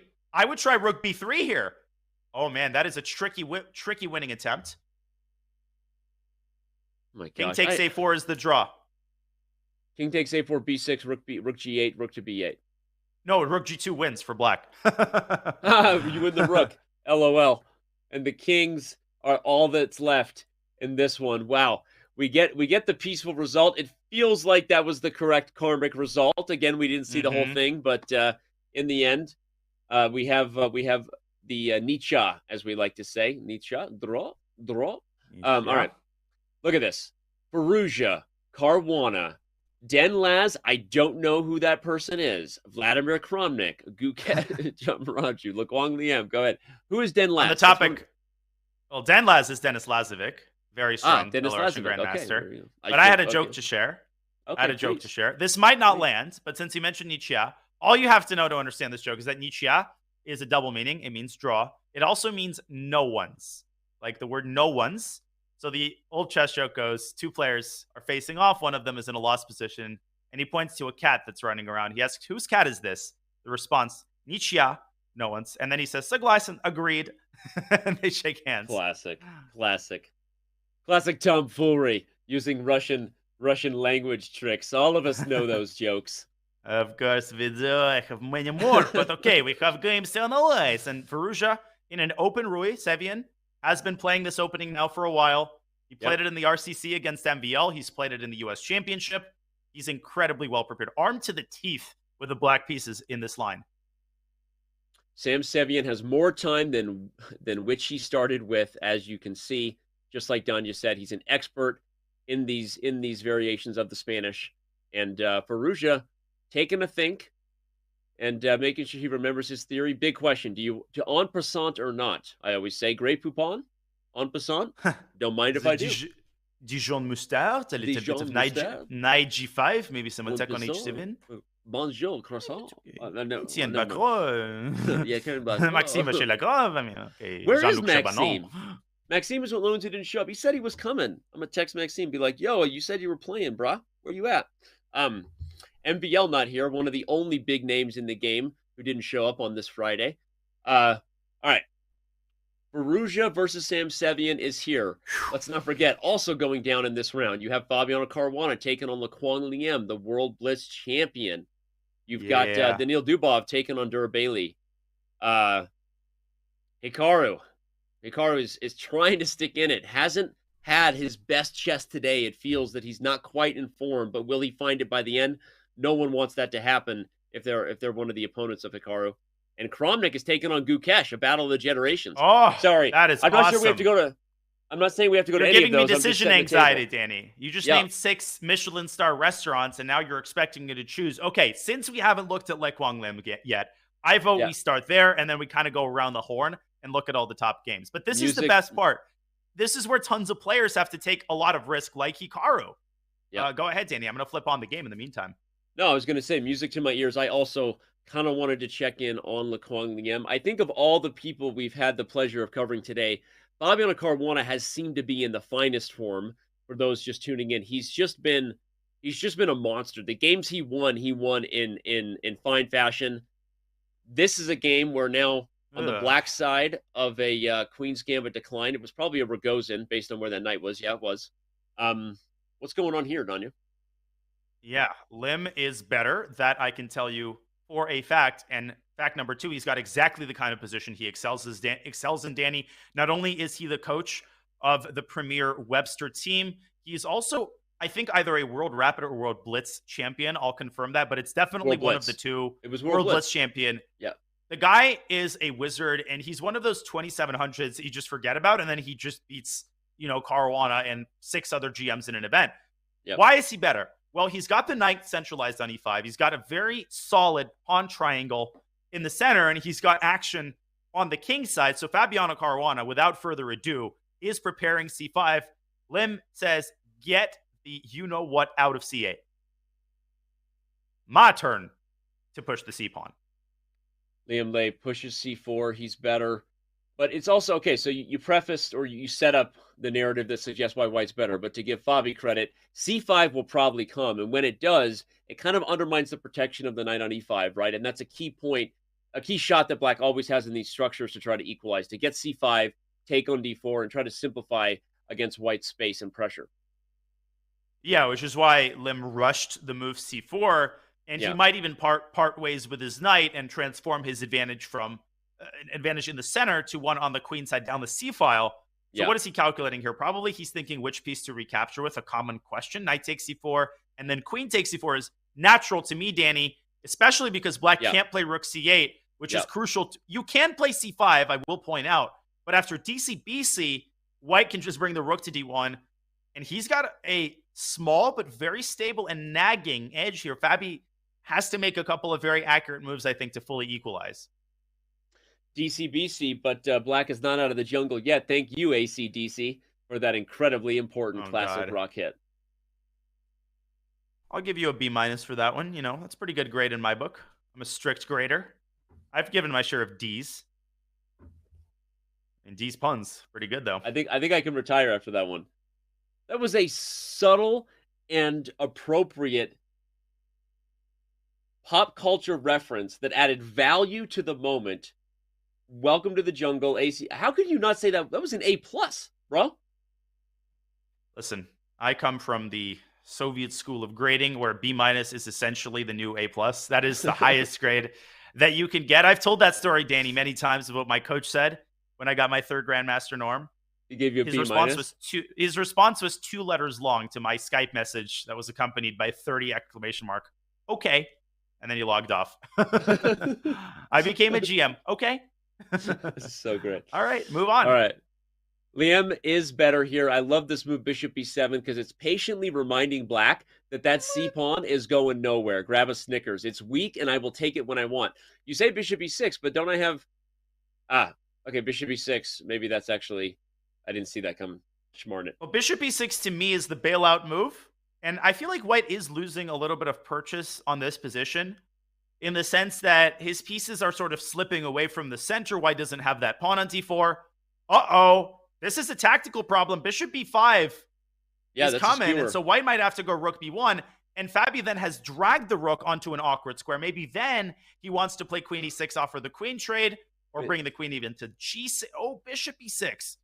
Wow, tactical welcome wizardry. To the jungle, Guns N' Roses, not AC/DC? You are talking to the wrong audience here. Oh, man. That is the worst. I'm the worst. It is Guns N' Roses. Oh my god! Given the chat reaction, I think I should get out of here. I should get out of here. Oh my god, I'm the worst. Okay, let's pretend that didn't happen, like everything else on the internet. Like Tom Brady's last season. You know, should have retired when he had a chance. You only get one emotional retirement response. So the fact that I took off my headphones and then ranted about how you didn't appreciate my AC/DC reference, I will never again be upset about lack of acknowledgement for a pop culture reference. You heard it. Flip it and ship it, fans. You have my word. I will make pop culture references, but I won't get upset anymore if I'm not being appreciated. We have a deal. We have a mutual agreement. I'm going to do it. I'm probably going to do it before the show's over. Who am I kidding? Let's be honest. All right, here we go. I love this question for Danya and Danny. How much has Fabi improved in faster time controls? I would argue 2 things on that, and I know Robert would back us up, Danya. One, Fabi's weakness, his reputation of not being good at fast time controls, I would argue was always a little overrated because not many people beat Magnus Carlsen in rapid tiebreakers. I don't know if you knew that, right? It's not the easiest thing to do. That said, he wasn't certainly on the level of your Hikaru's, of your Magnuses, your Jan Nepomniachtchi, or even Maxime Vachier-Lagrave. Like, he hasn't necessarily considered himself a great rapid and blitz player, and we know that he did go to work on it, and I think it showed. I mean, he was one of the top performers in last year's Rapid Chess Championship. I think he likes this time control specifically. He's told me that. The 10+2 format, he just feels comfortable and at home here. But your thoughts, Danya? I gave my answer to it. I completely agree. I think it was always overrated as well. You know, sometimes reputations in the chess world can be hard to shake, and most of the time they're unfounded or they're based on one tournament performance, like, you know, draw Nishigiri and all that jazz. And a lot of people might not remember that. To reference ICC again, Fabiano Caruana, his nickname was Adaptation, and he was one of the highest rated players in the 5-minute pool. So no, he has never been the fastest bullet player, the best blitz player, but we always compare these players to other super GMs, and Magnus Carlsen is the standard that we hold them to. And yes, he's not as good. He's not as reliable in time scrambles, but Fabi has done a great deal to improve his actual results. Yep. He was always good to begin with, Danny, but now he has stabilized in time pressure. He has won some time scrambles against some of the best blitz and bullet players in the world. We saw that regularly in the RCC. And he is Well, no in pushover the anymore. SEC, right? He surprised a lot of people by taking Yeah. down Arjun Iragaisi, right? In a And comeback in fashion. amazing fashion. That was an Yep. amazing match. Yep. So for He those who did it in didn't the bullet. Yeah, I was just going to say, for those who didn't follow the match, Fabiano was actually trailing and came back in the bullet portion to beat Arjun Iragaisi, of course, someone who is an absolute star and monster, rising star from India. So yeah, and I think, there's our explanation of it. And I think in Rapid in particular, we're not claiming Fabi's one of the best bullet players in the world, just pointing out that he can do it and has. But I would say in Rapid in particular, Danya, it's a time control that actually he really kind of likes, and this format is showing, and he's obviously playing well today. So we'll see. He's playing well. He's got the initiative now. He sacked a pawn, but brought his rook to d2, and he's hitting, well, that pawn used to be on a2. Now it's on a4. But White's pieces are in a bit of a bind here. Yeah. And White's king is feeling a little bit uncomfortable. Black does have this move bishop c4 that he could play at any point to drive the rook out of f1. Instead, Fabi gets behind the pawn. So it's a sharp position. Yep. I would predict that this game bails out somehow. Maybe White should play queen b6 and just accept that he's going to be defending in an endgame for a while. But I think Lek Kwong will pull himself together here and pull out half a point. But we'll see. We got a lot of other fascinating games. We sure do. Gukesh, I'll put you on the spot, Danny. Where to next? Well, I'm a little biased because I'm looking at the other leaders of the event, including Alireza Firouzja and Sam Sevian. It's a spicy Spanish. You know how I feel about some spicy Spanish, some good paella. Oh my gosh, I could go for that right now. What in the world would that do? You're making me miss Madrid. Man, some of the best food. Anyway, here we go. We got that. Okay, so I'm literally blacking out. Focus, Danny, on the games and not the food. Kramnik and Gukesh was the battle of generations that we talked about in the beginning. Let's check in on that one real quick. Boy, am I happy we finally got Madrid of that discussion. And Black trying to get Madrid of the dark squared bishop h4 g5, bishop g3, queen takes g3. Can't do that. No can do, boy. Okay, well, we're going to stick right here. Firouzja and Sam Sevian. We'll check in on Kramnik and Gukesh in a minute. h6. Yeah, I love your idea of queen g3 hitting f2, by the way. Whether it ever happens or not, I just want to acknowledge you and your feelings that I like that idea. Thank you, Danny.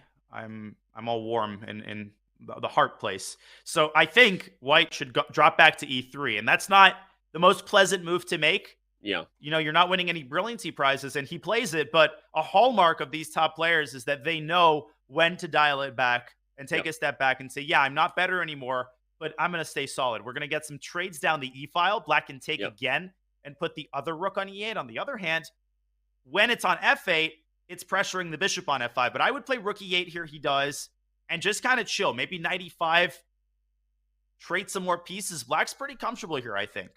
Yeah. He's also up a little bit on time. That's not, an advantage that you write home and tell mom and dad about, but it is a good sign for Sam Sevian because Firouzja, one of the fastest players in the world, you don't want to be significantly down on the clock against him. So a good sign for Sevian. Here comes 95, just like you said. It also frees up the C pawn. Point out that idea because now Black can play both C6 to reinforce D5, and at some point, maybe even C5, and you've got a majority with the 4-on-3. And I would be remiss if I didn't point out something I always point out. There's only one open file. You have to see who controls it. In this case, it is Black with a vengeance. He's got both of his heavy pieces on the e-file. Firouzja is creating a dark square blockade on the queen side. I like that move. Knight to b3, aiming for c5, also getting his teeth into the d4 square. The position is equal, Danny. I think it's kind of dynamic equality where both sides have their chances. Yeah. But the clock continues to dwindle. We could get a bailout and a draw, or things could devolve into pandemonium here in the next couple moves, especially if Black goes knight e4, which I think he very well might. I was going to say, is Black ever looking to play like queen e2 in some of these positions, just simplify because he owns the only open file and gets the rook on the second rank? Is that an idea for Sevian? I think that's a great move. I think that's probably one of his top, if not the top candidate move that he's contemplating right now. My guess would be he's deciding between knight e4, queen e2. There is bishop e2, which is tempting, but it's kind of a paper tiger. The queen can drop back to c2, and then that bishop is really awkward, and it can be targeted with rook e1. So I don't think he's doing that. I kind of am leaning toward queen e2. Okay. You made me feel all good. I was just making a suggestion, hoping for some the compliment, for some education, man. I was like, hey, will you educate me on what's going on here with that second rank? And instead, you served me up a compliment education sandwich. You complimented me. You gave me some education. Then you complimented me again, man. I am all blushing and torn up. I'm just trying to play some chess, man. Queen f4. Savian is trying to stick a rook on e2. His intentions are violent.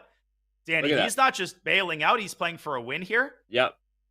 And he's telling Firouzja, what you got. Knight e4 is still a possibility, but not as likely because d5 is going to fall with check. But White's position is just unstable. And Danny, it's all because he doesn't control the e-file. What you wouldn't give right now to play the move rook e1 and just stabilize those squares. He can't do it. How does Firouzja respond to this move? Yep, I've had nothing to say but yep. I'm yupping you right now. I'm not trying to yup you, but I'm yupping you because everything you're saying is so right on. And yeah, I always talk about it. Also, I would be remiss to not do the bad analogy I always do and say open files are like commodities, supply and demand. The less there are, the more valuable they are. And usually you can see a game that is otherwise looking equal, otherwise very symmetrical, be won purely because one player owns the only open file. That's actually a pretty insightful point. And in this case, that owner is I love how you were surprised. Sevian. You were like, I'd never heard it phrased that way insightful. before. Danny Wrench, he's got some wise things to say once in a while. And, well, G4 was played. G4 was aggressive, but almost out of necessity, right? It's like an aggressive move that you're playing because it's really hard for Firouzja to find other ways to deal with this. Yeah, it's kind of an aggressive defensive move because most people, they see G4, they think he's trying to attack. That could not be further from the truth. He's just making space for his pieces on the king side. He brings his king up. And right now, his top priority, I think, is to trade queens. If you can get the queens off the board, he takes some of the heat off of Black's pressure. Then you have to reckon with rook e8 to e2. But that's a problem I think White wouldn't mind having right now. Good point. And something I want to jump to right now. We had a good question from chat. Legend 091201 wants to know whether we think Ali Reza is suffering from not playing enough online chess in some of these moments. I mean, he's not suffering that much. We should at least call out he's currently leading the event, so there's no way that he's suffering that much. But I think what we'll tell everyone is there are things you do when you're in shape, regardless of your knowledge. When you're in shape, right, your cardio's there. You do things intuitively, to use the right kind of sports analogy. You do things. You have more stamina when it matters. So I think it's a little too early to tell, but if it does catch up with Ali Reza, it might be because he hasn't played serious online chess. We know he's played some bullet here and there in quite a while. But Danya, what do you think? Yeah, I think the influence of that can be kind of overstated, as we're seeing even in this tournament. Someone like Vladimir Kramnik, he doesn't play online at all. And he is acquitting himself incredibly well. Firouzja has played online his entire life. He still plays a lot of bullet. So I really think that his form is perfectly sufficient for this tournament and this time control. If you played a tournament like the candidates right now, you would probably feel the rust a little bit more. Well, someone who is surmounting a lot of the rust that we expected is Vladimir Kramnik. Can we take a dip into his game really quickly? I was just going to say, though, unfortunately, you made the note of Kramnik as a comparable to say that, it's an example that you don't have to play a lot of online chess. But to go back to my analogy, I said that usually it's too early to tell until you see who's got the cardio when it matters. Because the thing about exercising and playing a lot is you have more stamina. You keep your focus down the stretch. Right now, I'm looking at a game where Vladimir Kramnik might be about to go down, and maybe it's catching up with him a little bit against the young Gukesh from India. He sacrificed an exchange earlier. It did not work out. To put it mildly, now he's an exchange and a pawn down. And rook c2, I think, deals the hammer blow to White's king, because the other rook is coming down in the second rank. And if you play g4 to create some breathing room, it's a classic construction. Rook d3 is checkmate. I think Vladimir, he might go bishop d6 here and hold on for a couple more moves, but not more than that. He's also falling on the clock as well. This is over. This is completely one-sided. Yeah. Good point. Good stuff. Rook b7 is fine here. I mean, Gukesh can do basically whatever he wants. He just needs a couple more moves to break down the last remnants of White's defensive construction here. Kramnik is going to keep trying, though. He's not just going down. As he should. He's also down on the clock, though, unfortunately, while he tries to play tickle here and maybe trick the young opponent into repeating the same position a few times. But I don't think Gukesh will fall for that. But how do you so many interesting games here, Danny. It's one of those things, right? Firouzja's in a time scramble. Caruana might be about to win in the endgame. Oh my gosh, Nepo's in a time scramble. Help me out here. You want me to choose? I shall choose. Let's go to the Nepo game. We haven't checked on that in a minute. Okay. Jan All right. Nepomniachtchi, he's much better. Actually, he's better and up on the clock. So I think Jan might be someone who just continues to keep pace and jumps to 5.5 after this one. Jan is just the ultimate nightmare opponent. He plays so quickly, he puts so much pressure.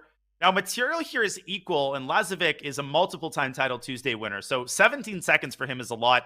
The problem is, to me, more on the board. I actually think Jan might grab this pawn on b2 and try to use the a-pawn to win the game, but it's not going to be easy, Danny, because in some situations, I can sack the knight for that pawn and then come around and eliminate these weak pawns on the king side. So Jan's work here is far from done. In fact, objectively, we see that the position might be close to equal. Yeah. I think the main thing is you got to worry about time if you're Denis Lazovic, right? I mean, you're 5 seconds, 4 seconds. Move. He does play king e2. Sidestepping the discovered check.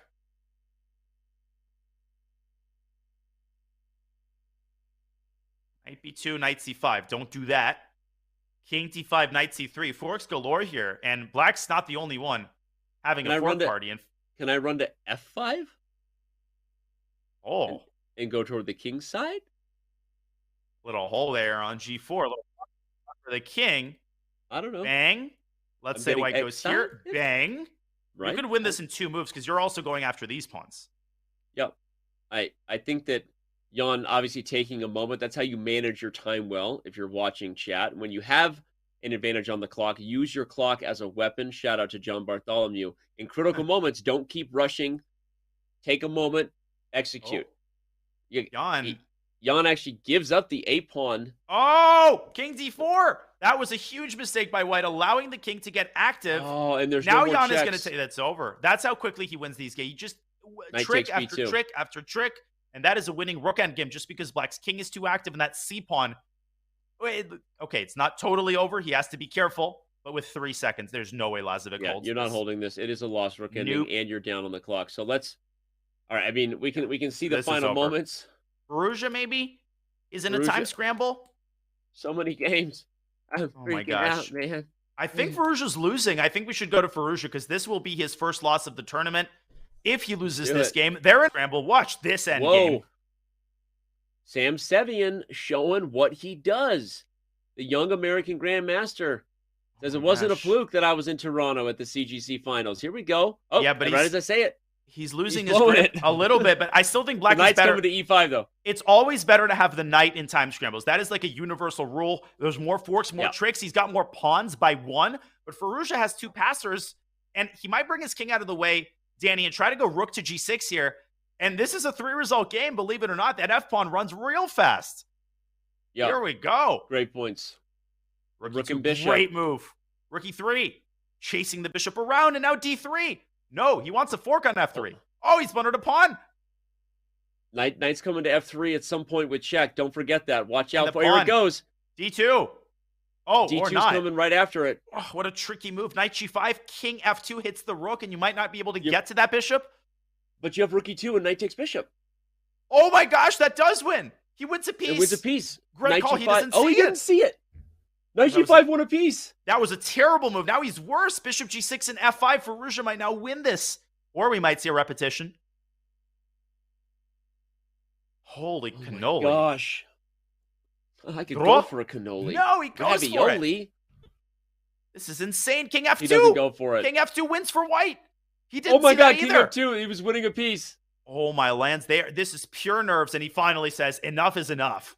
Let's make that draw. What a weird way for that game to finish. I don't disagree. It was a fair result poetically, but both sides had wins in not just like 2 or 3 moves, like one move combos to win there, and neither of them seemed to be keeping their nerves. And again, these are chess gods. I'm not saying I would do any better, but it does seem like they both lost their nerves a little bit there, because normally we see them execute, I would say, at a high level, even with that much time pressure. No, they certainly did. I mean, they know it's on the line. And those positions are just so tricky. There's minor pieces in close proximity, forks everywhere.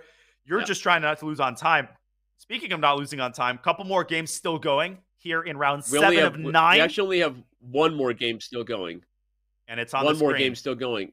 And it is Jospin That is Martinez versus Robson, the Caterpillar, whom is spicy.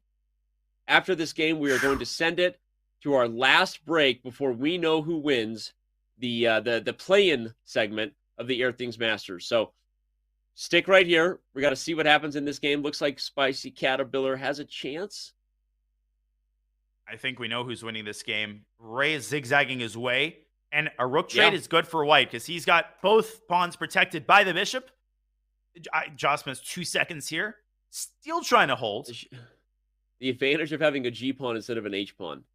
Ugh. This is a nightmare to defend in a time scramble.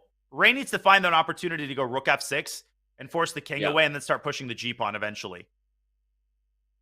Yeah, I'm surprised he's waited so long. At some point, you can play rook f6. You could have moved the light square bishop to b5 once the king isn't attacking the G pawn, but he doesn't go for that plan. No, he does not. Now he can give a check on h5, but he's delaying it. He doesn't want to blunder that pawn.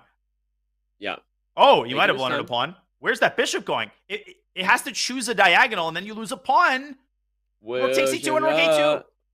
What? That was an instant draw if he took the bishop. Oh 2 seconds. 1 second. He Rook made that d5. move with 1.2 seconds. Oh, Ray's gotten his bishop on the best square. Now g5 is coming, and the king is going to see the other pawn through to promotion, I think. King f7. It's over. No, this is winning. He's got it now. It's over. And you got the bridge set up with the rook protecting the king from checks. That means there is no a7 perpetual coming. Oh, a7. That is a sick win. G7. And it's Rover. Ray Robson keeps himself in the hunt, even if it is an outside chance. No resignation from Josman. He wants to make Ray mate him. And I think we know how this one is going to end in just a few seconds. And notice Ray's doing what the pros do. He doesn't even need to do it here. He's got enough time, but he keeps his pieces mostly on the light squares, which is what you do in a time scramble to make sure that you don't walk into a skewer. Always possible. There we go, right? He just attacked the rook, but Ray is going to finish this one off easily. It is silly, but it's an even more important trick for viewers to remember when you have increment, because in that moment, you're not also really racing against the clock. A couple of fast moves with all of your pieces on the light squares are enough for you to regain time and then get the job done, as Ray just did. So that's actually a really important thing to remember, Danya. Good call out on that, right? Get your pieces on light squares so that you can gain time on the clock.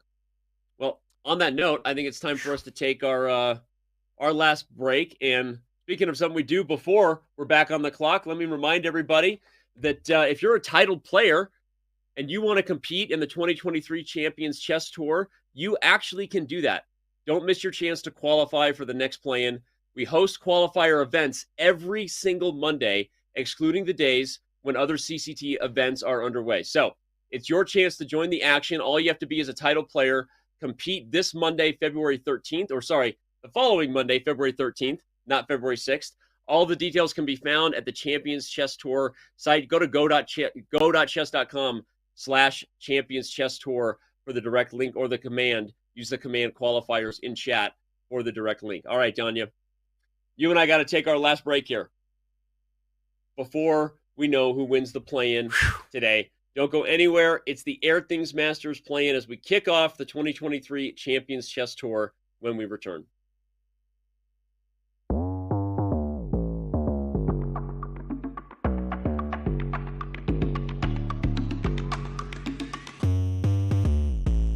Welcome into our new video lecture series here with the one and only, the 14th World Chess Champion, Vishwanathan Anand. If you have to explain that you're world champion and it's taking longer than 2 words, there's something wrong with your title. And that's how I felt at this There's point. something wrong with it. But I believe when we're talking the 60s and 70s, even the 80s and 90s, you could see that the match format produced something unique. And I remember there was a funny moment at the press conference where I was trying to tone it down, not get very excited, and also I had not had time to collect myself. In fact, I already wanted to calm down and think of the next game because I knew this is a wounded animal there. I knew that I had to play a game against a man who was desperate for the match to be over so that he could clinch his title. He wanted a draw at any price. I mean, you can make a joke that he had spent a week out of the swimming pool already, so he must have been exhausted and waiting to finish the match. So for all of us, there was this feeling of we got to grab this chance with both hands because it's not going to come by way.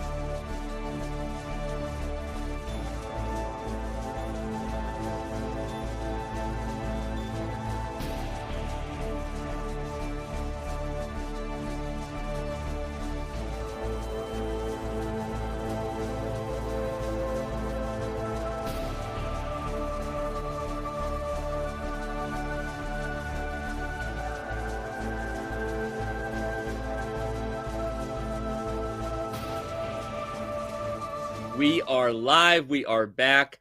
The 2023 Champions Chess Tour kicked off today with the Airthings Masters playing. We are getting down to the stretch here with just a couple rounds left before we move on to match play. So, Danya, let's remind everybody quickly what's at stake in the Swiss. How does this format work? 76 of these top grandmasters are going to be moving on to match play, respectively, in 3 divisions, with the top division being for the top 12 finishers that are currently competing in the play-in that you and I have been covering. The next 20 in Division 2, the next 44, obviously, they're all competing to join the Airthings Masters knockout, which will start next week after a weekend break on February 6th. So, Danya, on that note, we want to talk about the person who's now leading, who kind of came from behind and is actually in clear first with 6 of 7. That is Damaraju Gukesh of India.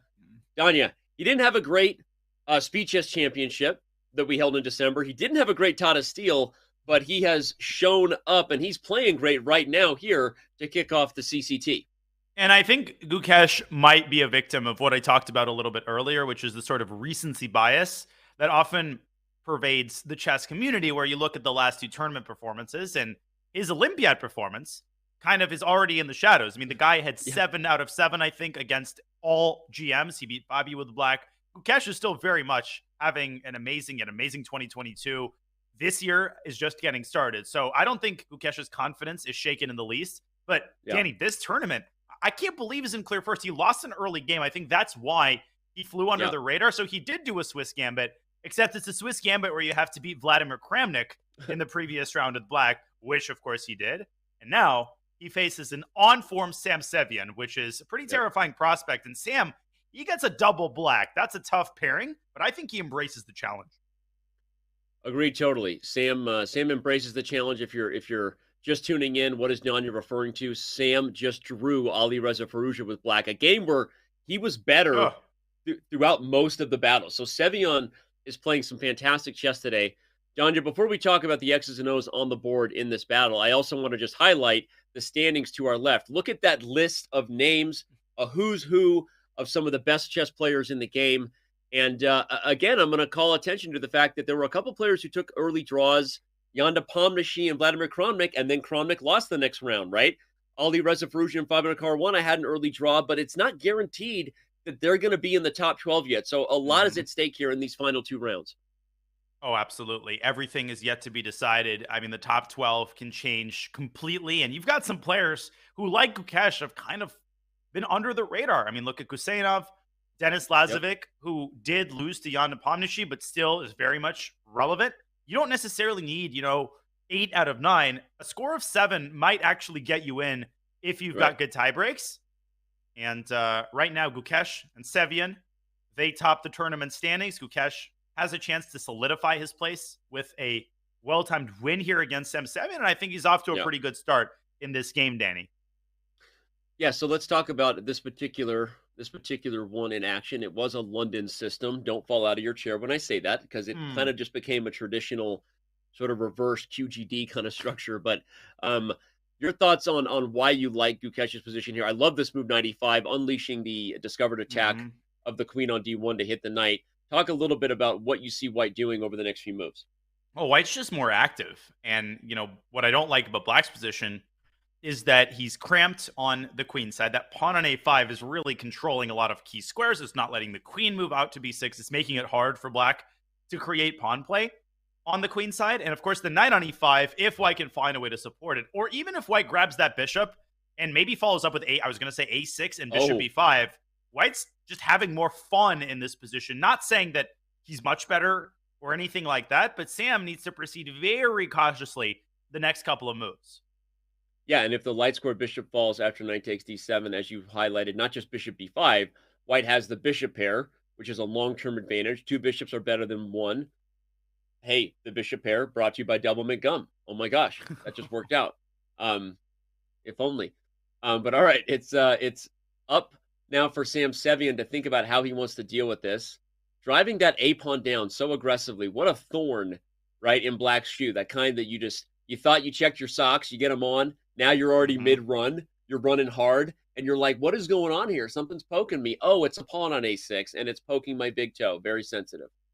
Yeah, that pawn is just a destructive force on the queen side. You might be wondering what Sevian is thinking about here. B6 is often automatic, but he is not a fan of the resulting position and the weakness of the C6 square. And White could pile on by opening up the queen side later on with a move C4. That's a pretty terrifying prospect, given how weak Black's knight is going to be on C6, unsupported as it is by a pawn. So Sevian is trying to find a way to avoid that. There's moves like queen C7 here. Even taking on A6 could be a way to stall White from playing bishop B5. The problem is the rook could take the pawn's place, and that could be even worse. Yeah, let's show it. We'll show the options here. So if Black takes E5, let's say, because you can't take, either one. Okay, if you take E5, just want to show you lose B7. Okay. Oops, sorry. So, take E5, so now, White takes back, and then takes B7, and then takes A7, and this is out of the question. Yeah. Right. So you got to deal with A6 first. That was the point I wanted to show now that we established E5 can't be dealt with. You got to either play B6 or B takes A6 first, kind of. Yeah, and if you take, this is what I hinted at Nope, that is not where the Oh, rook is going to land. no. The rook Mouse appears luck. on a6, and then the bishop on b5, and the knight on a5. And this is where you regret not having a pawn on b6 to at least keep the knight confined. But Right. what we're expecting, and I am expecting the move b6 with through clenched teeth, yes, but still, this is the position Sam is trying to evaluate and trying to assess how bad this is. But Right. this possibility, Danny, of rook c1 and c4, it's such an easy plan. And you don't want Yeah. to allow positions where your opponent has all the low-hanging fruit in Yeah. a rapid game. Tough stuff. No, I love it. And that's what I'm glad we showed it on the board, because at the end of this line, again, even if white isn't winning something right away with the bishop on b5, it's that the position's going to become open. White's going to get c4. When you have the bishop pair, it's much harder for your opponent to keep a position closed. It's much easier to slowly pry open diagonals and files. So that's why we often say the earlier you get a bishop pair advantage in a game, often the better for you, because now you know your plan, you know you can start to pry open diagonals. And I think that Sam is using his time for a reason. This is actually a very tough moment where the rest of the game might be set in motion from whatever he decides to do right here. But he's got to make a decision soon. He's down to 5 minutes, and he He does take on takes. a6. Radical takes. measures, desperate Okay. situations, desperate measures. And I'm almost certain that Gukesh is going to eliminate that juicy bishop on d7. The bishop itself doesn't look like a good piece, Danny. It's more about the squares that it's controlling on the queen side. Giving white the monopoly over b5 and c6 gives white the enduring queenside advantage. Maybe knight takes c6 and rook takes a6 because it comes with tempo, is calling Gukesh's name as well. But I would take that bishop and, cash in my chips here. I liked it the first time you said it, so I'm not going to disagree with you now. Take on d7, take a6. You've got the bishop pair. He agrees. Gukesh doesn't need a lot of time to go for it. He's just big fans of our commentary. He's like, I like these guys. I'm going to go with what they said. You know what? I'm in.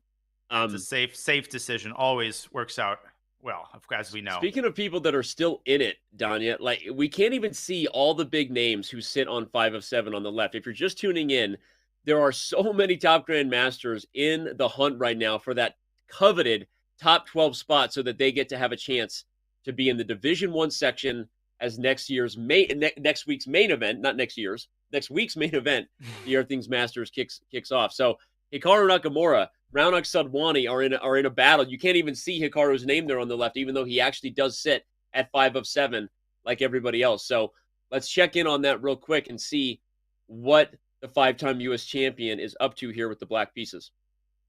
Well, his opponent is the formidable Raunak Sadwani, which should be a familiar name to everybody. Not quite a star that shines as bright as Gukesh and Aragaisi, but still an incredibly talented, exciting young player from India. He's a super strong blitz player, and he's got the white pieces here trying to fend off Hikaru's initiative in what started out as a Rui Lopez, but I almost thought this was a King's Indian with that bishop fianchettoed on g7. Now, Danny, positionally, white's got an advantage on both sides of the board. This knight is nicely centralized. The other knight can jump into c6, but Hikaru's pieces are very active here. So it's actually a tremendously complex position. Eval Bar gives a tiny little pull for black, but I could see this going either way in the next couple moves. I completely agree, but I also, even though I'm the one who queued us up for this, of course, we all wanted to check on with Hikaru, but I think the game between Jan Nepomniachtchi and Fabiano Caruana, I'm sorry to throw it, but that is an imbalance worth jumping to. We have a queen on the board for one player and no queen for the other. It's the battle as old as time. Who will be better? The centralized queen and the potential mating net against the dark squares of the g7 pawn, or the 2 rooks and the passed a pawn? What is going on here? I think only one side has all the chips here, and that's Jan Nepomniachtchi. And it's Okay. a lot of it is because of the placement of the bishop. It's not the queen per se. It's the way that it combines and cooperates with the bishop to, first of all, attack g7.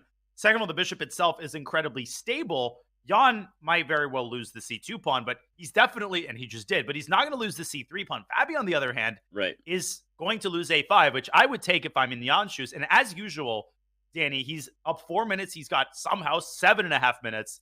That might be the death sentence for Fabi. He takes the other pawn, does Jan. He says, I'll get back to the a5 pawn when I'm ready. I was going to say, that's a sign that Jan definitely knows he's playing for a win, not just because of the centralized bishop and the potential threats against g7, like you said, but the time advantage on the clock. He's like, look, I don't want to take a5 and have this peter out. Let's get a race. I'll let you keep your A pawn. I'll keep my C pawn. I'm going to use my queen to attack G7 and irritate the bleep out of you. Yeah, the more I look at it, first I took that quick peek. I'm like, oh, 2 rooks for a queen. Could be anyone's game. But this is a really good example of how and why the queen can dominate pieces by attacking things on both sides of the board when you have a weakness next to your king especially. But do not play queen c7 here and blunder rook takes d4. Jan's not going to do that. And Jan is just terrifying to play when he's in this kind of form. Now, it's not all bad for Fabi, and Fabi's rooks are active.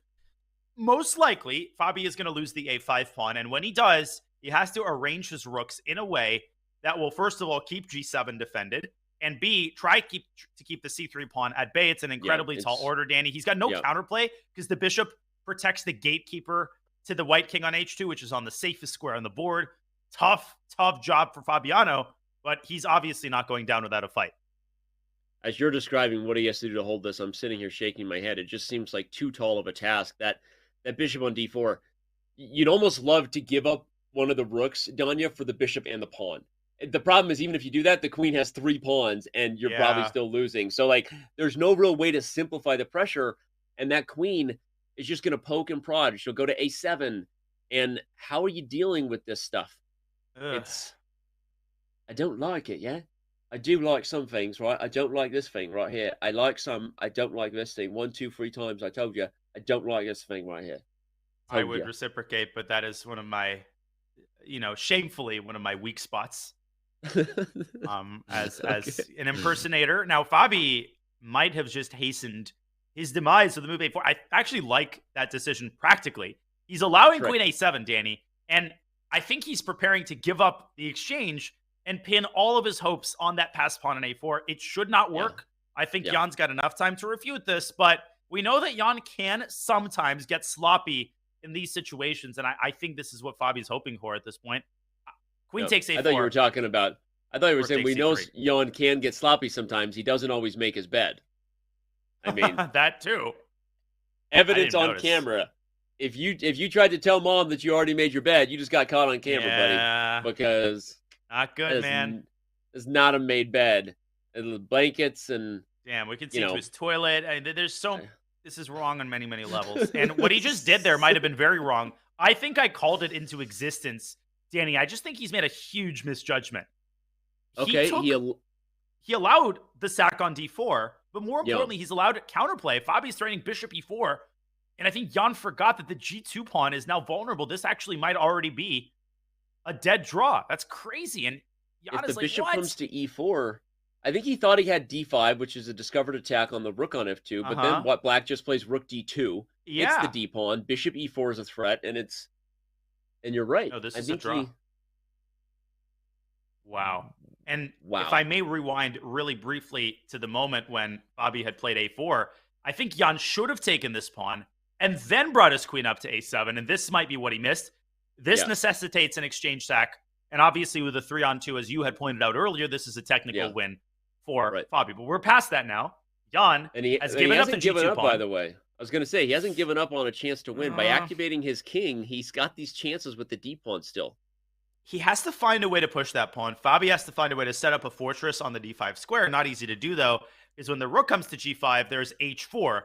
I think that's where Jan is really pinning his hopes. But Fabi could even give the bishop up for the pawn, potentially, and there are some rook fortresses he could set up. I think he'll make it happen.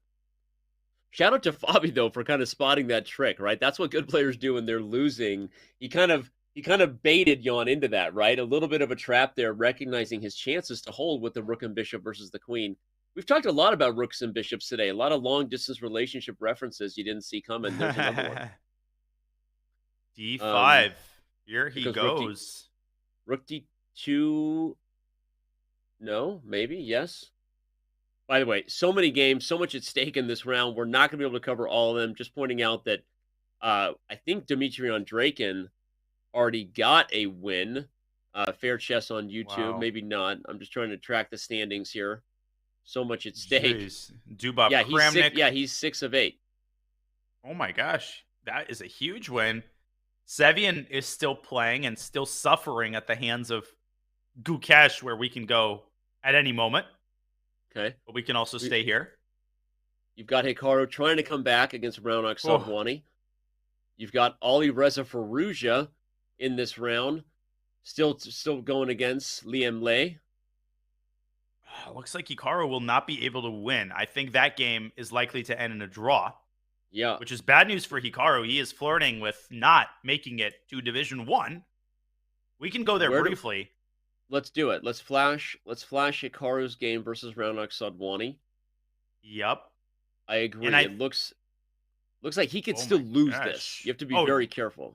This is actually a very sharp position. He's just played Rook B8, and he's trying to keep winning chances alive. This is what he does. A6 would be a horrible blunder. Well, would it actually? A6 Rook B1. White's bishop controls the promotion square, but I wouldn't dip my feet in that toxic swamp. If I'm Sadwani, I'd try to find a way to keep the pawn at bay. Maybe Rook to A2 here would be more wise. Yeah, well, if you end up trading the C2 pawn for the A5 pawn, depending on how that goes down and where the pieces are at the end, even that isn't over. I mean, White has this advantage that all of Black's pawns are stuck on dark squares. Highlight those for me, baby. They're targets for the white bishop. You know what I'm talking about right there. Look at that. Look at that. The white king done yet. The white king gets in from F3, G4, H5, or F5, and it's a very tough position for Hikaru. You have to be careful. You do, and I think they might be repeating moves if White, in fact, plays Rook A1. At that point, Hikaru is pretty hamstrung. He has to repeat. With Rook B8, will Raunak play something sharper? A6 here would be a blunder, not because of promotion, because White would win the bishop back, because of bishop to B6. Deflecting White's bishop by force. Don't do that. I think Raunak should repeat moves here. I don't see a need for him to be brazen. Maybe bishop C1 is a more prudent winning attempt that Hikaru would definitely play if he were White. That would be a gutsy move by the Indian Grandmaster. Yeah, Hikaru, I think, knows that if Raunak plays... Oh, he goes for it. He does it. Plays bishop C1. I love it. Love to see it. Hikaru is frustrated, not sure what he's calculated there, but a very emotive player, as we know and love. But he's in a tough spot, because if he pushes this too hard, he could lose, and that would definitely crush his chances of making Division 1. There's probably still some awkward outside chances of making it if you draw at 6.5. I don't know if that'll be enough out of 9, but it's already getting down to the wire here. Fantastic move by Hikaru. So hard to see. He strikes on the other side. Now, he's not attacking with the pawns. He's making space for his bishop, trying to smoke White's bishop out of C1. That might have actually been the only way for Black to stay alive. That's actually huge. What does White do on that? A6, bishop G5, Rook A1, I think, but we might get a liquidation there in a drawn Rook endgame, potentially. Well, if you play King E2, bishop G5, you're too slow. You can always play Rook A1, I guess, if you're Raunak. You can protect with the Rook, so... Yep. Wait, he goes A6. We've got bishop G5. Rook A1 is forced, I think. Don't take the bishop, because then you can't stop the pawn and promote your pawn in time. Right. And he plays it. Forced. It doesn't feel to me like White is risking here, Danny, but it's a Hikaru game. We know anything can happen.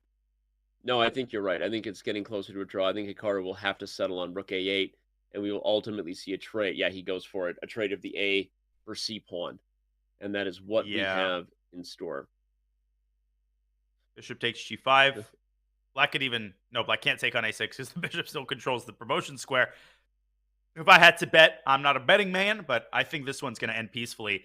Probably to the chagrin of both players, because the draw might not be sufficient for either.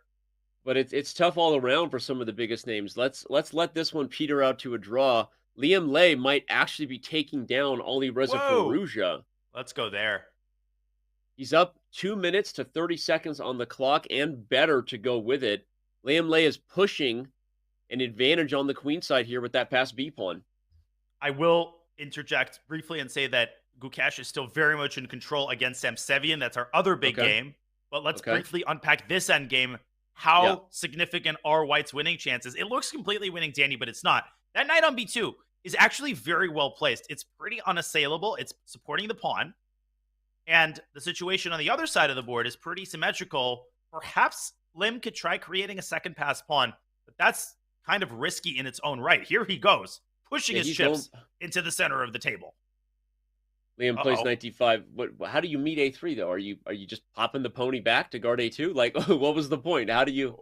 Or pop the tower back to c3. Okay, rook c3. Now the knight on d5 guarding b6. c7. No, he He's wants stopping more. it from behind. I think Firouzja should push and then drop his own pony back to c4. I think that might liquidate both passers, and then black can breathe a little bit more peacefully there. That might be the only way to draw, actually. a2, rook a7, knight c4. We trade a2 for b. Yeah, he finds it. a2 for b6, and we're going to get peace. And rook b2 there, there's knight d7, only move defending the rook. If black rook was on b7 here, rook b2 would win the game. That's always the difference in how narrow it is between a win and a draw at this level. We almost completed each other's exact sentence there, but yeah, rook b2 would win if the rook was on b7. But okay, going to be another draw here. Indeed. Let's watch the end of the Gukesh game, but please continue. Okay. No, I was trying to check. By the way, Fabiano did hold that draw against Jan Nepomniachtchi. Amazing. Woo! So he doesn't give an inch. Going to the Gukesh game versus Sam Sevian, we have completely winning. The young man who started this event with a loss. Was it round 1 that he lost, or round? Anyway, Gukesh, one of the early rounds, has won 6 of 7 games. I forget whether it's 6 in a row or not. He might be about to make it 7 of 8. And Damaraju Gukesh is like the legend lives on. The Olympiad called. They want their record performance back. Gukesh is he will be the look at it. Crushing through two pass pawns. He is cooking with some fish oil here. b6 and knight e2 check. It looks scary, but white can take and drop his rook back. Then Sam will go d4. There's still some off chances here. I think he should try it.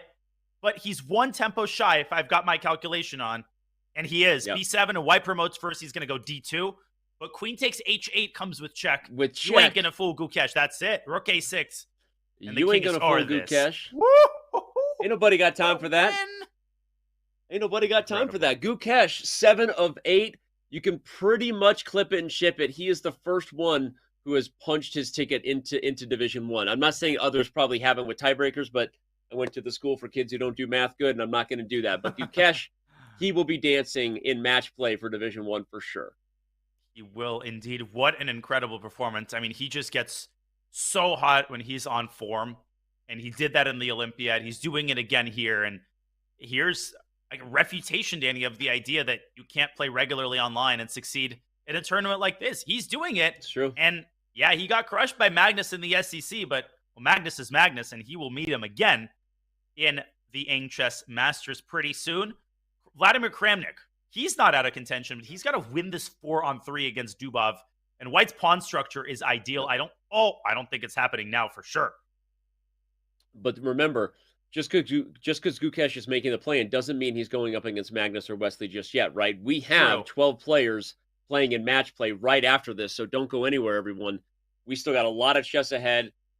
Don't worry. I'm jumping the gun. He's the first into Division 1, but he still needs to make his way into the top 6. He needs to win a match in Division 1. And he will get to choose his opponent, most likely, but we will get to that. And it looks like the game between Raunaq and Hikaru ended in a draw. Excuse me. Daniil Dubov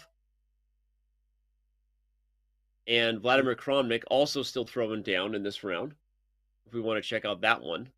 Yep, I've got it pulled up here. Kramnik has a 4-on-3. The bishops have been traded off. Obviously, this is a draw from a theoretical standpoint, but how many times have we seen players lose control in time pressure? G5 here is a very dangerous attempt. Vladimir Kramnik knows all the tricks, Danny, and he's known them since the 1970s. The guy has played hundreds of these endgames in his life. He's been around the block. That's what you're trying to say, all right? Be kind. Yeah, Vladimir Kramnik has been around the block there. Yeah, he's whoa, he goes for mate with king h3, and the king puts his running shoes on. What? He might have to take his running shoes back off. I was going to say, it wasn't even the best way to do it. Now he loses e4 with check, and it was like, oh, I was just kidding. Kidding. Little. Okay, Nietzsche. Okay, very nice. What we have here? What we have here is round 9, around the corner. Okay, do not forget, Daniel. The tournament may be over, but we don't know who's won until the last person has finished the last game. Tournament may be ending, but the party is only beginning. Stick around, not just for the last round, but of course, for match play to determine the six right. players who are making their way to the Aim Chess Masters, joining Wesley and Magnus. Fabi and Gukesh. I was going to say, Gukesh this is fine with a draw. Is Fabi, though, Danny? I don't think Fabi is, because I don't think that 6.5 is guaranteed. You're really throwing up the tie breaks here, right? I mean, as we look at the standings, there's so many people with the potential to end on 6.5 right now. The list of 5.5 out of 8 players is so long, you can't even see the end of it on the screen. People whose names we have not mentioned all day: Rauf Mamedov, Bluebaum, Raunak Sudwani, Mishanik. I mean, freaking Pavel Pankratov. Everybody's on 5.5, and their tie breaks might not be that bad. So most likely your tie breaks are going to be better if you've been at a higher place in the tournament throughout, but that's not guaranteed. And Fabi should at least try in this game. 100%. A few people with 6.5 will likely get in.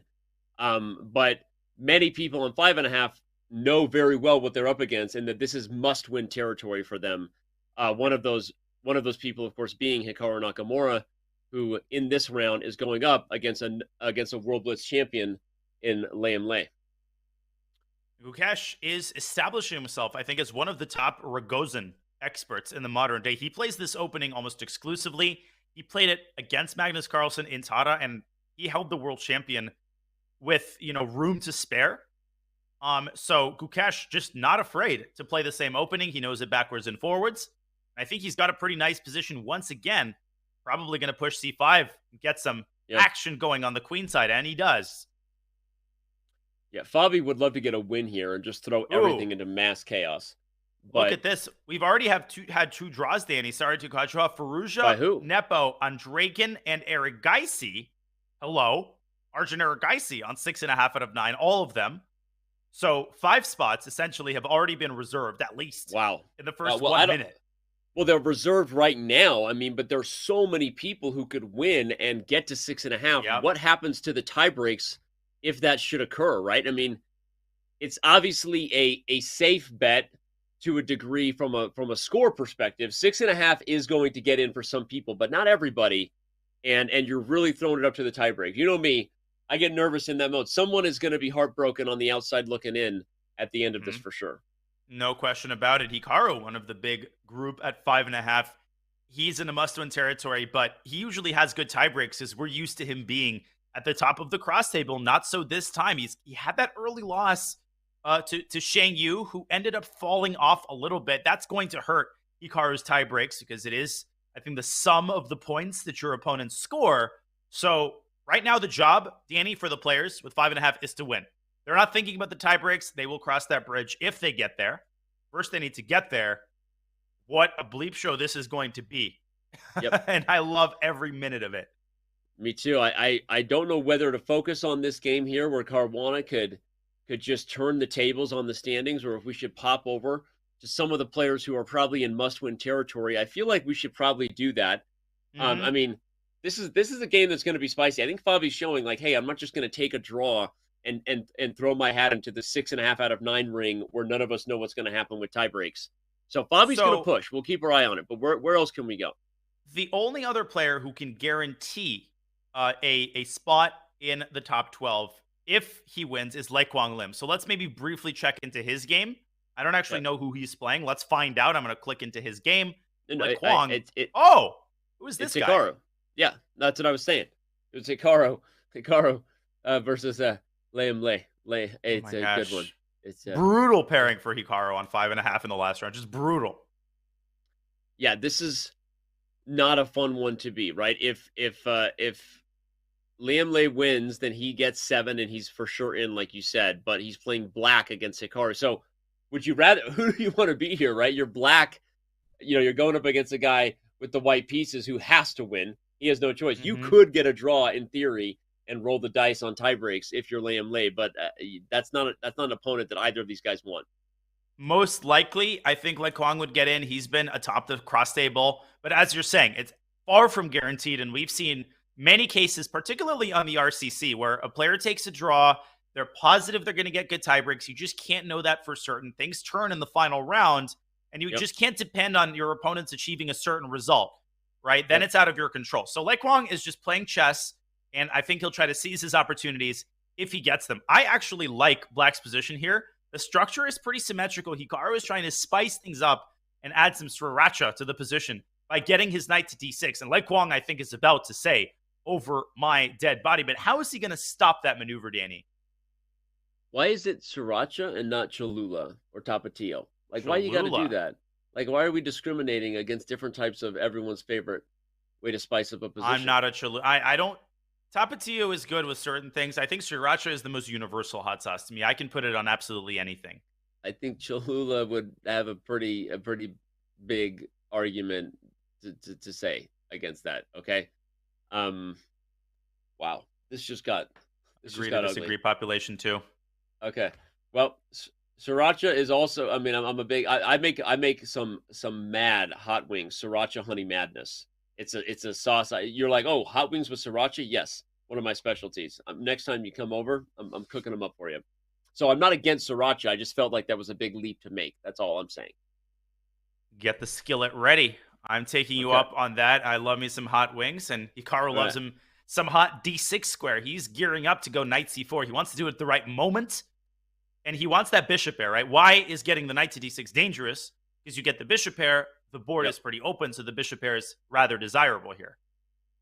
Yeah, but you got to be careful, right? Because black also has the d5 square. Depending on how quickly you pop a pony into c4, black can respond by maybe putting a knight on d5. But white has one of those microscopic pulls. White can be patient. You can play bishop f1, put the a rook on c1, take your time before you play knight c4.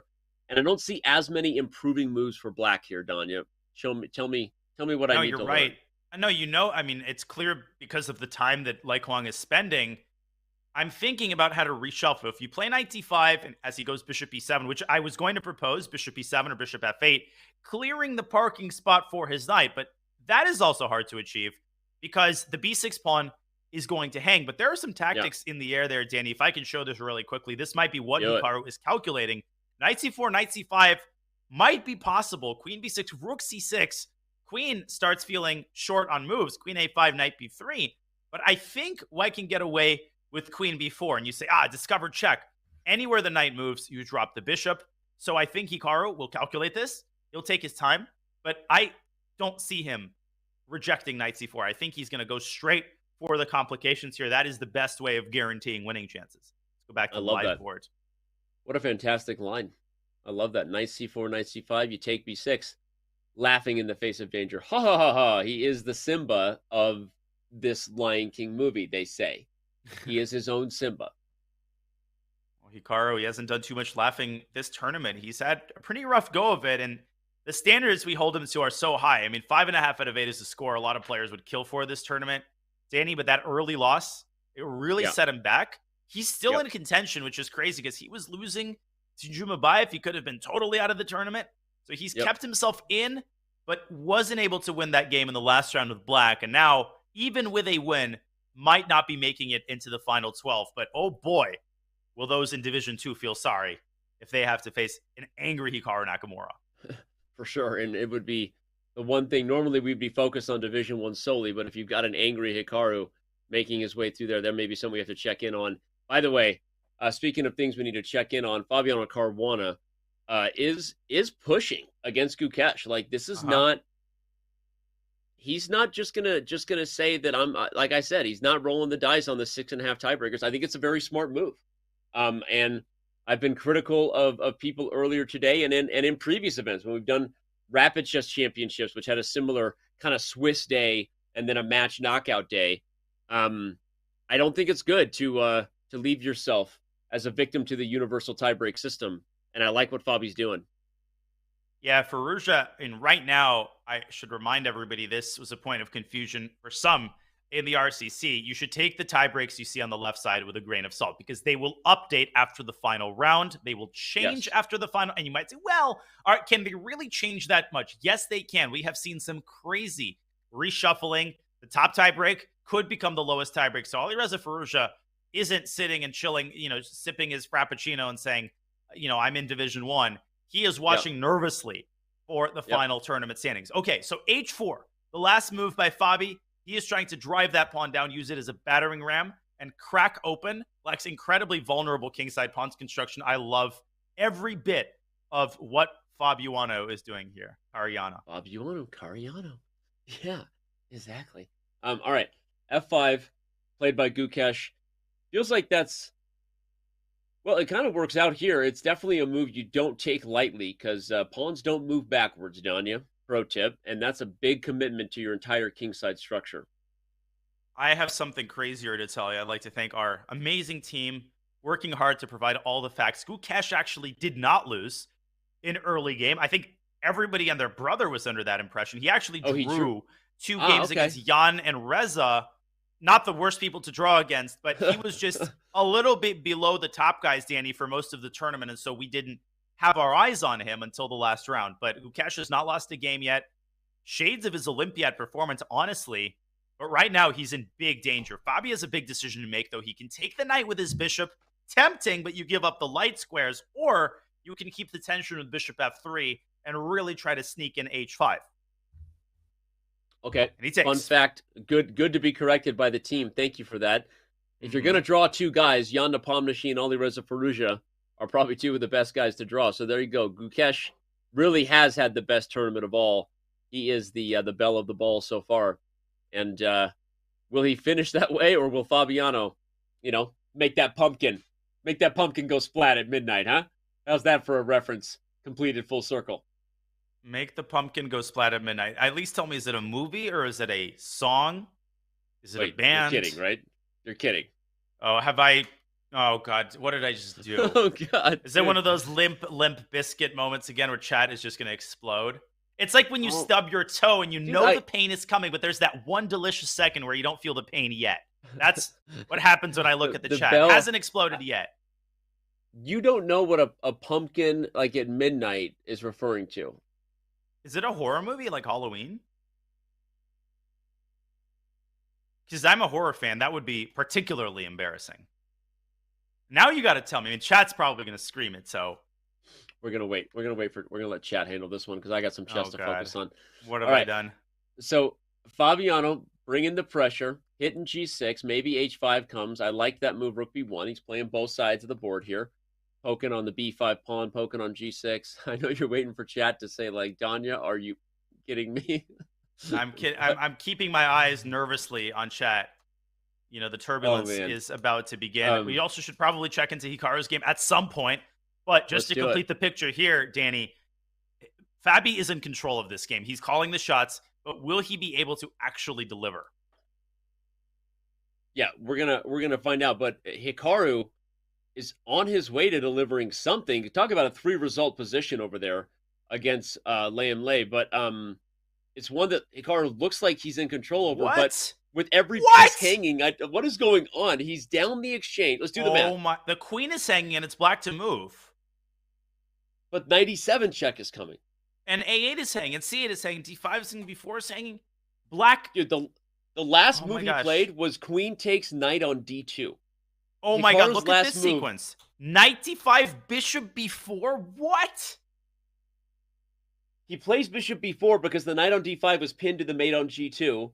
But the queen takes D2, and Liam Lei forgot that the bishop had to guard E7. He just blundered it. Actually, in hindsight, it was just a blunder. It was a blunder, and here's the thing. Let me spell out what's likely to happen. If you take the knight, that's out of the question because Hikaru wins more material. I think Kwang has to bite the bullet here, take the queen. I'm going to just show the likely line. Take the queen. It's not actually that hard to follow the rest of the line. Black has to take the knight back. And actually, there's worse things waiting for Black on the other side of the endgame, Danny. He's down upon A, B. White could bring the rook in. White has this move to trade off the bishops. I think Hikaru is going to finish this one off. And he at least is going to give himself a chance. This is incredible tactical eye by Hikaru, who has withstood his subpar form and, again, has given himself a fighting chance based on the tiebreaks to make his way into the top 12. I'm blown away. Plus, especially because of how we got here. While we have the big board up, let's show it again. That bishop b4 was played to guard the knight on d2. If you back up just a couple Cinderella moves. run here. Yep. Yeah, on a real bippity boppity boo. Since you know your references. Queen takes d2, exposed the bishop on b4 for being overloaded. Just like, it's an easy blunder to make because who sees that coming? we can see on the live board the exact line Danya pointed out a few moments ago. And All right. Hikaru is going to be playing for a win in this endgame. He is, and I think he's going to deliver. You He's wanna not going to get apologize these yet? beautiful tactics go to waste. Are you didn't hear you. apologizing about? Sorry, didn't hear I was looking for my lost slipper.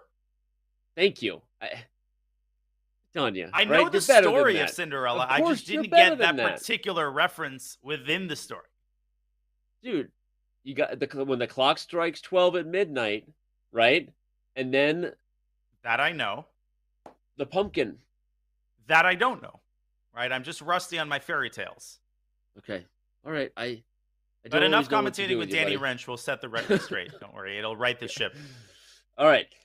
Oh, look at this rook d1. It's even worse than we thought.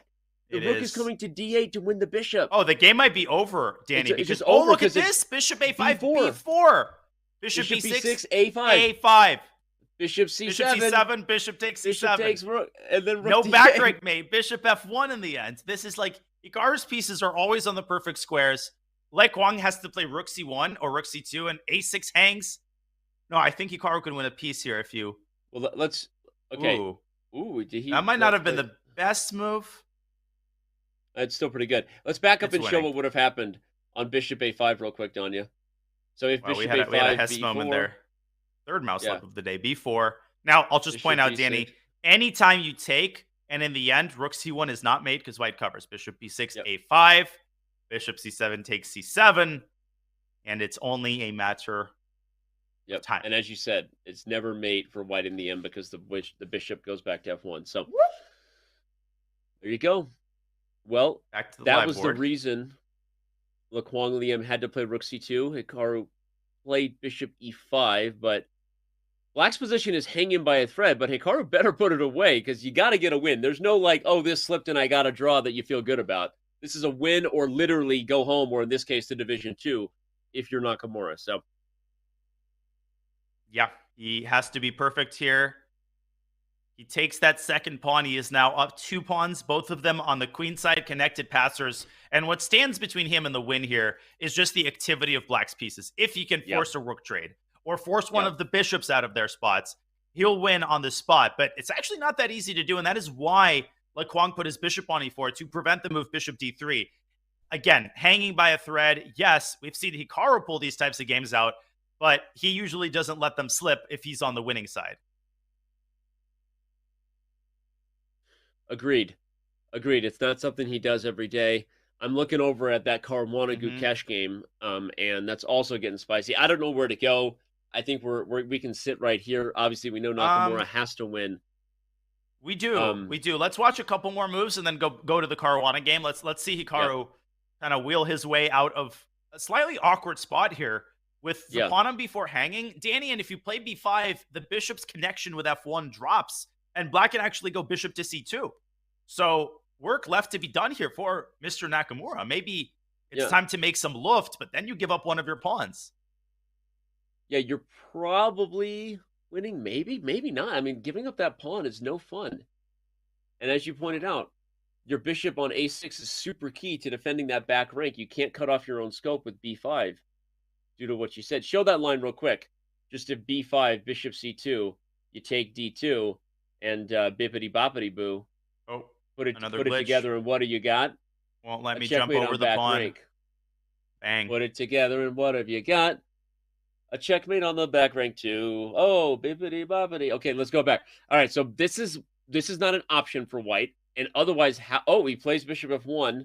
He does decide to give up the pawn. He's going to put the rook behind the a pawn with rook a1. Or he's going to force the trade with rook d4 and go into the bishop endgame. And if you had opposite colored bishops here, it would be a dead draw. With same colored bishops, you can essentially ensure the continued progress of the pawn. Because anytime that pawn is stopped by the bishop, Danny, its counterpart can move to that same diagonal. These positions are usually pretty straightforward wins, but he's just got a little bit of technique left to show. Hikaru's going to win this one. I really don't have any doubt. Bring the king in. Easy clap, I think, for Nakamura. That pawn is also not accessible to the black king, and it can move to a6 when he wants it to. No rush. Bringing the king up first is what I would do. King e3, bishop c4, etc. Then play a6 when you're ready. Well, if that's what Danya Naroditsky would do, and that's what I would do. What Hikaru shouldn't do. lot of sriracha on the Caruana Gukesh game, by the way. I think Hikaru's got this in the bag, Danny. I think we can safely move on. You think so? I don't I know. guess at this point, the bishop can also come to the diagonal with bishop d3, bishop e4, and even if you trade bishops and the king gets the a-pawn, you just win the king and pawn ending. So yeah, I think Hikaru's going to get it. Of course, I'll say this. It's like when you wait for the elevator and then take the stairs. But if something happens, we promise to fly right over to this game. Gukesh is in a major hole on the clock, though. Let's go there. Let's do it. Hikaru is playing the right moves there. He's got this in the bag. Fabiano Caruana is close to finishing Gukesh off, but he's holding on 15 seconds in a sharp position. Danny, this is stressful. Yeah, and the black king has also been blown open. We missed how it actually came to fruition, but ultimately where we left it is what happened. Fabi did drive that pawn to h5, pry open the g-pawn, and now he's trying to get surgical up against that king on the h-file, but where's the knockout blow? This game is much more important for Fabi than it is for Gukesh. Gukesh essentially Fabi will catch up to him if he wins. Gukesh's tiebreak still might be better, so he's guaranteed either top or second place in Division 1. If Fabi draws, he might not make it at all. So the stakes are huge. Yep. Where's the win? Rook b7. Danny, there's always this move, rook c7, and Gukesh, he needs to keep this pawn alive because that is what keeps him alive in this position. I start to look at ideas. This is crazy, I know, but things where you punch d5 as white. d5? No, I was thinking that too. Because if the queen takes it, you get the f6 square, right? And if the pawn takes it, you open up the 6th rank for business. And I don't see the follow-up tactic. That's the problem. But Fabi is taking his time for a reason here, everyone. This could be a critical moment. And like Don just said, you can't let the fish off the hook. Another great move by Gukesh. What inventive defense there as the queen occupies the corner and keeps the key dark squares protected. The queen trade might be insufficient to win. We sung Fabi's praises, Danny, in Time Scrambles, his improvement in Bullet. We're about to see whether Fabi 2.0 can make an appearance. He might have already frittered away his objective advantage on the board, but he has to keep the queens on the board. Gukesh might be playing for a win here with that last move. I mean, this is getting crazy. Gukesh is ready to move on every response Caruana has. He's playing instantly, but he may end up blowing it in the process. Queen e4 maybe? Queen e4. h7 was threatened mate. Queen f5. Okay, but now the rook ending is awkward AF. Awkward as Fabi. It's drawn objectively, but I actually think white does have a slight practical edge. Gukesh has to try to get rid of white's passed pawns. Yeah. There goes one. Can he get to a2? Ooh. Rook g7 check there would have sent the king back, by the way. He doesn't play it. This also works in what? Rook g7 now. You also have d5. You have ladder mate possibilities. But king h6 in response to rook c1 forces that rook off the 7th rank. Dude, is there like a rook c1, rook h1 mate here, by the way? It doesn't work, but I just got to point it out. No, that's what I was saying. Yeah. Rook c1, king h6, I think, was the only move. Well, Fabi just got unlucky there with the tactics, but let's keep watching. You have king b3 and then rook c3 threatening mate on h3. Hikaru has one, by the way, so we made a good call here. Can Fabi squeeze a win out of this? I don't think so. Well, if he wins, he probably ends up taking first on tie breaks, tying Rakesh with the score of 7 out of 9. Ooh. But all right, Gukesh is simplifying it out. I think that was a very nice move, f3, actually. I don't know. No? I mean, in a time scramble, probably objectively it's correct. He keeps his king active. I guess he is, because Fabi just can make no progress. And Fabi shouldn't lose, right? He shouldn't get wild here, because 6.5 gives him a chance, and we know he's got good tie breaks. Yep. Game is not over. Gukesh is going to win f3. You were right. f4 was an excellent call. Gukesh is in a fantastic form. Fabi not giving up chances. He's got to move. 2 seconds. Oh 1 second. Okay. Don't go king c2 and get mated. Oh my gosh. Would that have been the... Rook d3. Rook d3. It's going to be a draw. A for f. Still not over. King takes f3. Wait, rook b3? Okay, I thought there was a rook b3. No, this is a draw. Fabi would get behind the pawn, but Gukesh will sack his rook for them. Oh, not yet! What is he doing? Too early! Too early! He's going to lose.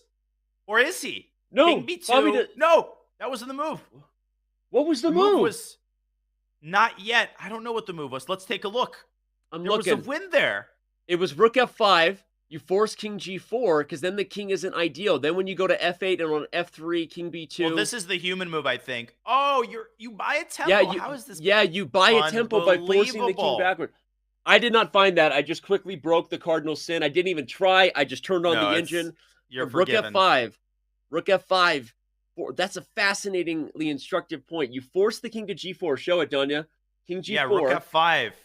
Because without it, black pushes the pawn straight away. Yeah. And then you go down, and now you gain a tempo. F3, king b2. This is where you gain that tempo, because the king has to burn another move. Yep.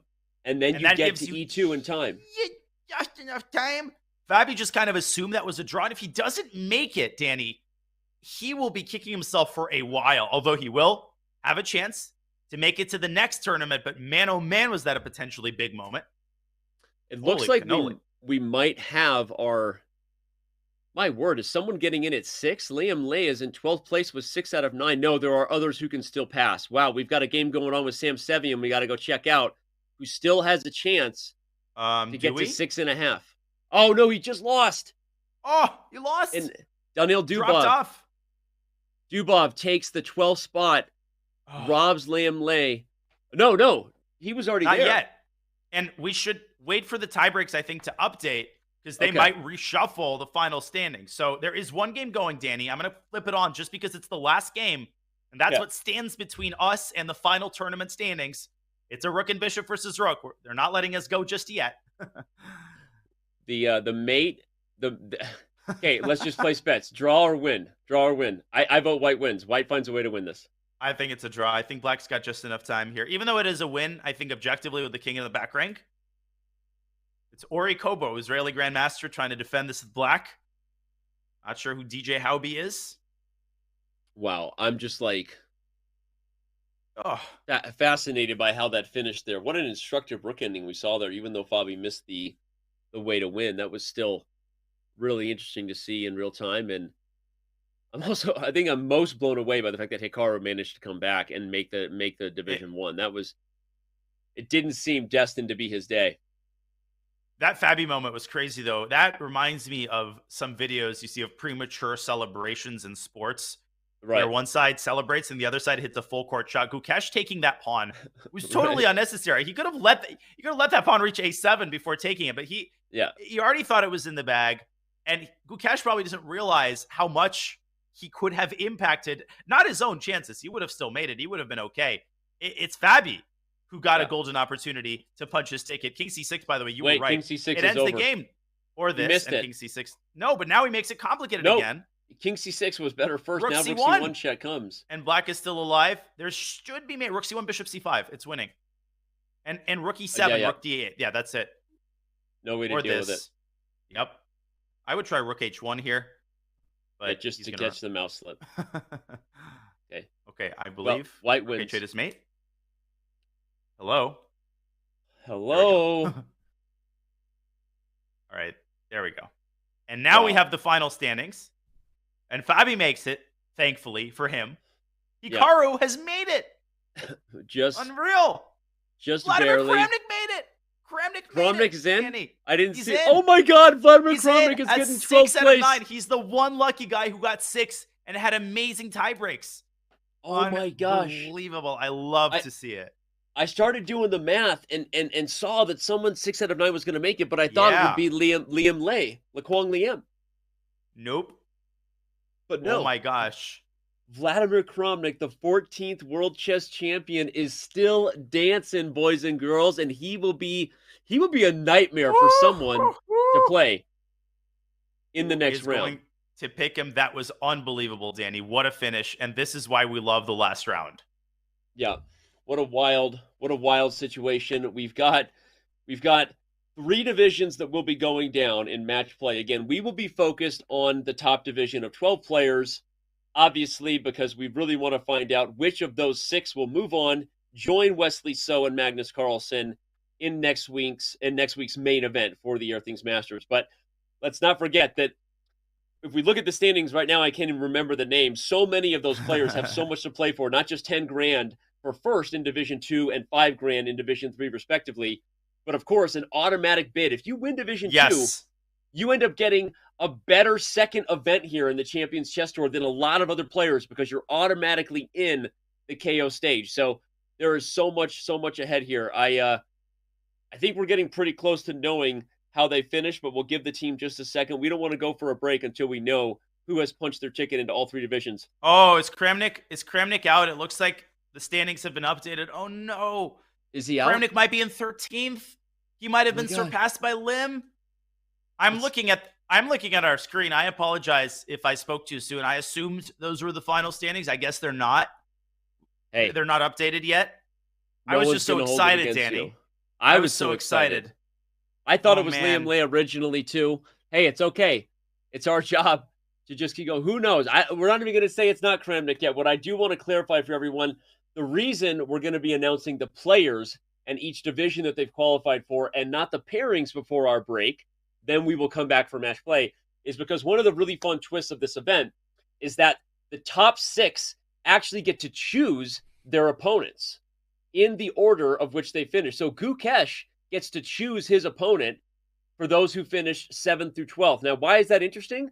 Well, you know when you get chosen, Danya, that someone picked you and said, hey, I'm going to beat you. Yeah, that is it. Officially, we have the standings. Vladimir Kramnik is in with the better tie breaks over Laquang Liem. Oh, yes. Oh, no. Oh, yes. Look at it. Look at it. We've got Gukesh, Yanda Pomnishi, Ali Reza Farusha. I'm not going to read it word for word. You see the 12 players who have made it. But most importantly, Danya, the top 6 on the left get to choose who they want to play on the right. Yes. My guess is no one is going to choose to play Hikaru. Just going to say it. 2 things, Danny. First of all, just to make the broader point, and you can correct me, for those people who might be feeling a little antsy about the format, what Division 1 determines are the 6 players who join Magnus and Wesley in the first major, the AIM Chess Masters. So we're going to have 6 individual matches composed of 2 games, and the 6 winners of those 2 game matches are the 6 additional players in the first major. In Division 2, the winner, it gets seeded directly into the next major, but you got to win the tournament. There's only one spot to claim. And for Division 3, there are tons of prizes, and the winner of Division 3 gets automatically seeded into Division 2 in the next play-in, Danny. So the winner of Division 3 has a long road, but everybody's got something to fight for other than prizes. And that's what I love about this. There's no true consolation here. Everybody's fighting ultimately for a spot in the major. Some roads are longer than others. Completely agree. Well said. And obviously, I want to dive in at some point to the storyline of the top 6 players and who might they choose 7 through 12. But before we do, we should take a look at Division 2, because now we officially have the standings there, which starts there with Gadir Gusianov right there at the top. Noterbek Yakuboev right there. Again, I'm not going to read the whole list, but you've got Grishuk, Liam Lay. Again, it's also Walking Dead right there. Jeez. I was going to say, it's a pretty scary list. Look at number 27, Pragnananda, NBD, right? Dura Bailey finishing 31st. Division 2 has so much to play for. And of course, as Danya already said, the winner of Division 2 automatically takes one of the 4 spots that will be automatic bids in the next major event. Again, we know the format's new. You're going to learn it. You're going to love it. I promise you, because it's freaking awesome. It's freaking lit. How did we find a combo that has all the top players playing and still rewards grandmasters down to the several hundreds? We figured it out, and I think it's going to be quite the year, Danya. And guess what? I think we have Division 3 as well. We do. And I would tell people, I think we do as well. We're going to confirm that. Not yet. People who are a little bit confused about the format, that's okay. You know, we're going to keep talking about it and keep confirming it. So I would just ask that people be patient with themselves. I think it's a genius format that really strikes that balance. And yes, it's going to be complicated because we're trying to give tons of players a chance. But again, just listen carefully. We're going to keep reaffirming the key parts of the format. What you need to know for today is that we are going to be determining the 6 players who get into the AIM Chess Masters and the 1 player who wins Division 2 who gets into the next major. So those are the things that we're going to be really hitting on. We are confirming the players in Division 3, Danny. It's so great that 76 players get a fighting chance. While we're waiting for Division 3, if we could bring back Division 1, I'd love to take a look, because to me, one of the most fun storylines we're about to dive into as we head to the break and come back, and we will find out who the players chose to play. but you are Damaraju Gukesh, Danya. Did you know that? Mhm. You're Gukesh. Who are you picking? Thanks for You letting get the me know. first pick. Who are you Being picking of those John 6 Malkovich players? sequel, being Damaraju Gukesh. Oh gosh. This is the problem, right? Hikaru Nakamura is number 8. That is like facing the Golden State Warriors, probably going to be the 8th seed in round 1 of the playoffs. You know what? I know this sounds crazy, but of 7 through 12, I feel like Vladimir Kramnik might be be the Gukesh's best. choice. And Well- it's one of those, it's not like getting chosen last, Danny, in Yep. a middle school sports game. It's just because everybody's a beast. You're choosing Yep. perhaps the lesser evil. Excuse me. Yes, and he also beat Kramnik in the Swiss Play-In for those who just joined. So maybe he decides to go back to that well. But all right, we could continue to speculate. Instead, we're going to go over and take a look at who finished in the 33rd place all the way down to 76.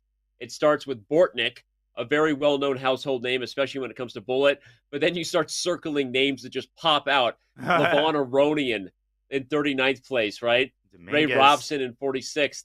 The FFL, the famous bleeping legend, in 59th place. I didn't even know Komsky was in the tournament.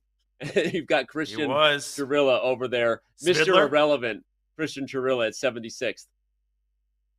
Wow. Svidler in 70th. I mean, just an unbelievable. This is Division 3. Talk about the Walking Dead. I mean, these players are going to be at each other's throats for that coveted ticket to Division 2.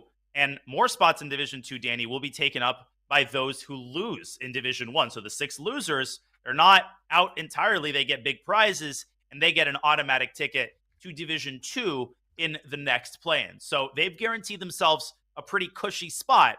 Who can actually make it into the first major? That's the big question. Oh, you said it. You said it well.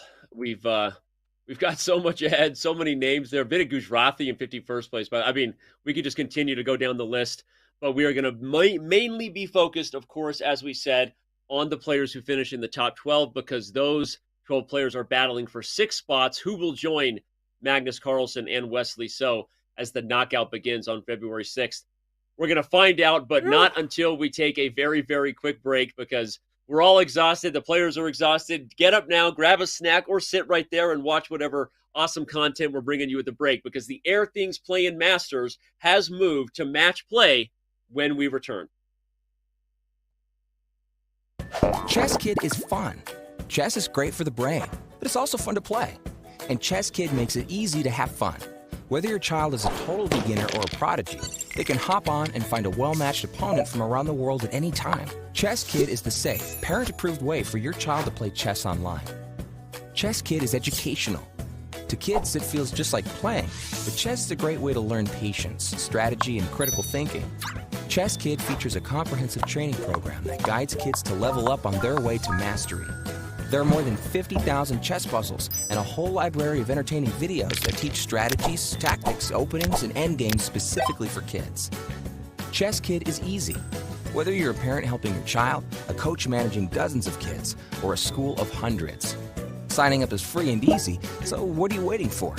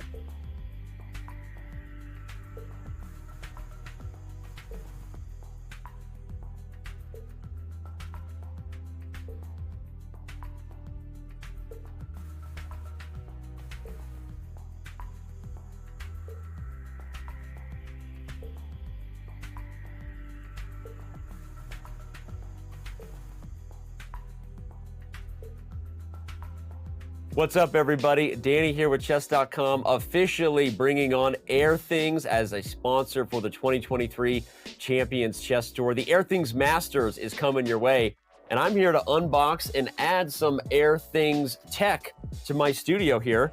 I've got the Airthings View Plus in front of me right now. The most advanced air quality tech, improve overall health, sleep, and comfort. I mean, who doesn't want all of those things to be improved? I believe I do. What? Okay, this is where I normally start just like breaking things when I unbox things at home, because but then if I unbox it, we better get it in one take, because I'm just gonna rip it. I'm like a kid on Christmas. What's inside? Here we go. So we're opening the Airthings box. Pretty cool stuff. And inside the Airthings tech, which we really are gonna set up here at chess.com studios, we have the Airthings tech that's going to read for us our air quality and keep us going. We've got some chargers. Obviously, you need that. You need chargers to make your stuff work. It's pretty simple.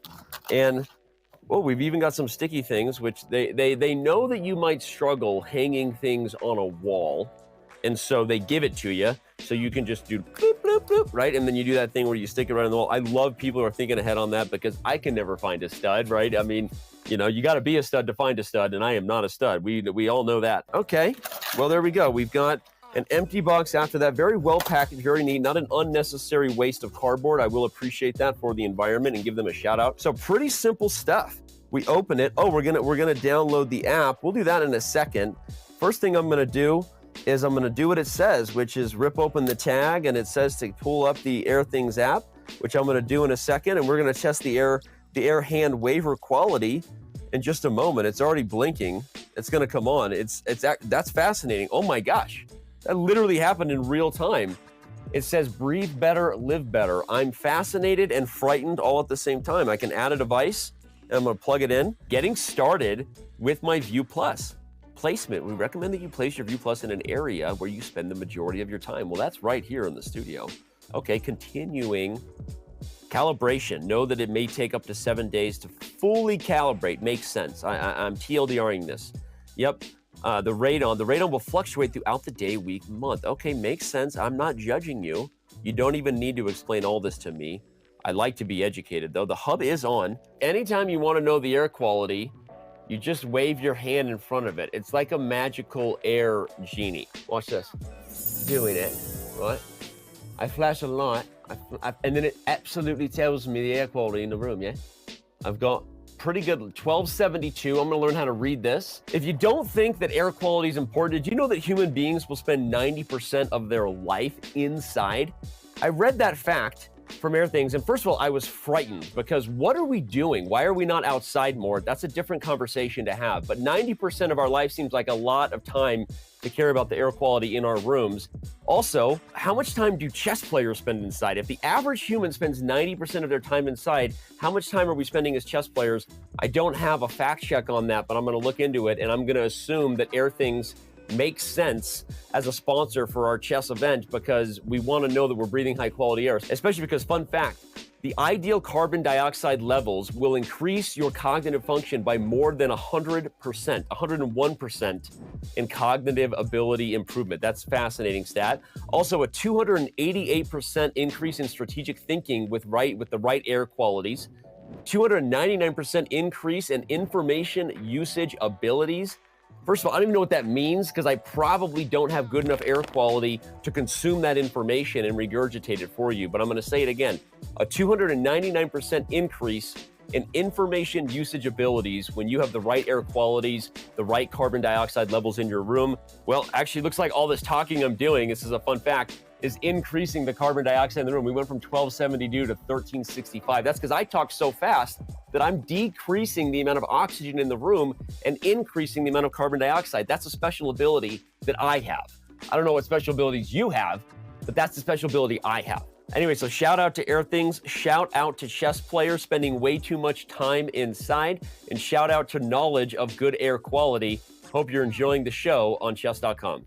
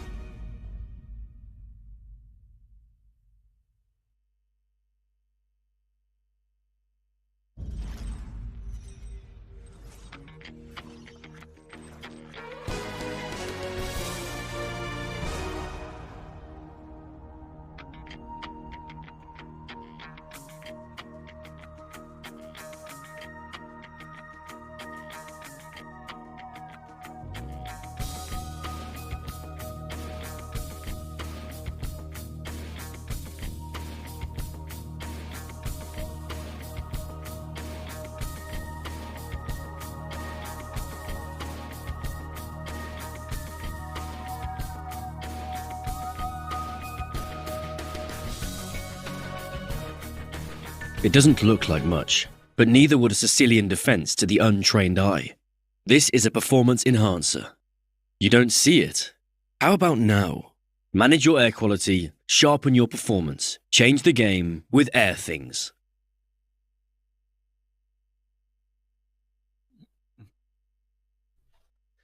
We are back. The day continues to roll on. International Master Danny Wrench, Grandmaster Daniel Naroditsky. We have moved past the Swiss portion of the Airthings Masters play-in stage into match play. Danya, I know you're tired, but you're not that tired. We're pretty excited about what we have in store. Hey, I didn't even need coffee today, Danny, and something really big has to happen to replace my daily dosage of caffeine, and something big has happened. Something big is about to happen. Something big, even bigger, is going to happen as we enter the match stage, Danny. I could not be more excited for the next stage of this epic event. You and I could sit here and unpack what we just saw over the last several hours, the amazing comebacks, the wild finishes, but there's nothing else really to talk about at this point besides what's at stake in the match play portion. So let's dive in and remind everybody of what's ahead. 54 players are about to secure their spots in the Airthings Masters 3 divisions coming up. 6 spots will advance to Division 1. They, of course, will join Magnus Carlsen and Wesley So. 16 spots will advance to Division 2 of the Airthings Masters.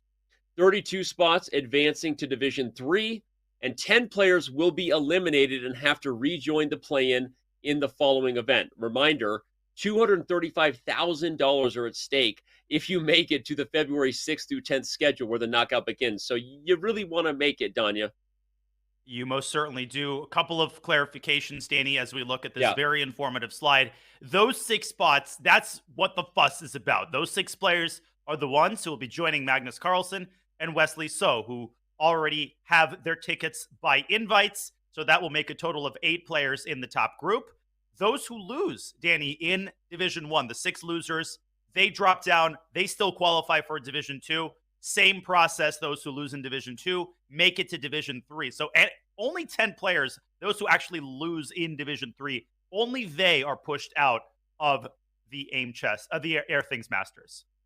Well said. And so again, it is, as we said, a new format you're learning, but it's pretty simple. If you win prizes and you move up. If you lose, you still have a great chance unless you lose in the bottom of division. And don't forget, what's at stake if you win the whole thing come February 10th is a direct spot into the championship, which has $500,000 in prizes. So quick reminder, that's what we're playing for here. And who is still left playing for it? Who are the 12 players who made their way through the gauntlet?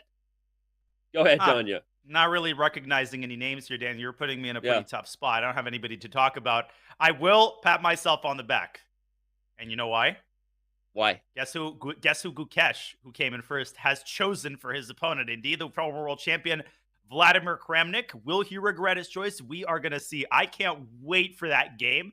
Of course, Hikaru Nakamura, lower right. He made it through, Danny, with a clutch win in the last round. And he will be facing Daniel Dubov with the black pieces, one of the most difficult pairings in any tournament. We've got some juicy games to play for Richest. My goodness, you got something for everybody here. It's crazy because obviously Gukesh did choose to play Vladimir Kramnik, the 14th World Chess Champion. Again, if you're just tuning in, Gukesh beat Kramnik with the black pieces in the Swiss play. And so Danya did predict it, and it kind of makes sense from that perspective. But also, objectively, you could argue that Ralph Mamedov and Raunak Sadwani were both, I'm using this very, very lightly, weaker opponents, Dr. Evil quotation fingers, just in terms of rating and experience. And so Gukesh really going after his thought that he plays faster chess. He's a younger player. He's more accustomed to the online format than Kramnik, I guess.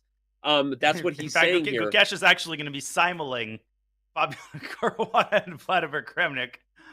I missed. There was something on screen. I missed something?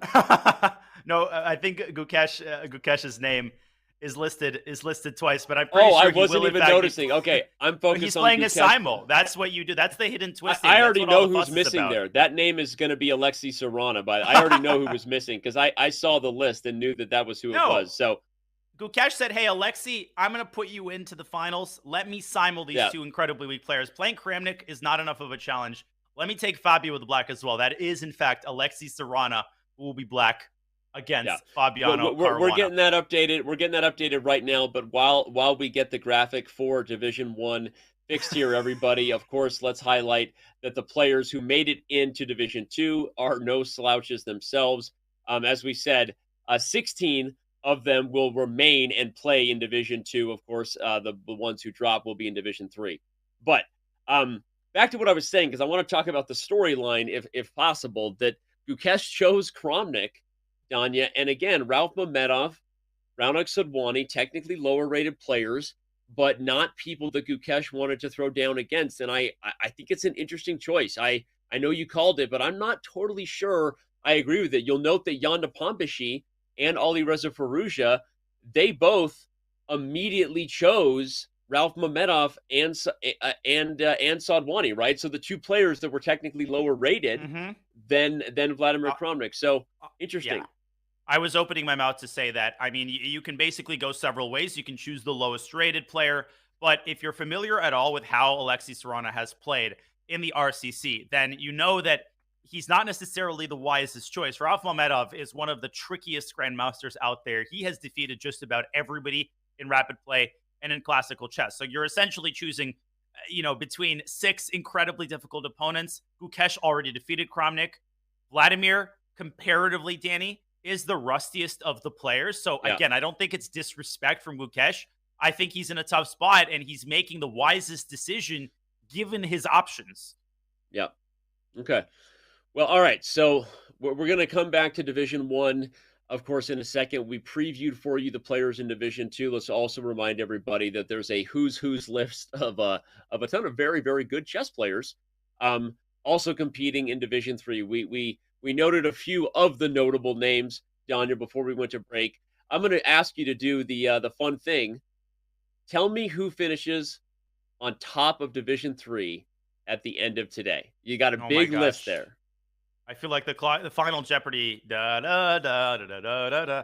If I had to choose one name, and I do have to choose one name, I am going to choose. Give me 10 seconds to acquaint myself with the full list. You know who I'm going to choose? I'm going to go with Ray Robson, number 46. I'm gonna call Ray. I feel like Ray is just one of those players who can step it up in any moment. He doesn't play a lot, but I mean, he's just a beast. I think he's going to bring out his best opening prep. That's my prediction, Danny. Okay. Imagine if I'm right. You better be right. that better earn me a bonus. You're choosing one of a lot of players. So if you're right, we will throw you a bonus. That's a pretty bold pick. I mean, it's just hard with the odds. But I'm going to do the same thing and try to pick. And I'm going to pick Timur Rajabov. Look at that. Are you now? Yeah. What a bold choice. It's not like he came in third in the candidates tournament. Yeah. And by the way, he played in this play-in qualifier. Just announcing, Timur Rajabov got some super GMs thrown in there. Levon Aronian. We got Ledger Dominguez. Oh God. Again, we're also overlooking some of the younger guns there. You've got Christopher Yu, obviously is super talented. Not quite Ray Robson level in terms of puzzle prowess, but for those who don't know, Christopher Yu also one of the absolute monsters. I use that term just completely intentionally. An absolute monster when it comes to puzzles. So absolutely. That's one to watch out for sure. Theodoro, by the way, who was leading. Anyway, I mean, we could go on and on about this, but let's bring it back to what we started with, the chessboard in its initial position. And of course, Danny Wrench on the bottom of your screen. That's all you need for a happy life. Chessboard and Danny Wrench. I'm not sure about that other guy. We're going to be getting going here in just a second. The games will begin. That's what it means when you see a chessboard on screen. And looks like our first match is starting. Jan Nepomniachtchi, Ralph Mamedov, E4 on the board for the challenger to the World Chess Championship title. Fasten your speed belts, ladies and gentlemen. Ralph Mamedov is going to meet Jan Nepomniachtchi at the top. I love seeing. I was going to say he is one of the only accelerated dragon proponents, Danny, at the top level, and he also plays the regular dragon. This is a ridiculously bold choice, and I'm going to make a bold prediction. Nepo likes the line where he takes c6 and goes bishop h6. I've seen him play that. Let's see if he essays that rare line here, or if he goes for the main e takes d5. Well, D5 is on the board. For those who don't know, we'll go back to that game here in just a second, Danya, if you can. Yes, I can. Kramnik's There you game has go. begun as well. We'll go there in due course. Yeah, D5 is the main idea for black in the dragon when you face the 9 castles long variation of the Yugoslav attack. For those who don't speak this theory, bishop to C4 is the option for white that prevents D5. Okay, E takes D5 on the board. We're seeing the main line. Where will it go from here? Bishop to D4. Okay, indeed. Now, interesting theoretical update. After E5, bishop C5, the kind of de rigueur forced move was bishop b6. He plays it. Rook e8 was Anish Giri's recommendation in his Dragon Chessable course that made waves. I played rook e8 in the U.S. Championship. Didn't get a great position. Ralph going old reliable, Danny. Black is considered to be worse by modern theory, but obviously we're talking about the Sicilian dragon here. Things can go either way, and I think Ralph is making a bet that Jan is just rusty on his theory. This is not an opening which occurs at the highest level anymore, ever. So Ralph may be thinking that Jan is a little bit rusty in some of the weeds. And it doesn't appear at the highest levels anymore ever. I just want to leave nothing to the imagination there. It's because with all other things being equal, this line is basically a forced win for white. I'm just going to say it. And that's someone who used to play the dragon religiously as black. Like, this is not a fun time for black if white is deeply prepared and ready to bring it. And that's why Danya's making the point that Mamedov is playing a line that is, while interesting in blitz and a practical shot, objectively, if white is prepared and remembers their theory, this is just a bad line for black. That's the truth. And I really... Oh, bishop c4, though, Danny, might be confusing the moves. I think I called it it's 94. 94. That's why. And there you go. I was going to say, why is Ralph thinking he stumbled into this? What, now he's thinking? No, it's because Jan mixed up the move order. 94 is the move here. And how do I know he mixed up the move order? He's starting to think. And Danny, after queen c3, I think there's a check on g5, and this might have frittered away the sort of theoretical advantage that white is supposed to have. E4 could also come with a discovered attack. And you might have frittered away your chances to use fritter again because you've now used it 3 times on the show. So let's move forward. Have I frittered away my commentary spot in further I'm just kidding. Airthings but the qualifiers? point is, you weren't wrong that the gamble kind of paid off. Mamedov plays a line, a dubious line in the dragon. Jan Nepomniachtchi stumbles a little bit in terms of his theory. Now we're in a position where black is already on a slightly better footing than you would normally get should white have remembered to play the 94 move order. So this is fun. There are a lot of games going. We can go wherever the journey wants to take us. If we want to check in on the matchup we were talking a lot about, which was, of course, Damaraju Gukesh versus Vladimir Kramnik. Yes, we can, and we shall. We can check on that. I think we have cameras for both those guys, so we can head over there. Let's go ahead and do it. Another look at that purple chair, Danny. And I'm just going to say one of those things that people say about athletes. Anytime Vladimir Kramnik plays, that's just a moment to savor. I mean, this is just such a great moment because you just don't know how many more times we're going to see Vladimir Kramnik make an appearance, essentially still very close to the prime of his abilities, as he has demonstrated in this tournament. Every time he plays, he does a great job, especially when there's a 2-second increment. It's true. And again, the fact is he got in. He was number 12, by the way, if you're just tuning in. He got in just by the skin of his teeth. But now that he's here, I know Gukesh picked him, but I don't know. I feel like the 14th World Chess Champion, it might take that personal. You know, I don't know that he's gonna go full MJ here and drop the cigar and grab the whiskey, but I think that he might take it personal. There's a great Russian expression in this situation, Danny, which is Kramnik will show him where the lobsters spend their summer, literally, which essentially means I'll show you where it's at. You picked me. All right, you picked me. All right, I'm going to show you what happens when you pick me. And right now, I think Kramnik is off to a great start. It's a hedgehog structure. He has eliminated white's Fianchettoed bishop. Never a good thing for white. Black is chilling here.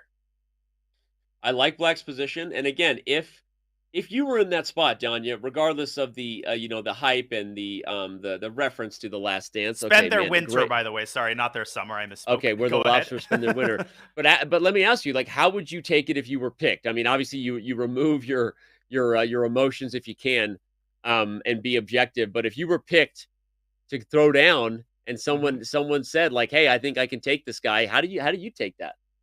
I mean, you take it as motivation and you just lean on what you have accomplished in the past, right? I think Kramnik is under no illusions. Like he knows that he's probably going to be Gukesh's choice. So I don't think he's taking it personally to the point where he's just, I'm never talking to this guy again. I hope Gukesh doesn't succeed. In fact, Kramnik was one of two players, the other being Boris Gelfand, who traveled to India and conducted a high level training session with the top Indian juniors. So he is very well familiar with Gukesh. And so I actually think he's embracing the challenge. He maybe even appreciates the chance to show Gukesh where the lobsters spend their winter.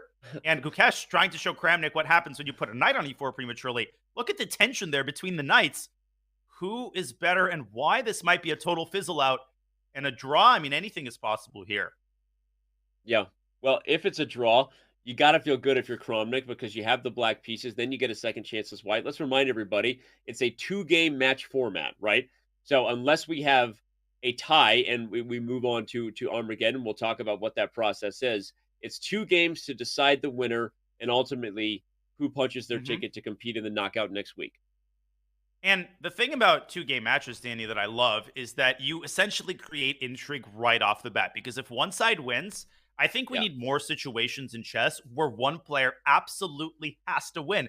That situation occurs in the World Cup, which is also a 2-game format, and it produces some of the most entertaining chess you will ever see because players who don't usually find themselves in that situation are suddenly thrust into a spot where they got to change their openings, they got to change their play styles, and we are going to see a healthy dose of that as Vladimir Kramnik makes a very committal decision, pushing his pawn up to the center, knocking off the bishop, but weakening some of the light squares here.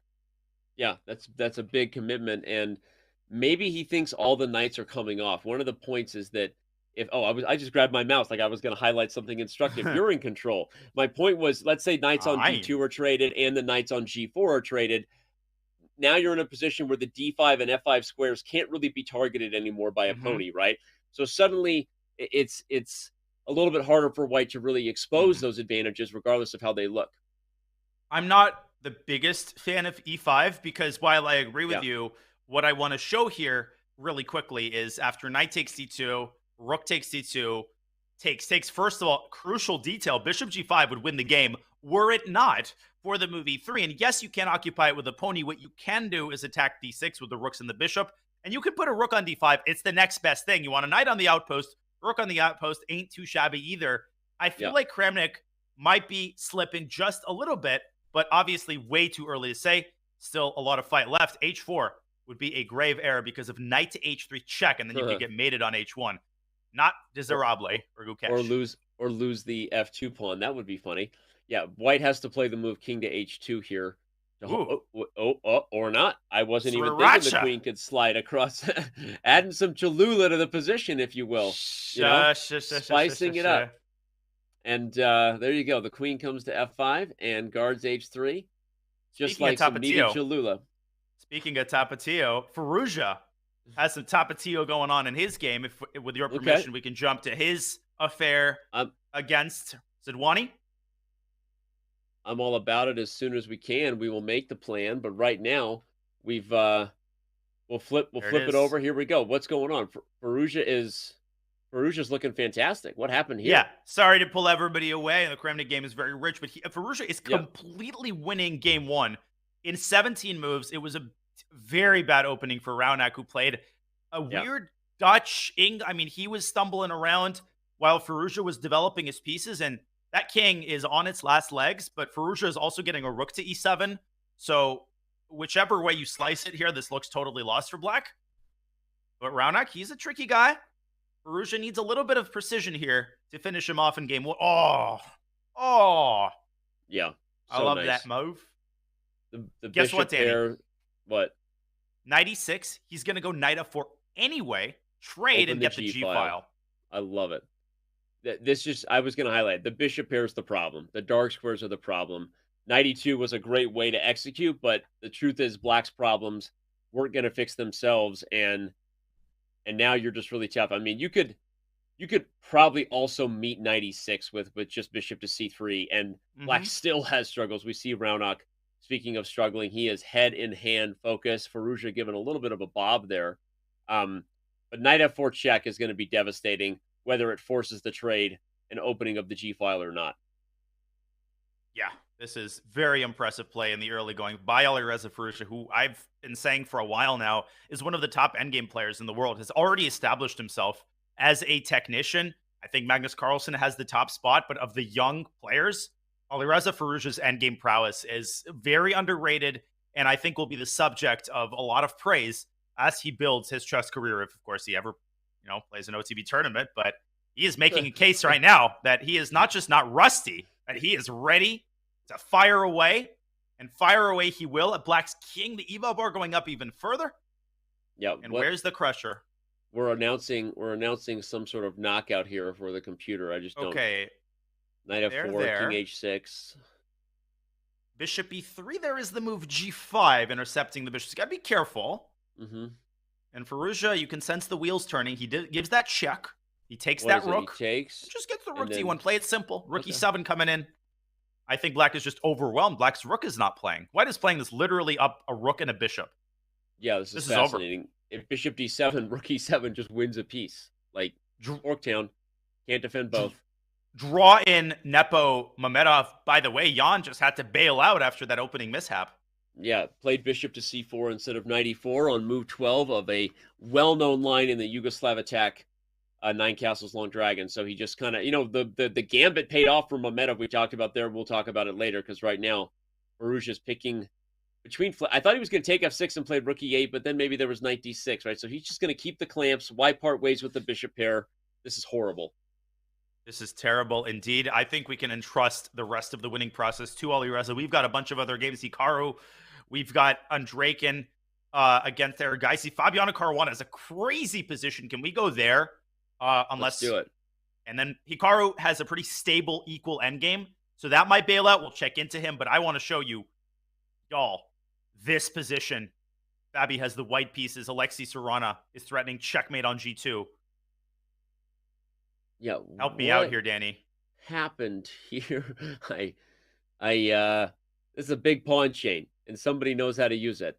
He's got a pawn on D6, but a pawn on C4 to meet it. Threats on G2. White's better, Oh my according gosh. to the computer, but I feel super scared if I'm playing White. I'm terrified. Rook takes D6 looks like it wins a pawn because you can't recapture. What you can do is play Rook to E2, hitting the queen, putting the rook on a defended square, and then I think you can recapture the rook. This has to be carefully considered, though, by Sarana, and he's not usually down on the clock. If he's down on the clock, it's a pretty bad sign. He adheres to the Jan Nepomniachtchi school, where he will play very quickly, even in complex positions. This position, though, complex is a huge understatement. Yeah.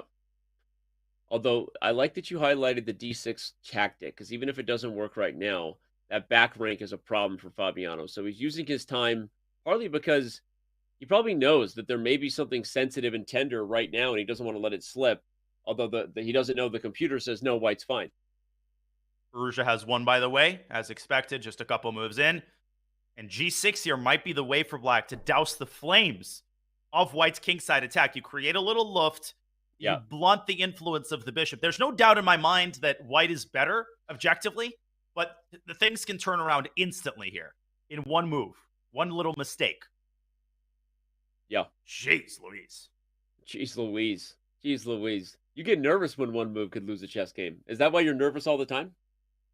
I am nervous. I mean, I'm nervous on behalf of the players. My heart is beating. I can't even imagine what they're feeling in this two-game affair. If Fabi loses this with White, I mean, beating Alexei with Black on demand. I know of a couple easier things.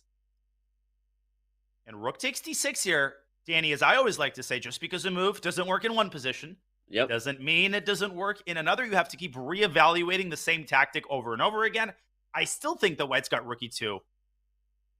My goodness. 3 minutes for Alexei. That might be a problem. Is there also Rook F1, I guess? I think both moves get the rook off of the square, and then you can take D6, right? Oh, yeah, that's even simpler. You're absolutely right, because it keeps the rooks connected. Yeah. Oh, so Rook takes D6 isn't possible. Is Fabi going to play for H4 and H5? Is that just like, that's a little too much, right? Like, come on, Dan. Like, calm down. I think you're right that he's going to play with his pawns. I think F5 is probably the likeliest. Trying to smash through on G6. You could sack a bishop there. Alexei, though, E4. reminding Fabi that two can play at that game. He's got some pawns of his own, but this might be a little bit too slow.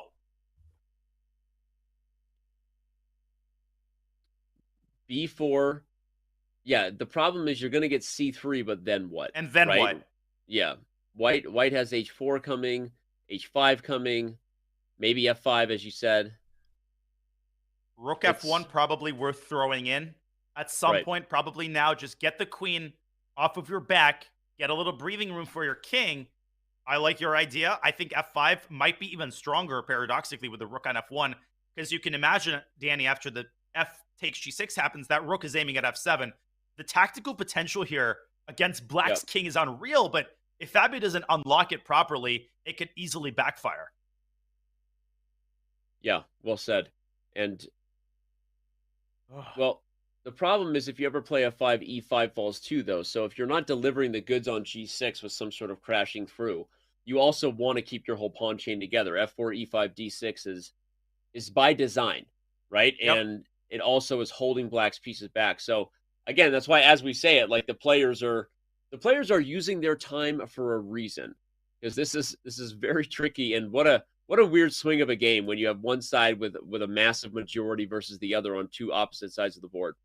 Weird position. No, it's a ridiculous position. This might be a fascinating time scramble. I'm keeping a side eye on Vladimir Kramnik's game. He seems to be in a little bit of trouble. I'm not sure if it's a little or a lot. We could check that out. In Dubov Nakamura, we have an endgame where Daniel Dubov, talk about delivering the goods. He's got Hikaru Nakamura under some serious pressure. Between those two games, Danny, do we stay on this one? Do we go there? We got a good problem. We got too many interesting games. Hey, as I've been saying, my hands aren't on the wheel. I'm just your passenger, baby. You take me where you want. Okay, right? a quick look at Hikaru Nakamura's endgame, and then back to the Kramnik game, hopefully, for the end of that. Daniel Dubov has just declined a draw offer, taking a page out of Hikaru's book. Okay. And I think for very good reason. He can stick a second knight on C6, but then he's Hikaru might stick. Oh, jeez. He's also got a roughly equal situation on the clock. Okay, right as I say that, he's now entering under 3 minutes. But when we first joined, it was close enough to say, like, all right, first thing you check against Hikaru is, am I way down on time? He's not way down on time. He has a better position. He's got a couple of knights on strong squares.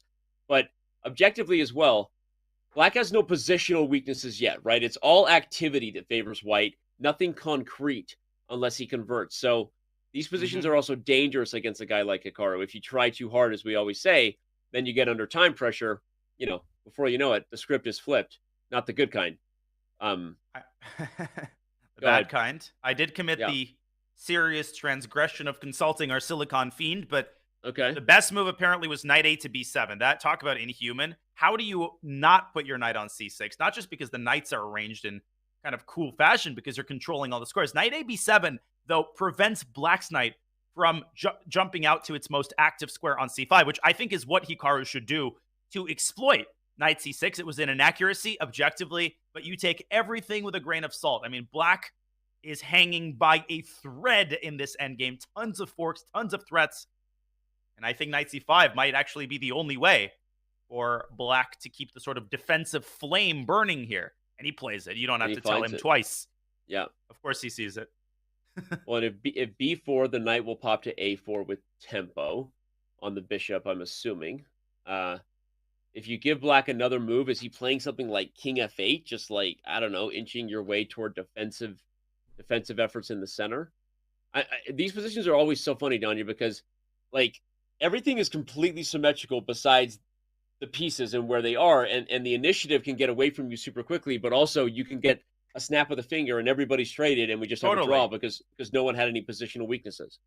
And you could even get a turnaround here. White could overpress, overextend. I mean, those knights, as cool as they look, they're not very well defended. So you can think of a knight d5 could have happened there, and Dubov decides to manage his risk, eliminates f6, and knight takes f7 is an easy tactic there that's in the air. So Hikaru nips that in the bud. And he's still worse, Danny, but I think he's holding on pretty nicely thus far.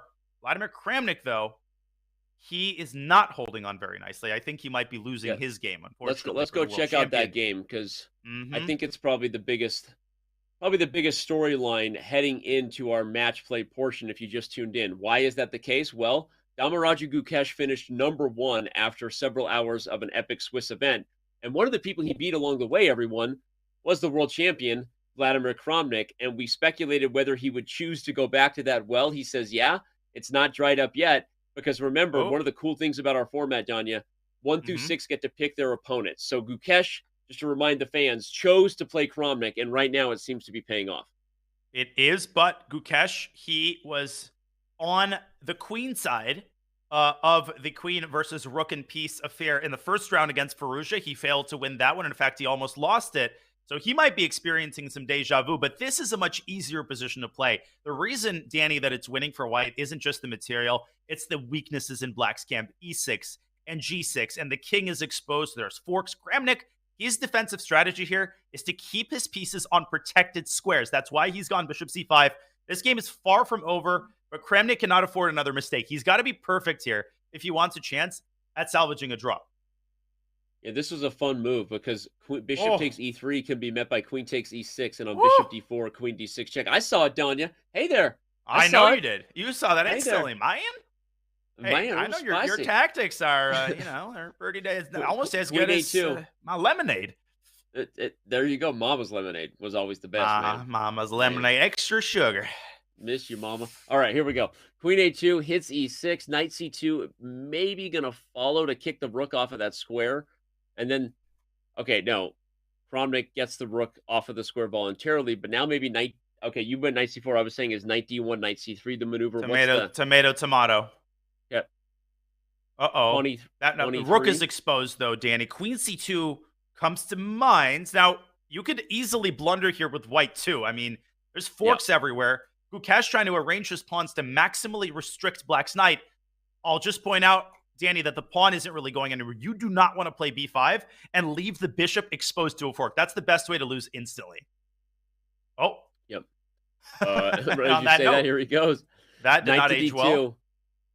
Queen b7 takes b5. That was a blunder by Kramnik. That was not a good move. He's just going to win the pawn straight up. Kramnik gives a bit of a smile there. I don't think it's a happy smile. It's like, all right. And remember, everybody, this is not, we're not in store here for hours of knockout play. That starts on February 6th. This is already very high stakes. It's 1.5 points to punch your ticket for the main event and the chess that kicks off on February 6th. So losing this game is a big, big blow for Vladimir Kramnik's chances. Hikaru has drawn that position against Zubov. I think we should go to Fabi's game because this one is totally over. He will resign any second.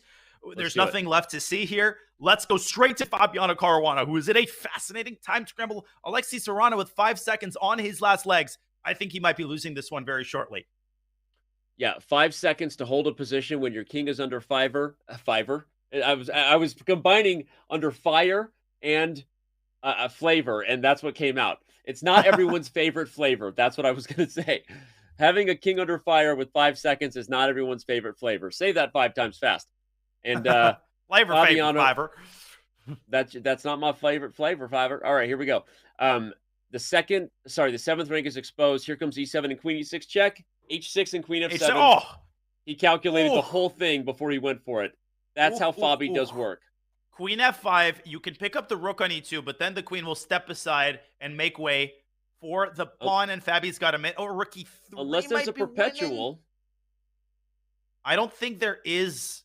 Okay, funny idea. Queen f8 by the check. way. Queen f8 check. h5, and then take the rook. And then take the rook. Beautiful. Oh, he doesn't do it. No, but this is winning, Dan. King g3. I would go king g3 probably, because that queen on e8 is going to essentially create an umbrella for the white king to run toward the center. There must be a way to escape the checks here. I guarantee it. Okay, but that queen f8 check idea of mine, come on. Hey, that was a five head move right there. Come on. What's that from? I was just thinking I guarantee it. That's from the old Men's Warehouse commercial. Anyways. Oh yeah, you're going to like I totally heard what you said. I guarantee it. There you go. Nice. All right, well, Fabiano takes a lead in his match versus Alexei Serrano. If you're just joining, Ali Reza Fallujah did the same against Raunak Sadwani. Here we have Dmitry Andreikin and Arjun Iragaisi. And Andreikin, he struggled in the first round of the CGC against Wesley, and he's about to lose this one to an angry Danny. Let me tell you, Arjun Iragaisi is on a mission right now. He had a nightmare event in Tata Steel. He wants to prove to everybody that he's 27-30 for a reason. This one's over. Queen h5 was mate. Queen g3 is mate in 1. Queen h4 is mate. Queen h4 was my favorite smashes. mate in 1. Fine. We were choosing potato. I would have chosen Queen h4. But okay, let's quickly go to the only other game in progress, which I believe. Wait, is that it? I think that might be it. That's it. Okay. Only one draw, Danny. This is impressive. Hikaru Dubov, the only peaceful result. The rest was blood spilled everywhere. Iragaisi takes down Andraken with black. Caruana takes down Serrano with white. As you can see before you, Nakamura and Dubov drew their game. But I think we have the full list of results respectively to maybe throw your way. Reminder, we also saw Gukesh, or we didn't actually see the ending, but Gukesh did indeed take down Kramnik. There was one other draw. You forgot. Nepomniachtchi versus Momenov was also a draw. Yep. Yeah, that was a quick one, actually. And Nepo must be kicking himself because Ralph Mamedov with white is just a force of nature. So Jan failing to deliver that opening salvo, he mixes up the move order, and he's got to get his act together in game 2 with black. That's going to be a fascinating game. And if that game ends in a draw, then the silver lining is that we'll get an Armageddon. So it's a win-win for the commentators, but the players got to be feeling the nerves. Well, I mean, if we look at those trailing, who has the best chance to come back? You know that Kramnik lost, but he was black, so now he gets white. Andreken's in a tough spot because he just lost with white. That's not everyone's favorite thing to do. Ranak Sadwani also gets white, but I have a feeling that Firouzja might just be too much today for the other young rising star from India. There are 3 of them on the screen. The other rising star from India in Ranak Sadwani. So, well, I think the Nakamura-Dubov game is also an interesting one we'll be focused on right away because Hikaru getting white, having held with black, that's going to be a tricky one. It is, and actually a big miss for Dubov. You know, that game could have gone Dubov's way. He had a big advantage at some point in the end game, but Hikaru, one of the premier defenders, especially in Blitz and Rapid, it almost seemed like he held it easily, even though it was far from easy. Alexi Serrana, Danny, another guy to watch who's so dangerous with white. He's got tons of preparation, so he ain't going gentle into that good night either. And neither, of course, is former world champion Vladimir Kramnik. Yep, here he goes. Back to his old vintage, you know, opening repertoire for white, according to Vladimir Kramnik. Not written by Vladimir Kramnik, contrary to popular belief, written by Alexander Halifman, FIDE world champion. If you remember the old days when we had the FIDE world knockout giving a world championship title. Shout out to you, Halifman, a great book series. And here we see Kramnik's repertoire in action. Yeah, he's going for a little B4 action early in the game, even before developing his knight on G1. Just going to pause here for dramatic effect. Sometimes you just let it breathe. Sometimes you say something. That's the best way to tell a joke, Danny, yeah. And then you look at the camera. Look at the camera, smile, look at the baby, back to the chess. Easy. Okay, Easy. E6 by Gukesh. He's not waiting. He's the one guy who said, I'm not waiting for you to play B4. I am counter-striking in the center with D5. This is the type of unbalanced position you want to have if you're Vladimir. But, Danny, the danger is that if you get too cavalier with your kingside development or lack thereof, and you allow D5, you don't have the machinery to stop the progression of black center pawns. I would go knight F3 here with Kramnik and stop playing with fire and castle ASAP. Get out of that center before black blasts it open. 100% agreed. Plus, if you play knight F3 on D5, there's ideas after ED that you can even change the structure with D4 in some positions. So you have a lot of options if you play knight F3 and get castled rather than, you know, of course, E3 is also a move. H4, look at Kramnik. Dude, he's gone full Alpha Zero. Vlad was never the same after he spent too much time there with that deep mine crew. Look at this H-pawn running up the board. Maybe he thinks this is no castling chess, but I love every bit of it. Gukesh says, I'm not impressed. He just stops the progression of the pawn with H6, and H5 is now going to be met probably with G5, although you can also grab that pawn. But I think Gukesh is preparing G5. We're about to find out. Maybe he doesn't know what he wants to do here. H5. You got to love this. You know why? Because it's not like Kramnik is looking for a boring game. Look at the scoreboard. He has to win this game or it's over. A draw is all Gukesh needs, right? So he's literally playing for 2 results. And Big Vlad. Oh, F4.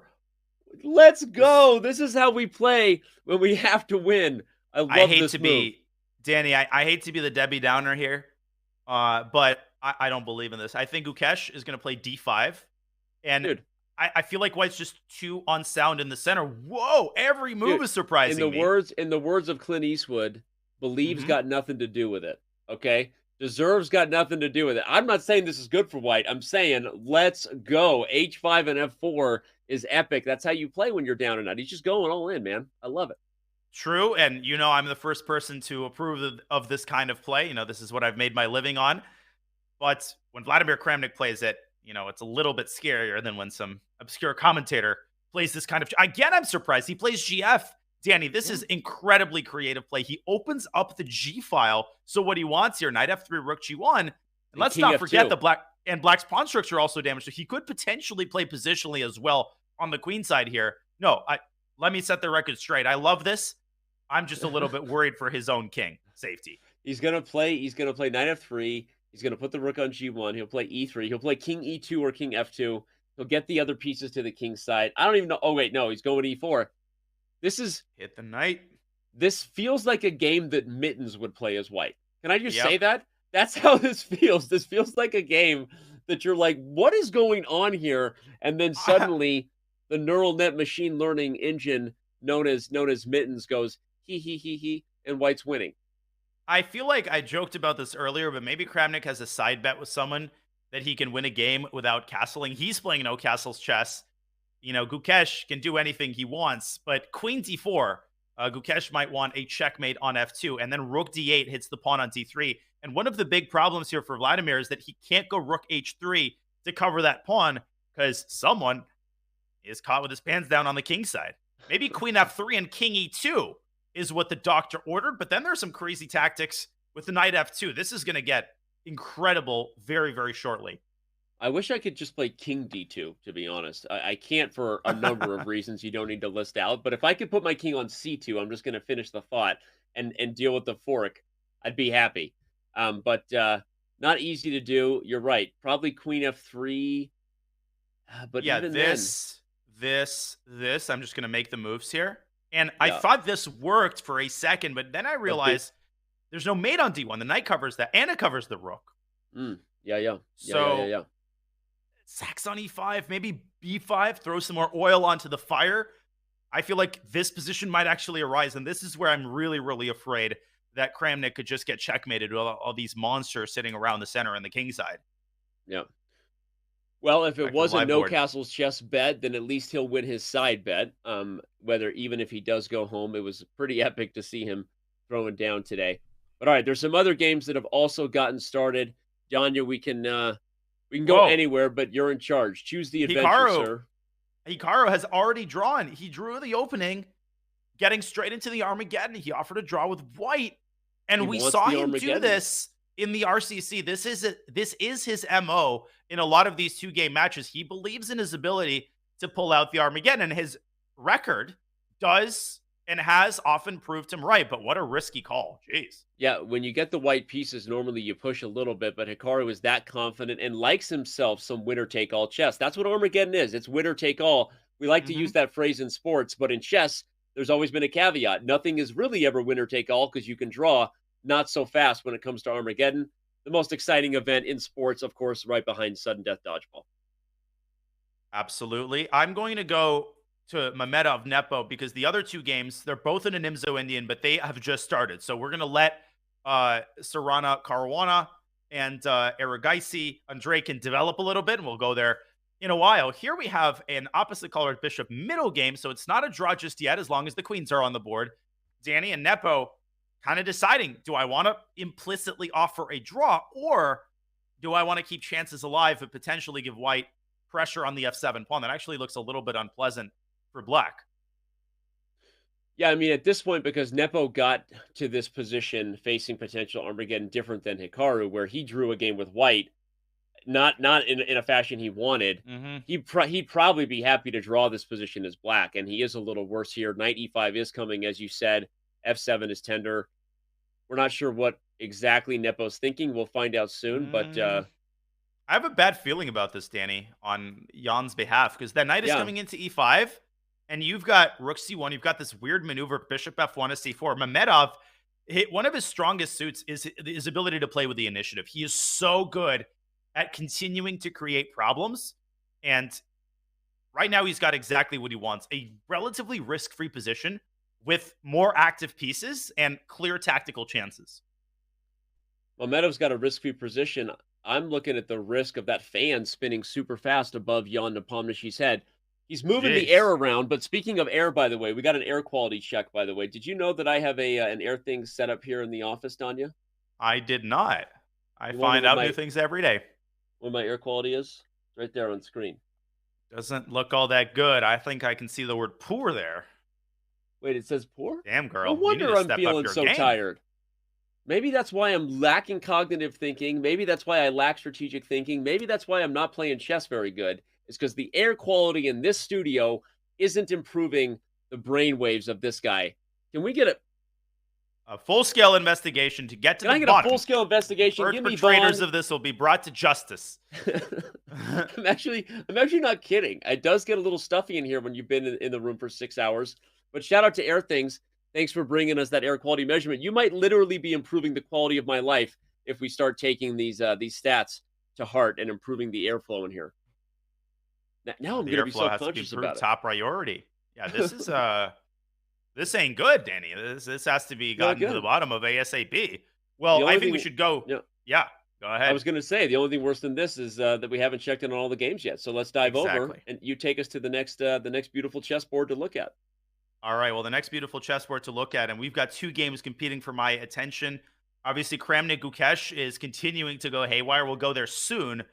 But we have Arjun Erigaisi against a must-win Dmitry Andreikin. And let me tell you, Danny, this is going completely the other way. Dmitry has really dropped the ball in this mini. Oh, he's losing a pawn here. No, this might just end very quickly.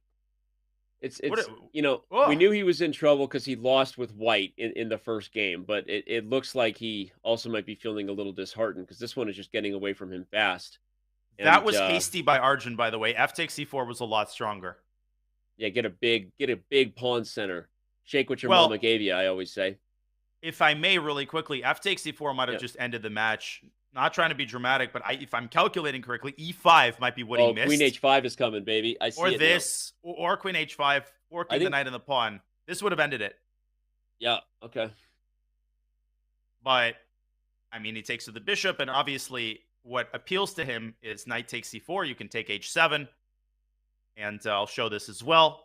Queen d3, pick up c4, and from a practical match perspective, this is perfect. Opposite colored bishops with an extra pawn.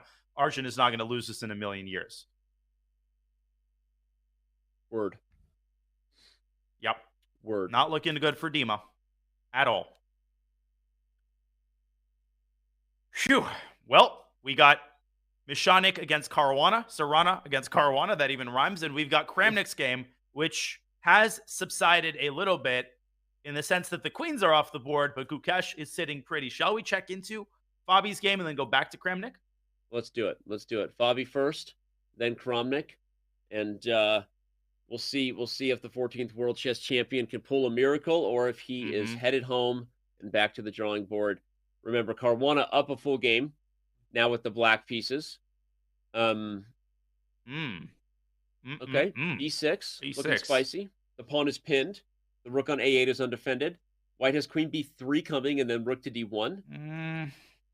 No? You know, it's one of those positions that looks very impressive because your eyes are drawn to that pawn chain, but pawn chains don't win games. Good moves win games.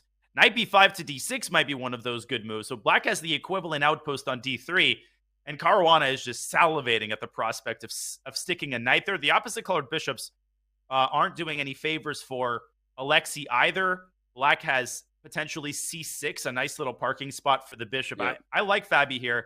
I think Alexei needs to whip up some tactical action pretty quickly, and knight b5 is the only way I see to do that.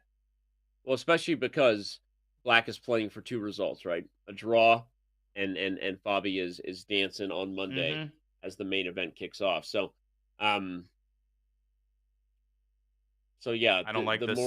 The more we talk about the position and remind ourselves of that fact, hard to see how Alexei Sarana is drumming up real winning chances here.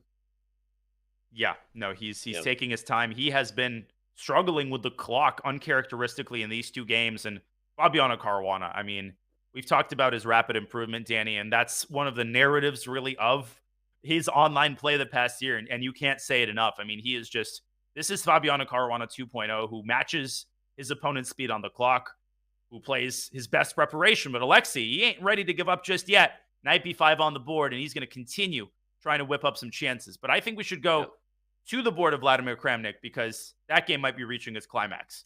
Okay. Ukesh and Kramnik, I see you chat. You're asking for us to check out the Firouzja game. We'll feed you, baby birds. Just sit there. Mama's going to feed you, and we're going to be there soon. I don't know why I said it like that, but well, Firouzja's not going to lose, I think. So that game has been in an end game for a long time, but we'll get there after this one. Let's just evaluate the position and evaluate Vladimir's winning chances, which I don't believe are very high. Aren't great. They're not great. You're right. They're actually close to 0. I mean, that seemed a little harsh, but okay. No, but the reason I say that is largely because, first of all, I'm not math good, as you say, but I think black is up a pawn. White can win it back. That's not the problem. The problem is this monster sitting on d5, which Kramnik is trying to smoke out. So he's still, he's still creating threats. But no, Ukesh he's should significantly be able to hold worse. this. You're right. And if you ever take d5, black will likely just take with the c pawn, open up that light square bishop, and that's no fun. You highlight rook e8. I was going to say you have to do something to guard the bishop on e7, but bishop to e8 is really what black wants to play, right? As soon as you can. So are you going to play bishop d8 so you can play no, but then c5 hangs. So you're right. Yeah, you probably have to play rook e8. And he just did. Firouzja has drawn his game, and I was keeping an eye on it throughout, Danny. It wasn't really that interesting. Queen trade early. Sidwani never even came close. It was just symmetrical the whole way through, and Raunak has just admitted defeat. Alireza Firouzja is the first of the 6 players to punch their ticket into Division 1 of the Airthings Majors. Magnus Carlsen, here I come, says Mr. Firouzja. That's a big moment. A big moment. Alireza Firouzja is the first person to punch his ticket for the knockout stage of the Airthings Masters, which, as we've been saying all day, will start on Monday after everyone gets a bit of a weekend rest. February 6th kicks things off, and the crew from Oslo, our studio there, will have the coverage, including Grandmaster Robert Hess, Grandmaster David Howell, International Master Jovanka Huska, Kaya Snare, and I think Tanya is in studio. I don't know if Tanya Sachev's there. I apologize. If I think she is, but I don't remember because I'm tired. I'm allowed to be tired. And your air quality is poor. My air quality's bad. Your cause. God, that makes me feel like I can say anything and I can't get canceled because my air quality's bad. No, you're absolutely right. You should just run wild. I should just run wild. Here are some things I've been looking to get off my chest. When it comes to cheating in chess, I'd like to say the following. Just kidding, lawyers. Don't worry, guys. I'm not going to say the things you don't want me to say. LOL. Please don't clip that. Okay. Here's some things I would say if my air quality was good. If my air quality was good. Any Hooters. Here we go. Rook to G2 played. Kramnik trying to keep the fight alive. By the way, we should go to Nepo's game when we have a chance. I don't mean to, call the shots here, Danny. It's just that I'm looking at the board, and I feel like Mamedov is actually pretty close to winning here. Yeah. No, Jan really let that first one get away from him. Shout out to Mamedov, because we were skeptical, like, hey, this is such a gamble. You're really hoping that Jan doesn't remember his theory. Well, guess what? Jan made one mistake. Mamedov was able to simplify the whole game. And now with the white pieces, he might be about to send the World Championship Challenger home. Well, the World Championship Challenger will have to, make his home in Division 2 if he loses this game, with the first one being drawn. He has just taken the knight. He is down a pawn. Oh, my goodness. He is being pushed to the edge of the board. The eval bar creeps up. I think the move H4 really cements and shows the extent of White's advantage, stopping knight G5. Oh, my gosh, this is dead lost. But Mamedov has a little bit of work to do, and we know how tricky Nepo can be when his back is against the wall. Indeed, indeed, indeed. Knight F8, Queen D6 might be also in the cards, but that has to be carefully calculated because you might lose that pawn if you're not careful. I think it might work, though. Queen d6. He goes for it. We're going to find out. Jan gives the head nod, which is not the happy head nod, Jan. Nope. That's like the, if this works, I'm screwed, Jan. That's like, he can do that? If he can do that, I finally get some respect. That was my Rodney Dangerfield. I don't even know if you're allowed to do that. Speaking of things that can get you canceled, don't impersonate that guy. Any Hooters, where are we going? That is how your career ended. No, I think this one's over. I think it's +7. And that's because the queen trade actually loses for black. And the reason it's lost for black, Danny, is because the bishop controls the e6 square. So the king can't approach the pawn that way. Otherwise, you're going to have to lose the f7 pawn. And the knight in these types of endgames is just horrible because it can't multitask. It's tied down to the pawns. This is total desperation for Jan. He tries to keep the queens on the board, and he has to. But I think Ralph should be able to finish this off with a couple more accurate moves. For sure. And also you look at the time, and that's telling, right? Jan Nepomniachtchi is usually up on the clock when he's winning. He's down on the clock and losing, barely holding on right now. Mamedov trying to show the technique he brings to the table. Bishop to d5, really clamping down where almost any move black makes his position worse. He's not sweating the technique. He is playing pretty fast here. The one thing you've got to be very careful about if you're white is pushing your pawns prematurely, because that's the one way I've seen these games get swindled. The queen suddenly comes out, and before you know it, the queen is harassing the white king. So you're never really out of the woods in terms of king safety because the queen is so quick to activate. I think Jan is praying for something like that. And so Mamedov is just sort of taking his time, but eventually he's going to have to make a decision on how he wants to win the game. Maybe take the pawn on b4 and trade it for e5. Maybe try to expose black's king, but whatever you do, it'll give black some chances. Jan hasn't lost his hope just yet. Yeah, king to g1, and Jan is going to try to find a way to make a move that both passes the ball back and doesn't make his position worse. It's not easy to figure out how to do that. Nope. By the way, Arjun Aragaisi is about to punch his ticket through to Division 1. He has a completely unlosable position. We can catch the end of that one, Danny. We could also go to Sarwana Caruana. I just love saying that. Let's take a quick visit. Caruana, Aragaisi, and Drake Kawana. I want a lot of Sarwana Caruana. Let's do it. I want a lot of. I say that 10 times in a row. Sarwana Caruana. Lions and Tigers. Should have Yasser Bears, say that. Yeah, exactly. I was listening to the chess.com show. Those guys are so entertaining. It was Danya, and I think it was Danny that day. And they were doing impersonations of me. It was funny. And Chen, they said, I wonder what Yasser would sound like if he said Sarwana Caruana 10 times. Tilburg. Here we go. 1876, and King Louis XVI is actually playing in that tournament. Of King course, Louis before they XVI. unseated him. And Robespierre came in and had a problem with that. Anyways, rook to a5. Speaking of heads getting chopped off, I think Dmitry Andreikin's run here is about Rover.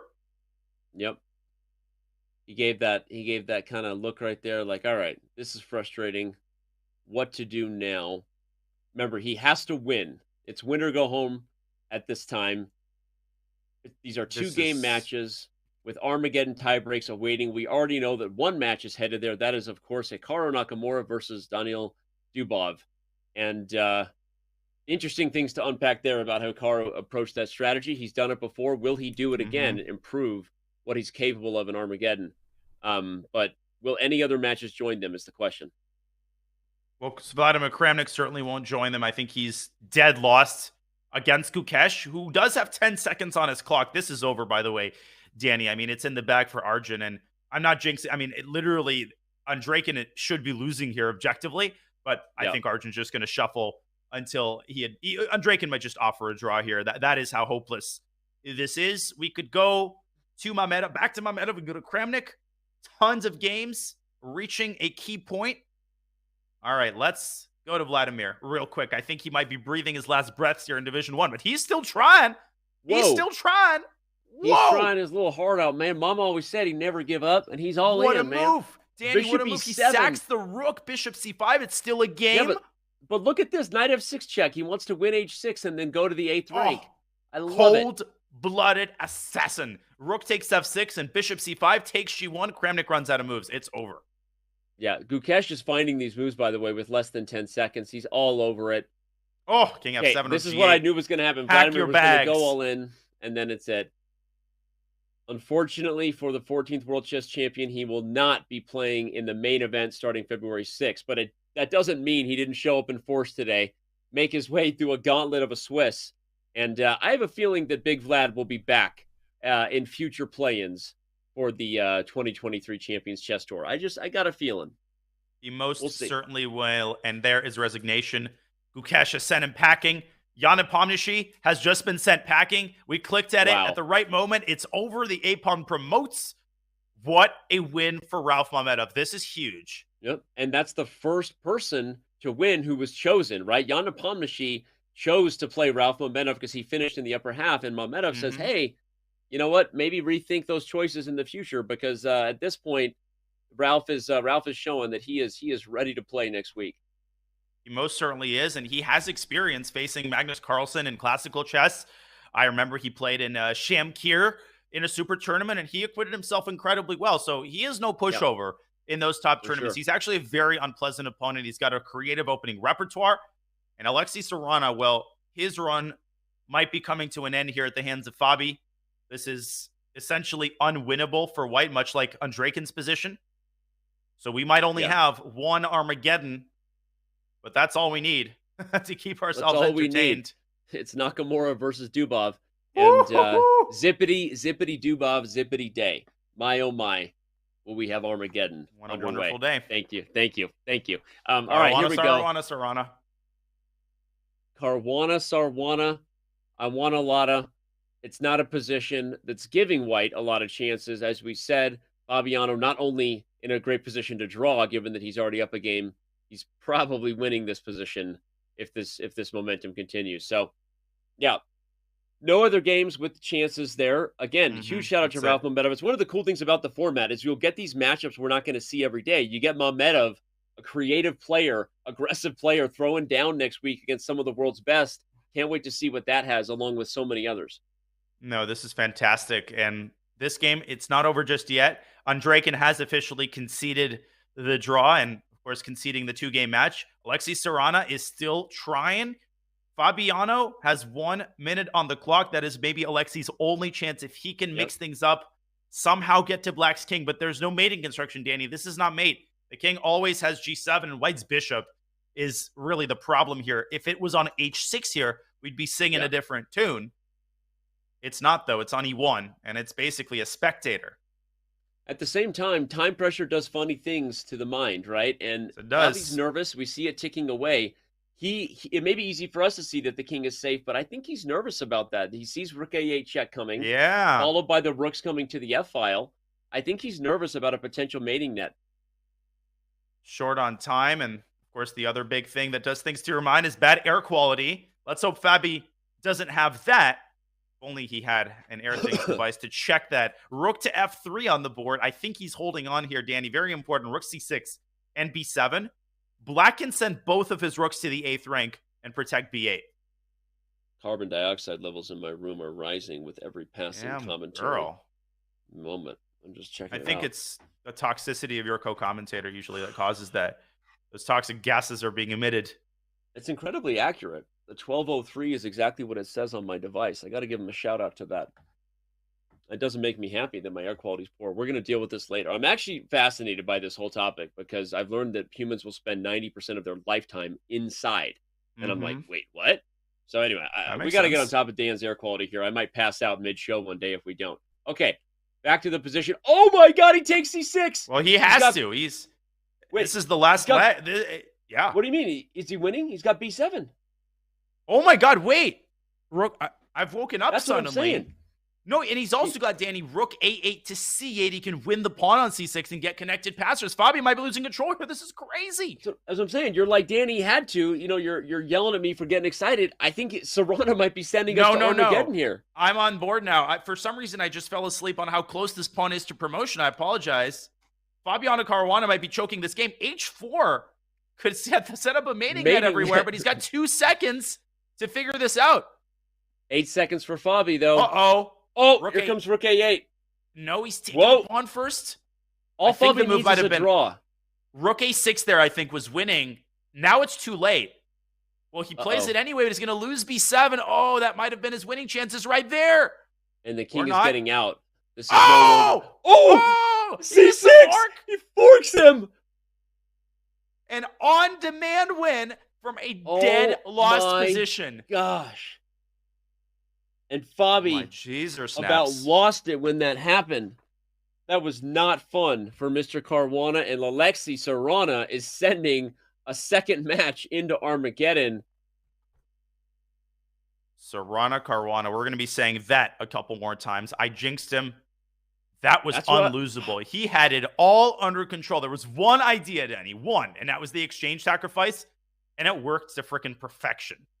He found it, and Fabi got under time pressure, but I had the sense when we were saying it, you saw the time ticking. As we said, time pressure does things to the mind. It's easy for us to say, and unfortunately for Fabi, he now has to win his match a second time in Armageddon. But okay, let's remind everybody of all the results that we now have in the books. We've been through the Swiss. We've now seen the match play stage behind us. We have Armageddon in store, but Kramnik is sent home by Gukesh, not Napomniachtchi sent home by Mamedov. Sadwani goes home, courtesy of Ali Reza Faruja. Dmitry Andreikin is no longer here, Arjun Iragaisi. Fabiano Caruana, Alexi Serrana, Daniil Dubov, and Hikaru Nakamura will be competing in Armageddon. Danya, what a world. What a time to be alive. I mean, we have gotten every type of format. We've gotten Swiss, we've gotten knockout, we've gotten match, we've gotten Armageddon. And Hikaru Nakamura has his work cut out for him. His strategy was to take that quick draw with white, Danny. I can't wait to see if that strategy will pay off, as it did so often in the RCC. And can Alexi Serrana complete this unbelievable comeback in which he wins on demand, but now has to win again in the Armageddon? Only one way to find out. We're going to find out as soon as we return from the break. And if Hikaru Nakamura, who's still streaming, was looking for content, I guess Armageddon is what he had in store. What is Fabi going to do to rebound? We don't know. Don't go anywhere. It's the final moments from the Airthings Masters play-in stage when we return.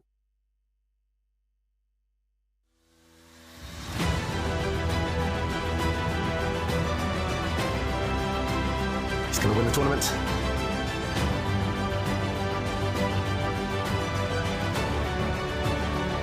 This is going to be a turnaround. Whoa. Oh. 3 seconds. 1 second. Make a move. Wow.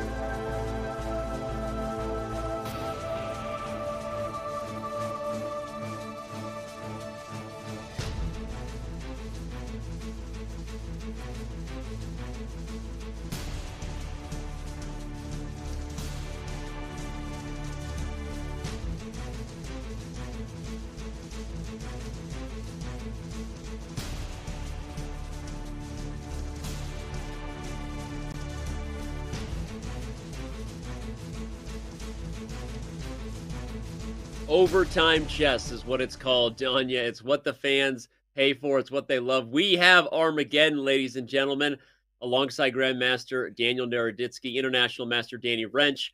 We made it through the Swiss play-in. We had match play. Let's check out the results, Danya.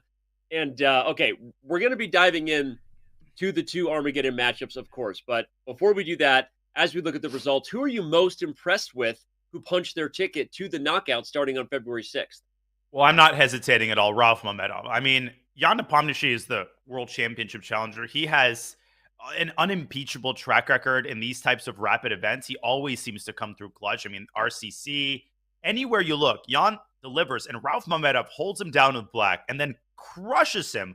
One-sided game with the white pieces. I can't wait to see Ralph playing at the top. He really deserves all of these invites. He's one of the most fascinating players. But Erigaisi defeating Andreikin. Faruja, smooth win against Adwani, and of course Gukesh sending the former world champion packing. Everybody had impressive performances, but these two Armageddons, Danny, it's like we had a great dinner, 7-hour dinner, and now we've got the tiramisu. Some world-famous tiramisu coming your way.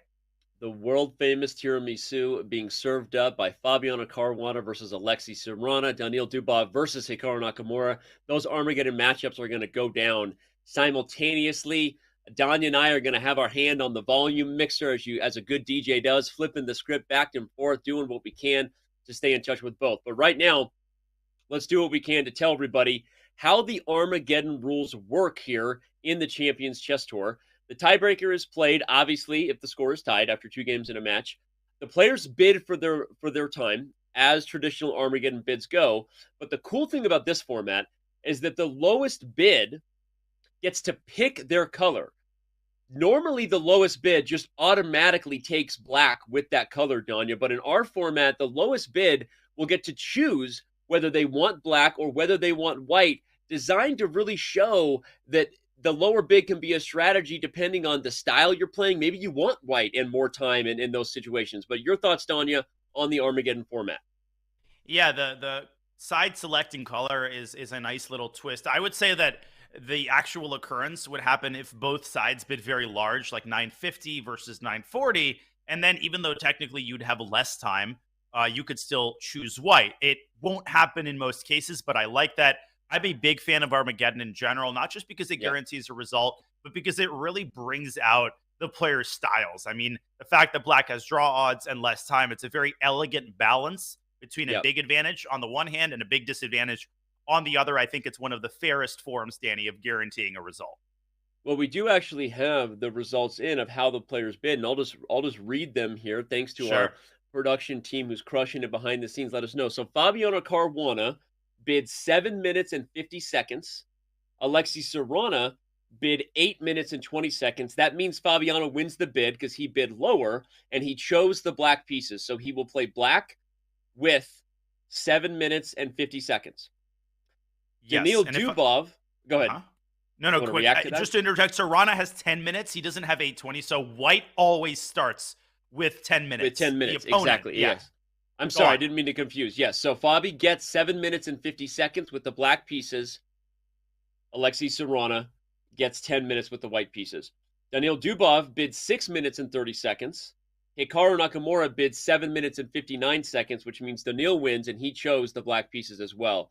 Maybe I'm actually wrong about that. Do they get the higher time? It's actually an interesting question. I didn't realize that. Does Fabiano get 8 minutes and 20 seconds because that was Serrana's bid against 10 minutes, or does he take the time he bid? So the winning bid selects color and plays with his time bid. So That's no, what I I'm thought. pretty sure they get the time that they bid. Unfortunately for Dubov, I really don't think that's a wise bid against Hikaru. 630. There is no increment. Danny, I can't stress this enough. There is no increment in Armageddon, which means that flagging is very much on the table. Hikaru Nakamura, and he's got that 3.5 extra minutes. Daniil better pull off some magic, or he's going to get flagged. Agreed. Whoa. Agreed. Speaking of magic. So much I can't even say we're in the same town. We're like in the same city. We're an agreed town population universe. I think that's a really interesting take for Daniil to choose the black pieces there with so much less time. So I don't know. That smells like Vishy's bid. Vishy's famous bid. It was like 4 minutes. Anyways, we got a game going. Yep. And it's a reverse sort of pan-off structure here with black having that queenside extended majority. You're going to put the rook on b8 as Fabi does. He's going to play b5, a5, b4, crash through on the queenside is black's plan. But white will try to undermine the d5 pawn. It can be tender with moves like e4 and use the king side. And when you're on the white side of an Armageddon game, you don't want to become obsessed with your time advantage. You have to remember that the position on the board actually does matter. So you have to strike this very delicate balance. It's nice to keep that time advantage. You have to keep flagging in mind, Danny. You can't get a rook versus rook position with 2 seconds on the clock. You are going to get flagged. So Fabi, he's the one who has to be obsessed for the time being with his clock situation as long as he's down on the clock. He is definitely not down on the board. I love what he's doing on the queen side there. B4 is coming, and he's better. He's faster than white, and he can just ignore Alexei in the center, I think, and just play B4. I think he should. I love it. Nothing like ignoring my opponent's plans. Been doing that for years. B4, love it. You have a 2-on-1 majority even after the A and B pawns are traded. And in this pan-off structure, if you just took everything else off the board, black is almost winning in the endgame because you're so close to creating a passed pawn. So the dynamic is interesting. White will play F4 and F5 and maybe even F6 and go all in for these attacks on the king side. Meanwhile, black will win an endgame if all the pieces are traded. Absolutely. That's well explained. I think Fabi has things under control. Let's switch to the other game because we've got a lot of action already in just 10 moves, 12 moves in Hikaru Dubov. An endgame, which is not necessarily bad for Hikaru, right? Just because the queens are off the board doesn't mean you're closer to a draw. I do like what Daniel is doing so far. He's got a pretty simple position, and he can continue pushing on the queen side, almost echoing Fabiano Caruana's plan in a completely different opening. This was a Sicilian. Yeah. And let's not forget, we haven't had a lot of chance to talk about it. Hikaru drew their first game in match play with black and had white, and we thought, is he going to push? But Hikaru instead immediately chose to let the game peter out. He basically forced the draw as white. Okay. Whoa. What did he take? The question is because whether Hikaru really believes in his skills in Armageddon that much, and it looks like he does. And if he takes b5, knight takes e4, bishop to c6 is looking pretty good to me. So Dubov's idea, I think, is rook b8. This must be what Hikaru is calculating right now. The eval bar is not a fan of this move, but at least it's forced Hikaru to think, and Dubov is cutting into his time advantage. I feel, Danny, that bishop b5 has to work somehow. I'm not seeing the move after rook b8, but I feel that it exists. Maybe just a4. Secure the bishop and then go after black's crippled queenside pawn structure. I think Hikaru likes a knight a3, knight c4 could be real juicy here after castling to protect f5. I don't like what Daniel has just done at all. I agree with everything that just came out of your mouth. Every single word. Took 7 hours, but it happened eventually. Damn, girl. Took 7 hours, but the bond is real. You spend this much time with someone on camera, you might as well learn to like them. That's what I'm hoping people will start feeling about me after all these years. It hasn't been working. But love it for seriously. jokes aside, very well said, Donya. And I love this move a4. I love the plan of putting the knight on c4, highlighting that the a5 pawn was weak. Super well said. And again, Hikaru now up almost 4 minutes on the clock with a small edge. This is why, to complete the storyline I was highlighting, this is why Hikaru forces Armageddon. He loves winner-take-all chess. He loves this format regardless of the color he gets. He feels confident in his ability to get the dub when it matters. And I'm going to be a little unfiltered here. I'm a huge Daniel Dubov fan. I mean, his chess, and how can you not be, when you watch his games and some of the ideas he displays. So this is not a personal remark, but I really feel like that was a terrible bid by Dubov. 6.5 minutes. I mean, you can't stress enough how good Hikaru is in no increment situations. I feel like maybe 8 minutes, and yes, I'm playing armchair general here, would have been a wiser bid, because the problem is, you can equalize on the board, but Hikaru's always going to create problems, and he's going to use those extra 3 minutes to find moves that just force you to think, I just don't see Daniel getting out of this, but he's 2,700 for a reason. This game is still going. Our other game is starting to heat up as well. Yeah, let's flip back over there. Not because this won't be awesome to follow. They're all awesome to follow. We're down at the stretch here, an 8-hour show. We'll be done. Greg Shahadi hopping in chat, hanging out with us. What's up, Greg? The commish himself of the Pro Chess League. Okay, I like this plan from Serrana. This is what you got to do. Although the clocks are now completely even, and in fact, Fabi, who started out with a 2.5 minute time disadvantage, is actually up a little bit. He is, but I feel like his wheels are kind of spinning in the mud on the queen side. He played that move b3, but he's going to find it very, very difficult to push the companion over to c3. Maybe start with bishop b4. Alexi is building up the pieces on the king side. Storm clouds are starting to gather around black's king. Can Alexi, Danny, get the queen into the attack, or can Fabi strike at the queen side with c3 first? It's going to be a scintillating finale in this game. Yeah, and for those saying Fabi looks distressed, maybe you missed the memo, but he is distressed because he was up 1-0 and had no business losing to get us into Armageddon. So he needs to shake off those memories. He needs to focus on the moment that is now, because he's not happy that he's here. That's the other psychological advantage we have to talk about, probably favoring Serrano just a little bit. Oh, absolutely. And that was a ridiculous finale. I mean, what haven't we seen in these must-win situations? Alexi, he brings his queen to d1 for a reason. He didn't eeny, meeny, miny, moe it. That queen, where it wants to be, is g4. That's where the party is at. That's where the bars are. But to do that, he's going to have to move his knight out of the way. And that means allowing black to play c3 and Fabi taking a different course, using some tactics and getting his knight into the defense. I stared at the position for 5 seconds before realizing that the knight was hanging, but the bishop was hanging. I'm like, whoop! I went full bippity boppity boo with Danya, right? Knight to d6. Just put the bishop on b1 if you're Serrano. You've got rook a6 coming in some positions. You still have Danya's knight g3, queen g4, knight h5. Oh my gosh, as I say it, I'm getting nervous for Fabi. Knight g3, queen g4. Oh, here he goes. Battering ram. Bang, bang, bang. Get that pawn out of the way. He wants f5, f6 by hook or by crook. Can Fabiano keep the ramparts alive on the queen side? Maybe queen to d7 to try to keep that f-pawn alive. But Danny, knight g3 could come at the most inconvenient moment for Fabi. And if this f-pawn starts running amok, black's king could end up paying the price. Heads will roll one way or the other here. And either way, you're happy with your play if you're Serrano. Why, everybody? Because white has to win. You need 3 results chess. Fabiano wins on a draw because he has the black pieces at Armageddon. So this is exactly what Serrano ordered. It's why Fabi is getting nervous here. You see that eval bar creeping. You see the stress starting to show. You could have some problems on the queen side as well. Don't sleep on rook a6, which could hit those loose knights.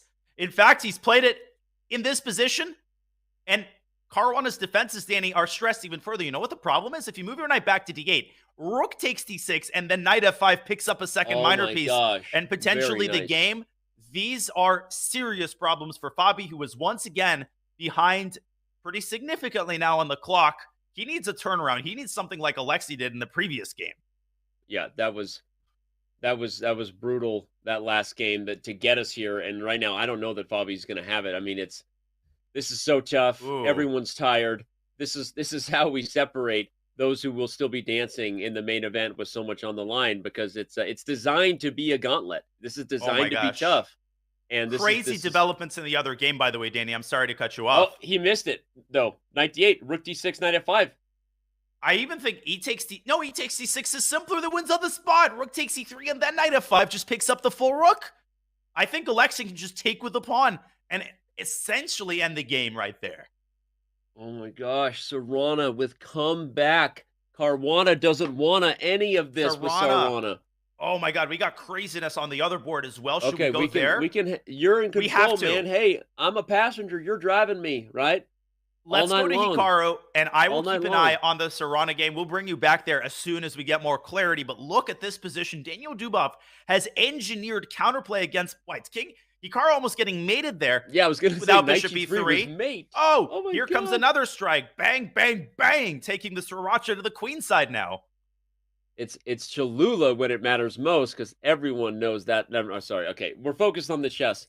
But look at Hikaru. It was mate on the board. It looked crazy in the end. What's going on? White's position is totally fine, and he's still up 2 minutes. So Dubov is running out of tricks. He is, and Hikaru is just going to play this until the crows come home to roost. He's going to play this for 8,000 moves, if that's what it takes to whittle Black's clock down to 0. And he is whittling his clock down to 0. Danny, I'm keeping one eye and 75% of my other eye on Dubov's clock. The board doesn't even matter. Hikaru will play rook and 2 and rook and 2. This is why the bid struck me as potentially unwise. Dubov's play here has been fantastic. The position is equal objectively. Agreed with you. And the idea that you have to play any time scramble with no increment against Hikaru means I want to have more time than my opponent. And he doesn't have more time than Hikaru. So that's a problem. And there's still juice to be squeezed here if you're playing white. I would take white in a real game. Knight c4 is a problem. Only one side has a pass pawn as of yet. And look at these 10, 15 seconds that Dubov is spending in every position just to maintain equality. This is where Hikaru is spilling blood. This is where he's setting himself up for the flag fest to come, even if Dubov manages to preserve equality. Jeez. And other game going crazy too. Oh my lands. I think we should go back. Yeah, I'm sorry. I'm in that mode too. I'm watching the Fabi game. What is going on here? Alexei missed e takes d6. That would have ended it on the spot. He has allowed Fabi to keep his minors, but now his pawn has reached f6. Danny, we said that if the pawn reaches f6, the game's going to be over in 99% of cases. Is this the 100th case where Fabi can keep himself afloat? I don't think so. Bishop f5 looks deadly here. f7 check is possible. I know, that's what I'm looking at, is f7 check and some sort of discovery. Oh, against the queen and the king. It just doesn't look fun. Doesn't look fun. Fabi also down on the clock. No increment coming to save the day here. But Alexei, he knows what's on the line. He's got to be feeling the nerves. Delivering the hammer blow, Danny, we all know how incredibly hard that can be against these super GMs. They never die. They never give up until they lose a queen or they lose a king. And that's what Alexei's going to have to do. Win Fabi's queen or win Fabi's king. One or the other. Yep. It's last game of the year, Dan. Don't hold anything back now. You know? You got to win the queen, win the king. Here he goes. Okay, he's trying. Okay. Knight f5. Queen. I think queen h5 and black is still alive. I think Alexei might have messed up the move order. I wonder what he sees here. Queen to h3. Fabi could give a check on f3, Danny, and take the queens off the board. That would be huge. Yeah, and if you don't get mate as white and the queens disappear, this b pawn on b3 is still very, very passed and close to queening. So you have to not mess this up if you're Serrano. You got to get something against the black king. Don't let it slip away. 2 minutes now for both sides. Same situation on the other board. Hikaru's time advantage is dwindling. Dubov has activated turbo mode. He has turned those afterburners on, and he has serious chances to hold that endgame against Hikaru. That's going to come down to the wire. This is coming down to the wire. Oh my goodness, this is all you can eat. Rook takes g4. The pawn is pinned. Fabi immediately played rook a8. He shakes his head. He doesn't like it. I like it. He's got the best position he's had in the last 10, 15 moves for sure. He's got serious counterplay down the A file. Don't sleep on that B3 pawn. He sacks his queen. Oh, but his queen was trapped. It was. It had nowhere to go. Oh. But is it over? It's not even that he sacked it. He had no choice. Take the knight and go b2 and pin your hopes on that pass pawn. Try to get rook a1. And I said if Alexei wins the queen, it's over. It's not. I don't know. I think it is. The knight on e6 is falling with check if you take f5, bishop f5. I think the king gets mated even if black gets a second queen. I think Fabi knows he's toast. That was why he shook his head on rook a8. It was. Yeah. I think it's over. I'm afraid you're right. Maybe he had a way to sack the queen in a better way. I didn't see it. It was very hard to defend. I think Alexei is going to take this home. I agree. Yep. This should be over. Plays b2, knight e3, and it's going to be Alexei Serrano playing in Division 1. Amazing. We have to go back to the Nakamura-Dubov game. Flag city population, Hikaru Nakamura in the other game. It's all down to the clock. Alexei Serrano has this in the bag, Danny. Now safely. Look at this. It's a rook and knight in 3 versus rook and knight in 3. Dubov is not worse here. No, he's not. Can Hikaru flag him? And now the time situation is even. The time situation is even, and Hikaru could lose this if he's not careful, right? I mean, unlikely, but if the A pawn falls, Danya, black has an extra pawn over there. The thing is, even if it falls, Hikaru is going to keep chances alive as long as he's got mating material. As long as he has a single pawn on the board, he's got flagging chances. I don't see Dubov defending this. I just don't see it. I've seen Hikaru win too many of these situations. Remember, all Dubov needs is a draw. Right? All he needs is a draw. So Dubov just has to play fast enough to peter out the game. He has Oh to my force gosh. it. You can't allow some sort of rook versus rook scenario. You need to force Hikaru to make a draw or give up a rook. So use Yep. that past e-pawn. Don't just trade knights and bail out because Hikaru will flag you. Yep. He's doing a fantastic job. He's Daniel Dubov. I am very impressed with the way he's playing right now. E4, and he should have enough counterplay. Rook E4, D5 check. Oh! Rook D5, and then he takes Rook C5, takes and he C5. wins Rook with takes Rook C5. takes C5. Oh, we didn't Rook see takes it. C5. Rook takes C5. It's still no, he's going to find it now. It was No, Rook takes he didn't give C5. him No, a not second anymore. chance. He's still winning, Hikaru. Hikaru He's should still still be winning. winning this. King H5, E3. It's close. No, he had Oh my 96, I gosh. think. Black had 96 and knight F4. Holy He had. sh- Okay, Oh! he takes C3. What is going? Oh, knight G4. Rook takes G4. No, then Rook king takes takes C4 is a G4. draw. I think king F4, G7. And then there must be a move. Rook takes G4 and knight C7. There's tactics there. We might not have enough time. I He don't has see the 16 draw. seconds. Apparently, the move is Rook takes G4. It's the only move. He's not going to make it. He's not going to He's make not it. He's gonna make it. He calculating. He's got doesn't 8 see it. seconds. He's going to get He's got 8 flagged. seconds. That's it. Even if he Hikaru's finds the going to move, flag him, even if he finds it. unbelievable. 2, 1, it's over. There's no increment. King F5, and the knight is King trapped. dominates Can't knight. keep up with the pawn, and Hikaru wins. Oh my gosh! What just happened? What is going on here? Fabiano Caruana gets sent home in dramatic comeback fashion by Alexei Serrana. And Hikaru Nakamura is proven right, regardless of the skepticism and the questions. Should he have made more of an effort with white? He says, no, Oh, Armageddon's my jam. This is what I do. he always finds a way to pull through. And that final tactic, Danny, was absolute genius. Knight G4. It posed practical problems that Dubov did Yep. not have time to solve. Had his bid been 30 seconds higher, I think we'd be singing Daniel Dubov's praises right now, and he'd be thinking about what to play against Magnus Carlsen. As it stands, Hikaru Nakamura, what a day for him today. Unbelievable. As you see, everyone, if you just tuned in, the players who won these matchups secured their spots. There were 6 of them available to join Magnus Carlsen and Wesley So in the main event starting on February 6th with a lot of prize money and ultimately 1 seat that goes directly to the finals in December with $500,000. So who were those 6? Damaraju Gukesh, Ralph Mamedov, Ali Reza Faruja, Arjun Iragaisi. I was reading them and it's gone. And here they are, the Division 1 winners. They brought them up. Production's all over it. Arjun Iragaisi, Ralph Mamedov, Hikaru Nakamura win the division, along with Gukesh and Ali Reza Faruja. They all join Magnus Carlsen and Wesley So. Those 8 players will be throwing down starting February 6th in the main event for the Airthings Masters, Danya. This has been an absolutely unbelievable day. This hasn't just been a qualifier. It hasn't just been one of those throwaway events, because what we really want to watch is the Airthings Masters, which we do want to watch. This was an epic tournament in its own right. As a standalone event, I think this was absolutely epic. This competes with anything in terms of entertainment value, and I see no better way to inaugurate what will hopefully be a tradition, an incredible annual event, than with a 7-hour slugfest that we saw today. Each of those players so deserving of that spot.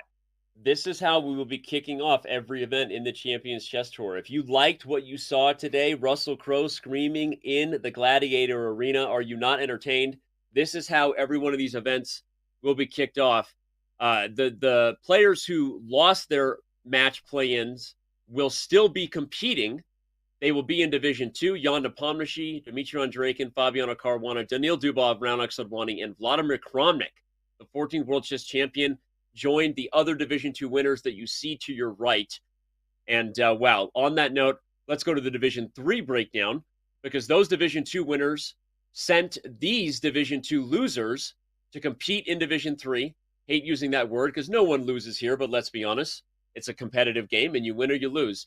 Gusainov, Grishuk, Liam Lay, Keimer, Zhangyu, Vakitov, Sevian, Progdananda, Safarli, and Dura Bailey will join the Division 3 winners. Oh my gosh, I'm tired, Danya. I'm tongue twisted. Take it away. I am as well, Danny. I'm with you there, partner. This was a long show. This was an amazing show. Alexander Bortnik, got to shout him out. He's a good friend of mine. He is a recognizable name to everybody, and he showed today, hey, I'm not just a bullet specialist. I'm a strong grandmaster, and I think people need to recognize is some of these players that you see playing 3+0 on chess.com, they're not just swindlers. They're not just flaggers. They are incredibly strong grandmasters with a proven track record, and they give everyone a run for their money. We saw all of the top guys have a run for their money. Nobody had an easy run, Danny. And at the end of the day, every single one of those 6 players who punched their ticket to Division 1, they deserve to be joining Magnus Carlsen and Wesley So. Well, at the end of the day, we often have an interview, despite how long this day has been. Danya, Hikaru wants to pop on and say a few things, and so we're going to do that. Why not be joined by the man who punched his ticket in the most dramatic of possible fashions in Armageddon? We're going to take a very quick break. Don't go anywhere. When we return, it will be Hikaru Nakamura and literally the final moments for the Airthings Masters plan.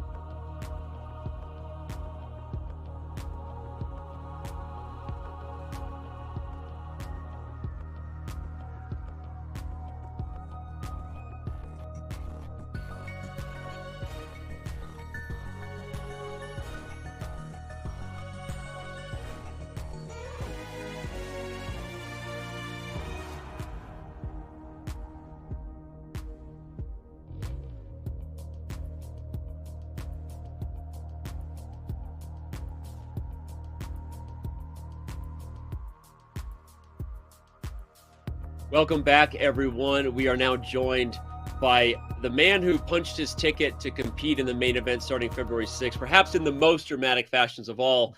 Hikaru, a lot to unpack about today. I'm going to start by just asking directly, was there, getting out of the gate, it seemed like you were a little slow going. Was there a moment where you didn't feel your form was there and you eventually found it? Was there a moment that you felt like you got in rhythm? Yeah. Well, I mean, first of all, thanks for having me. I certainly, throughout the day, anybody who saw my camp saw me shaking my head a lot. It got off to a great start. I won this very, very nice first game against Evgeny Tomaszewski, but in the second round, I lost this very tough game to the Chinese player. And after that, it just seemed like a slog. I thought I was missing a lot of stuff.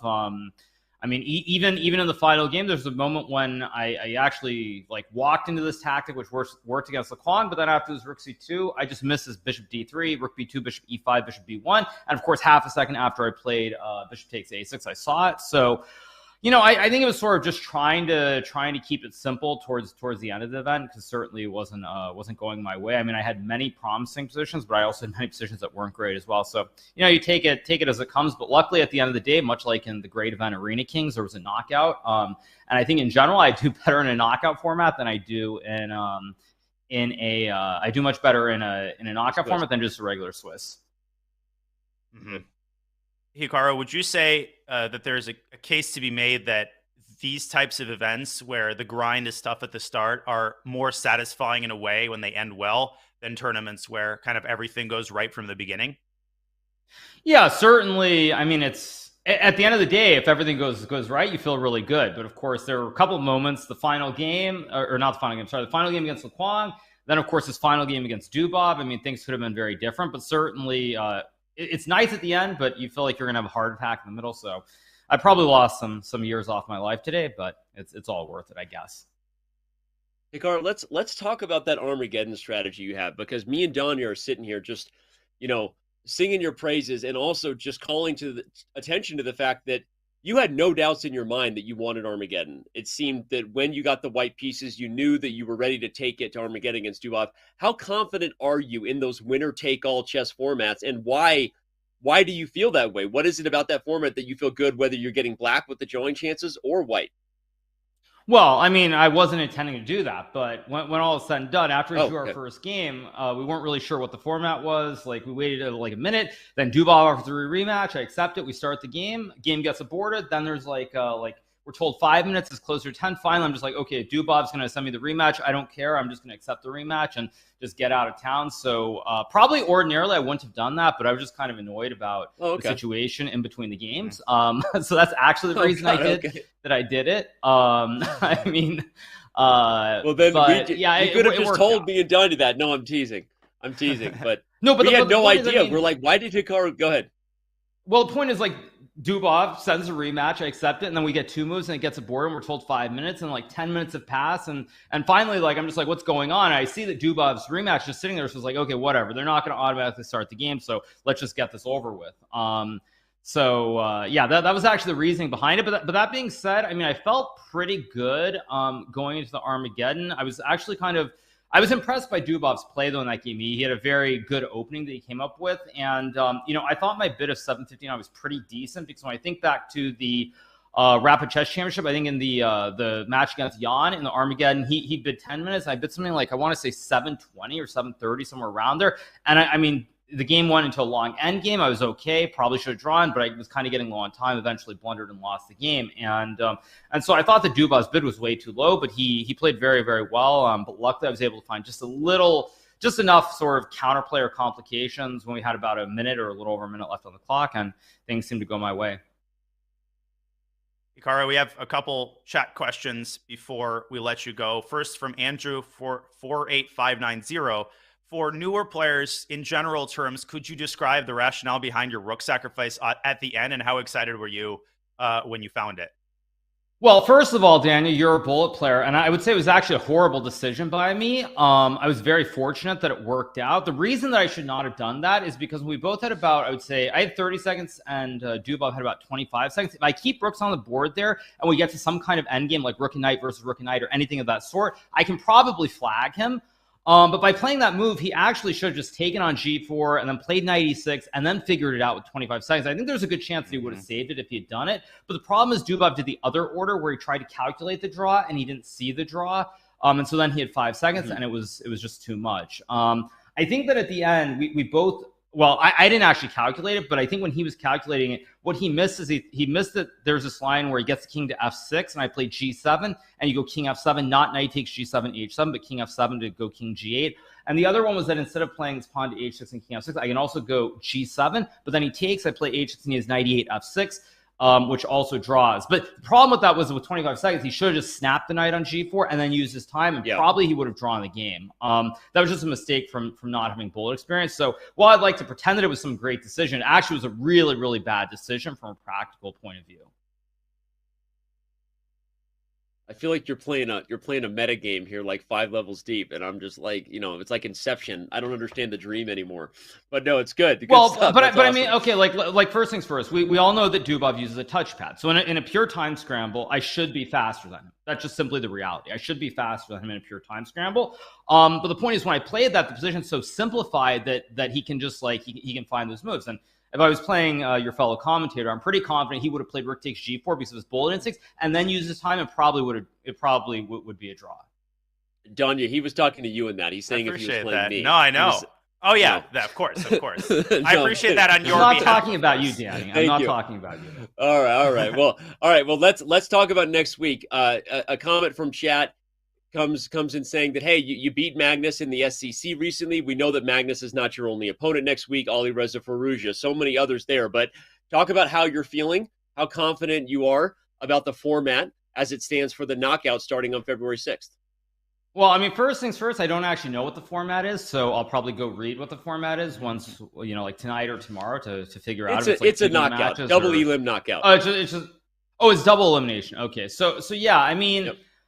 Considering how poorly I felt like I played today at critical moments, I feel pretty good because I think I can only play better than I did today. I mean, like I said, anyone who was watching the broadcast saw me shaking my head a lot because I thought a lot of my decisions were not the right ones. So I really feel like I can only play better. If I play worse than I did, well, that's just life, and I don't deserve to win if that's the case. Yeah. Well, we wish you the best of. Go ahead. No, I'm out of questions. We wish you the best of luck, man. It is double elim. I think it's exciting. I'm gonna be watching as a fan, not commentating. So, dude, I know it didn't start the way you wanted, but watching you come back was it felt like impending doom for the rest of your opponents. And I know it probably didn't feel that way to you. It was nerve-wracking, but congratulations on a great day of chess, and good luck next week, man. Thank you so much, you guys. Appreciate it. Congrats. All right. See ya, man. There he was, the guy who punched his ticket in dramatic fashion. Let's remind everybody that what did he punch his ticket to? The Airthings Masters. It begins on Monday, February 6th. Like we said, everyone is going to recharge over the weekend. Oh my gosh, we are exhausted. The players are exhausted. That was nonstop, and it was chess of the highest level. We are bringing you a week of more chess at the highest level. The knockout begins on Monday. It starts at 8 a.m. Pacific time. And it comes to a head on Friday when one person is going to be punching their ticket directly to the championship at the end of the year. So don't miss a single thing. History is being made in every one of these events, and it's right here at twitch.tv/chess. Danya, man. We did it. That was a long show. I take a nice extra sweet iced tea. I love you too, Mayan, but we don't want to get too emotional. 8-hour show, one of the longest I've ever done. Nobody I'd rather do it with. I think that's a heart symbol you're doing right there. You're going to make me, reach for the tissues here. And I almost made it through the entire show, Danny. That was amazing. And no inaugural show of anything could possibly be better than what we saw just then. Every minute filled with action of a different kind, culminating until the very last moments. That's what we want from the start of the CCT. We did. We got everything we could handle. I'm obviously sitting here applauding Hikaru Nakamura, finding a way to get it done Armageddon, feeling heartbroken for Fabiano Caruana. It seemed like in the beginning of the day, he probably was in the finest form of everybody. I don't think you would agree. He was on a roll, right? Finds a way, unfortunately, snatch defeat from the jaws of victory there. And of course, Alexei Serrano gets all the credit for getting that done. I'm not going to do the thing where I start unpacking every match in my head like I want to. Let's just say it was awesome. If you missed the show, where have you been? Watch the whole VOD. It's worth it. Enjoy your Friday night. Because what the cool kids do is they turn on chess shows and they watch VODs on Friday nights. Right, Danya? What they do. This was amazing. You know, I'm totally fried. I have no more words left. I've used all of them for this show, but Danny, it's so much fun to commentate with you. It was light outside. It was dark when I woke up, then it was light. Now it's dark again. And I'm just so happy that I got to spend these 7 hours with you and with these amazing chess players. It's an honor. It was an honor to commentate the first event, really, to set the tone for what will hopefully be months and months of epic action, Danny. I'm done, and this was amazing. Thank you, everybody. You're done. No more words needed. Good luck to the team hosting from our studios in Oslo. Join them on Monday, as we've said. Shout out to the team who worked super hard. We got it done, kicked it off in record server fashion. So much going on in the chess community. It's only just begun. Enjoy your weekend, everybody. We will see you on Monday as the Airthings Masters kicks off and the Champions Chess Tour here in 2023 continues.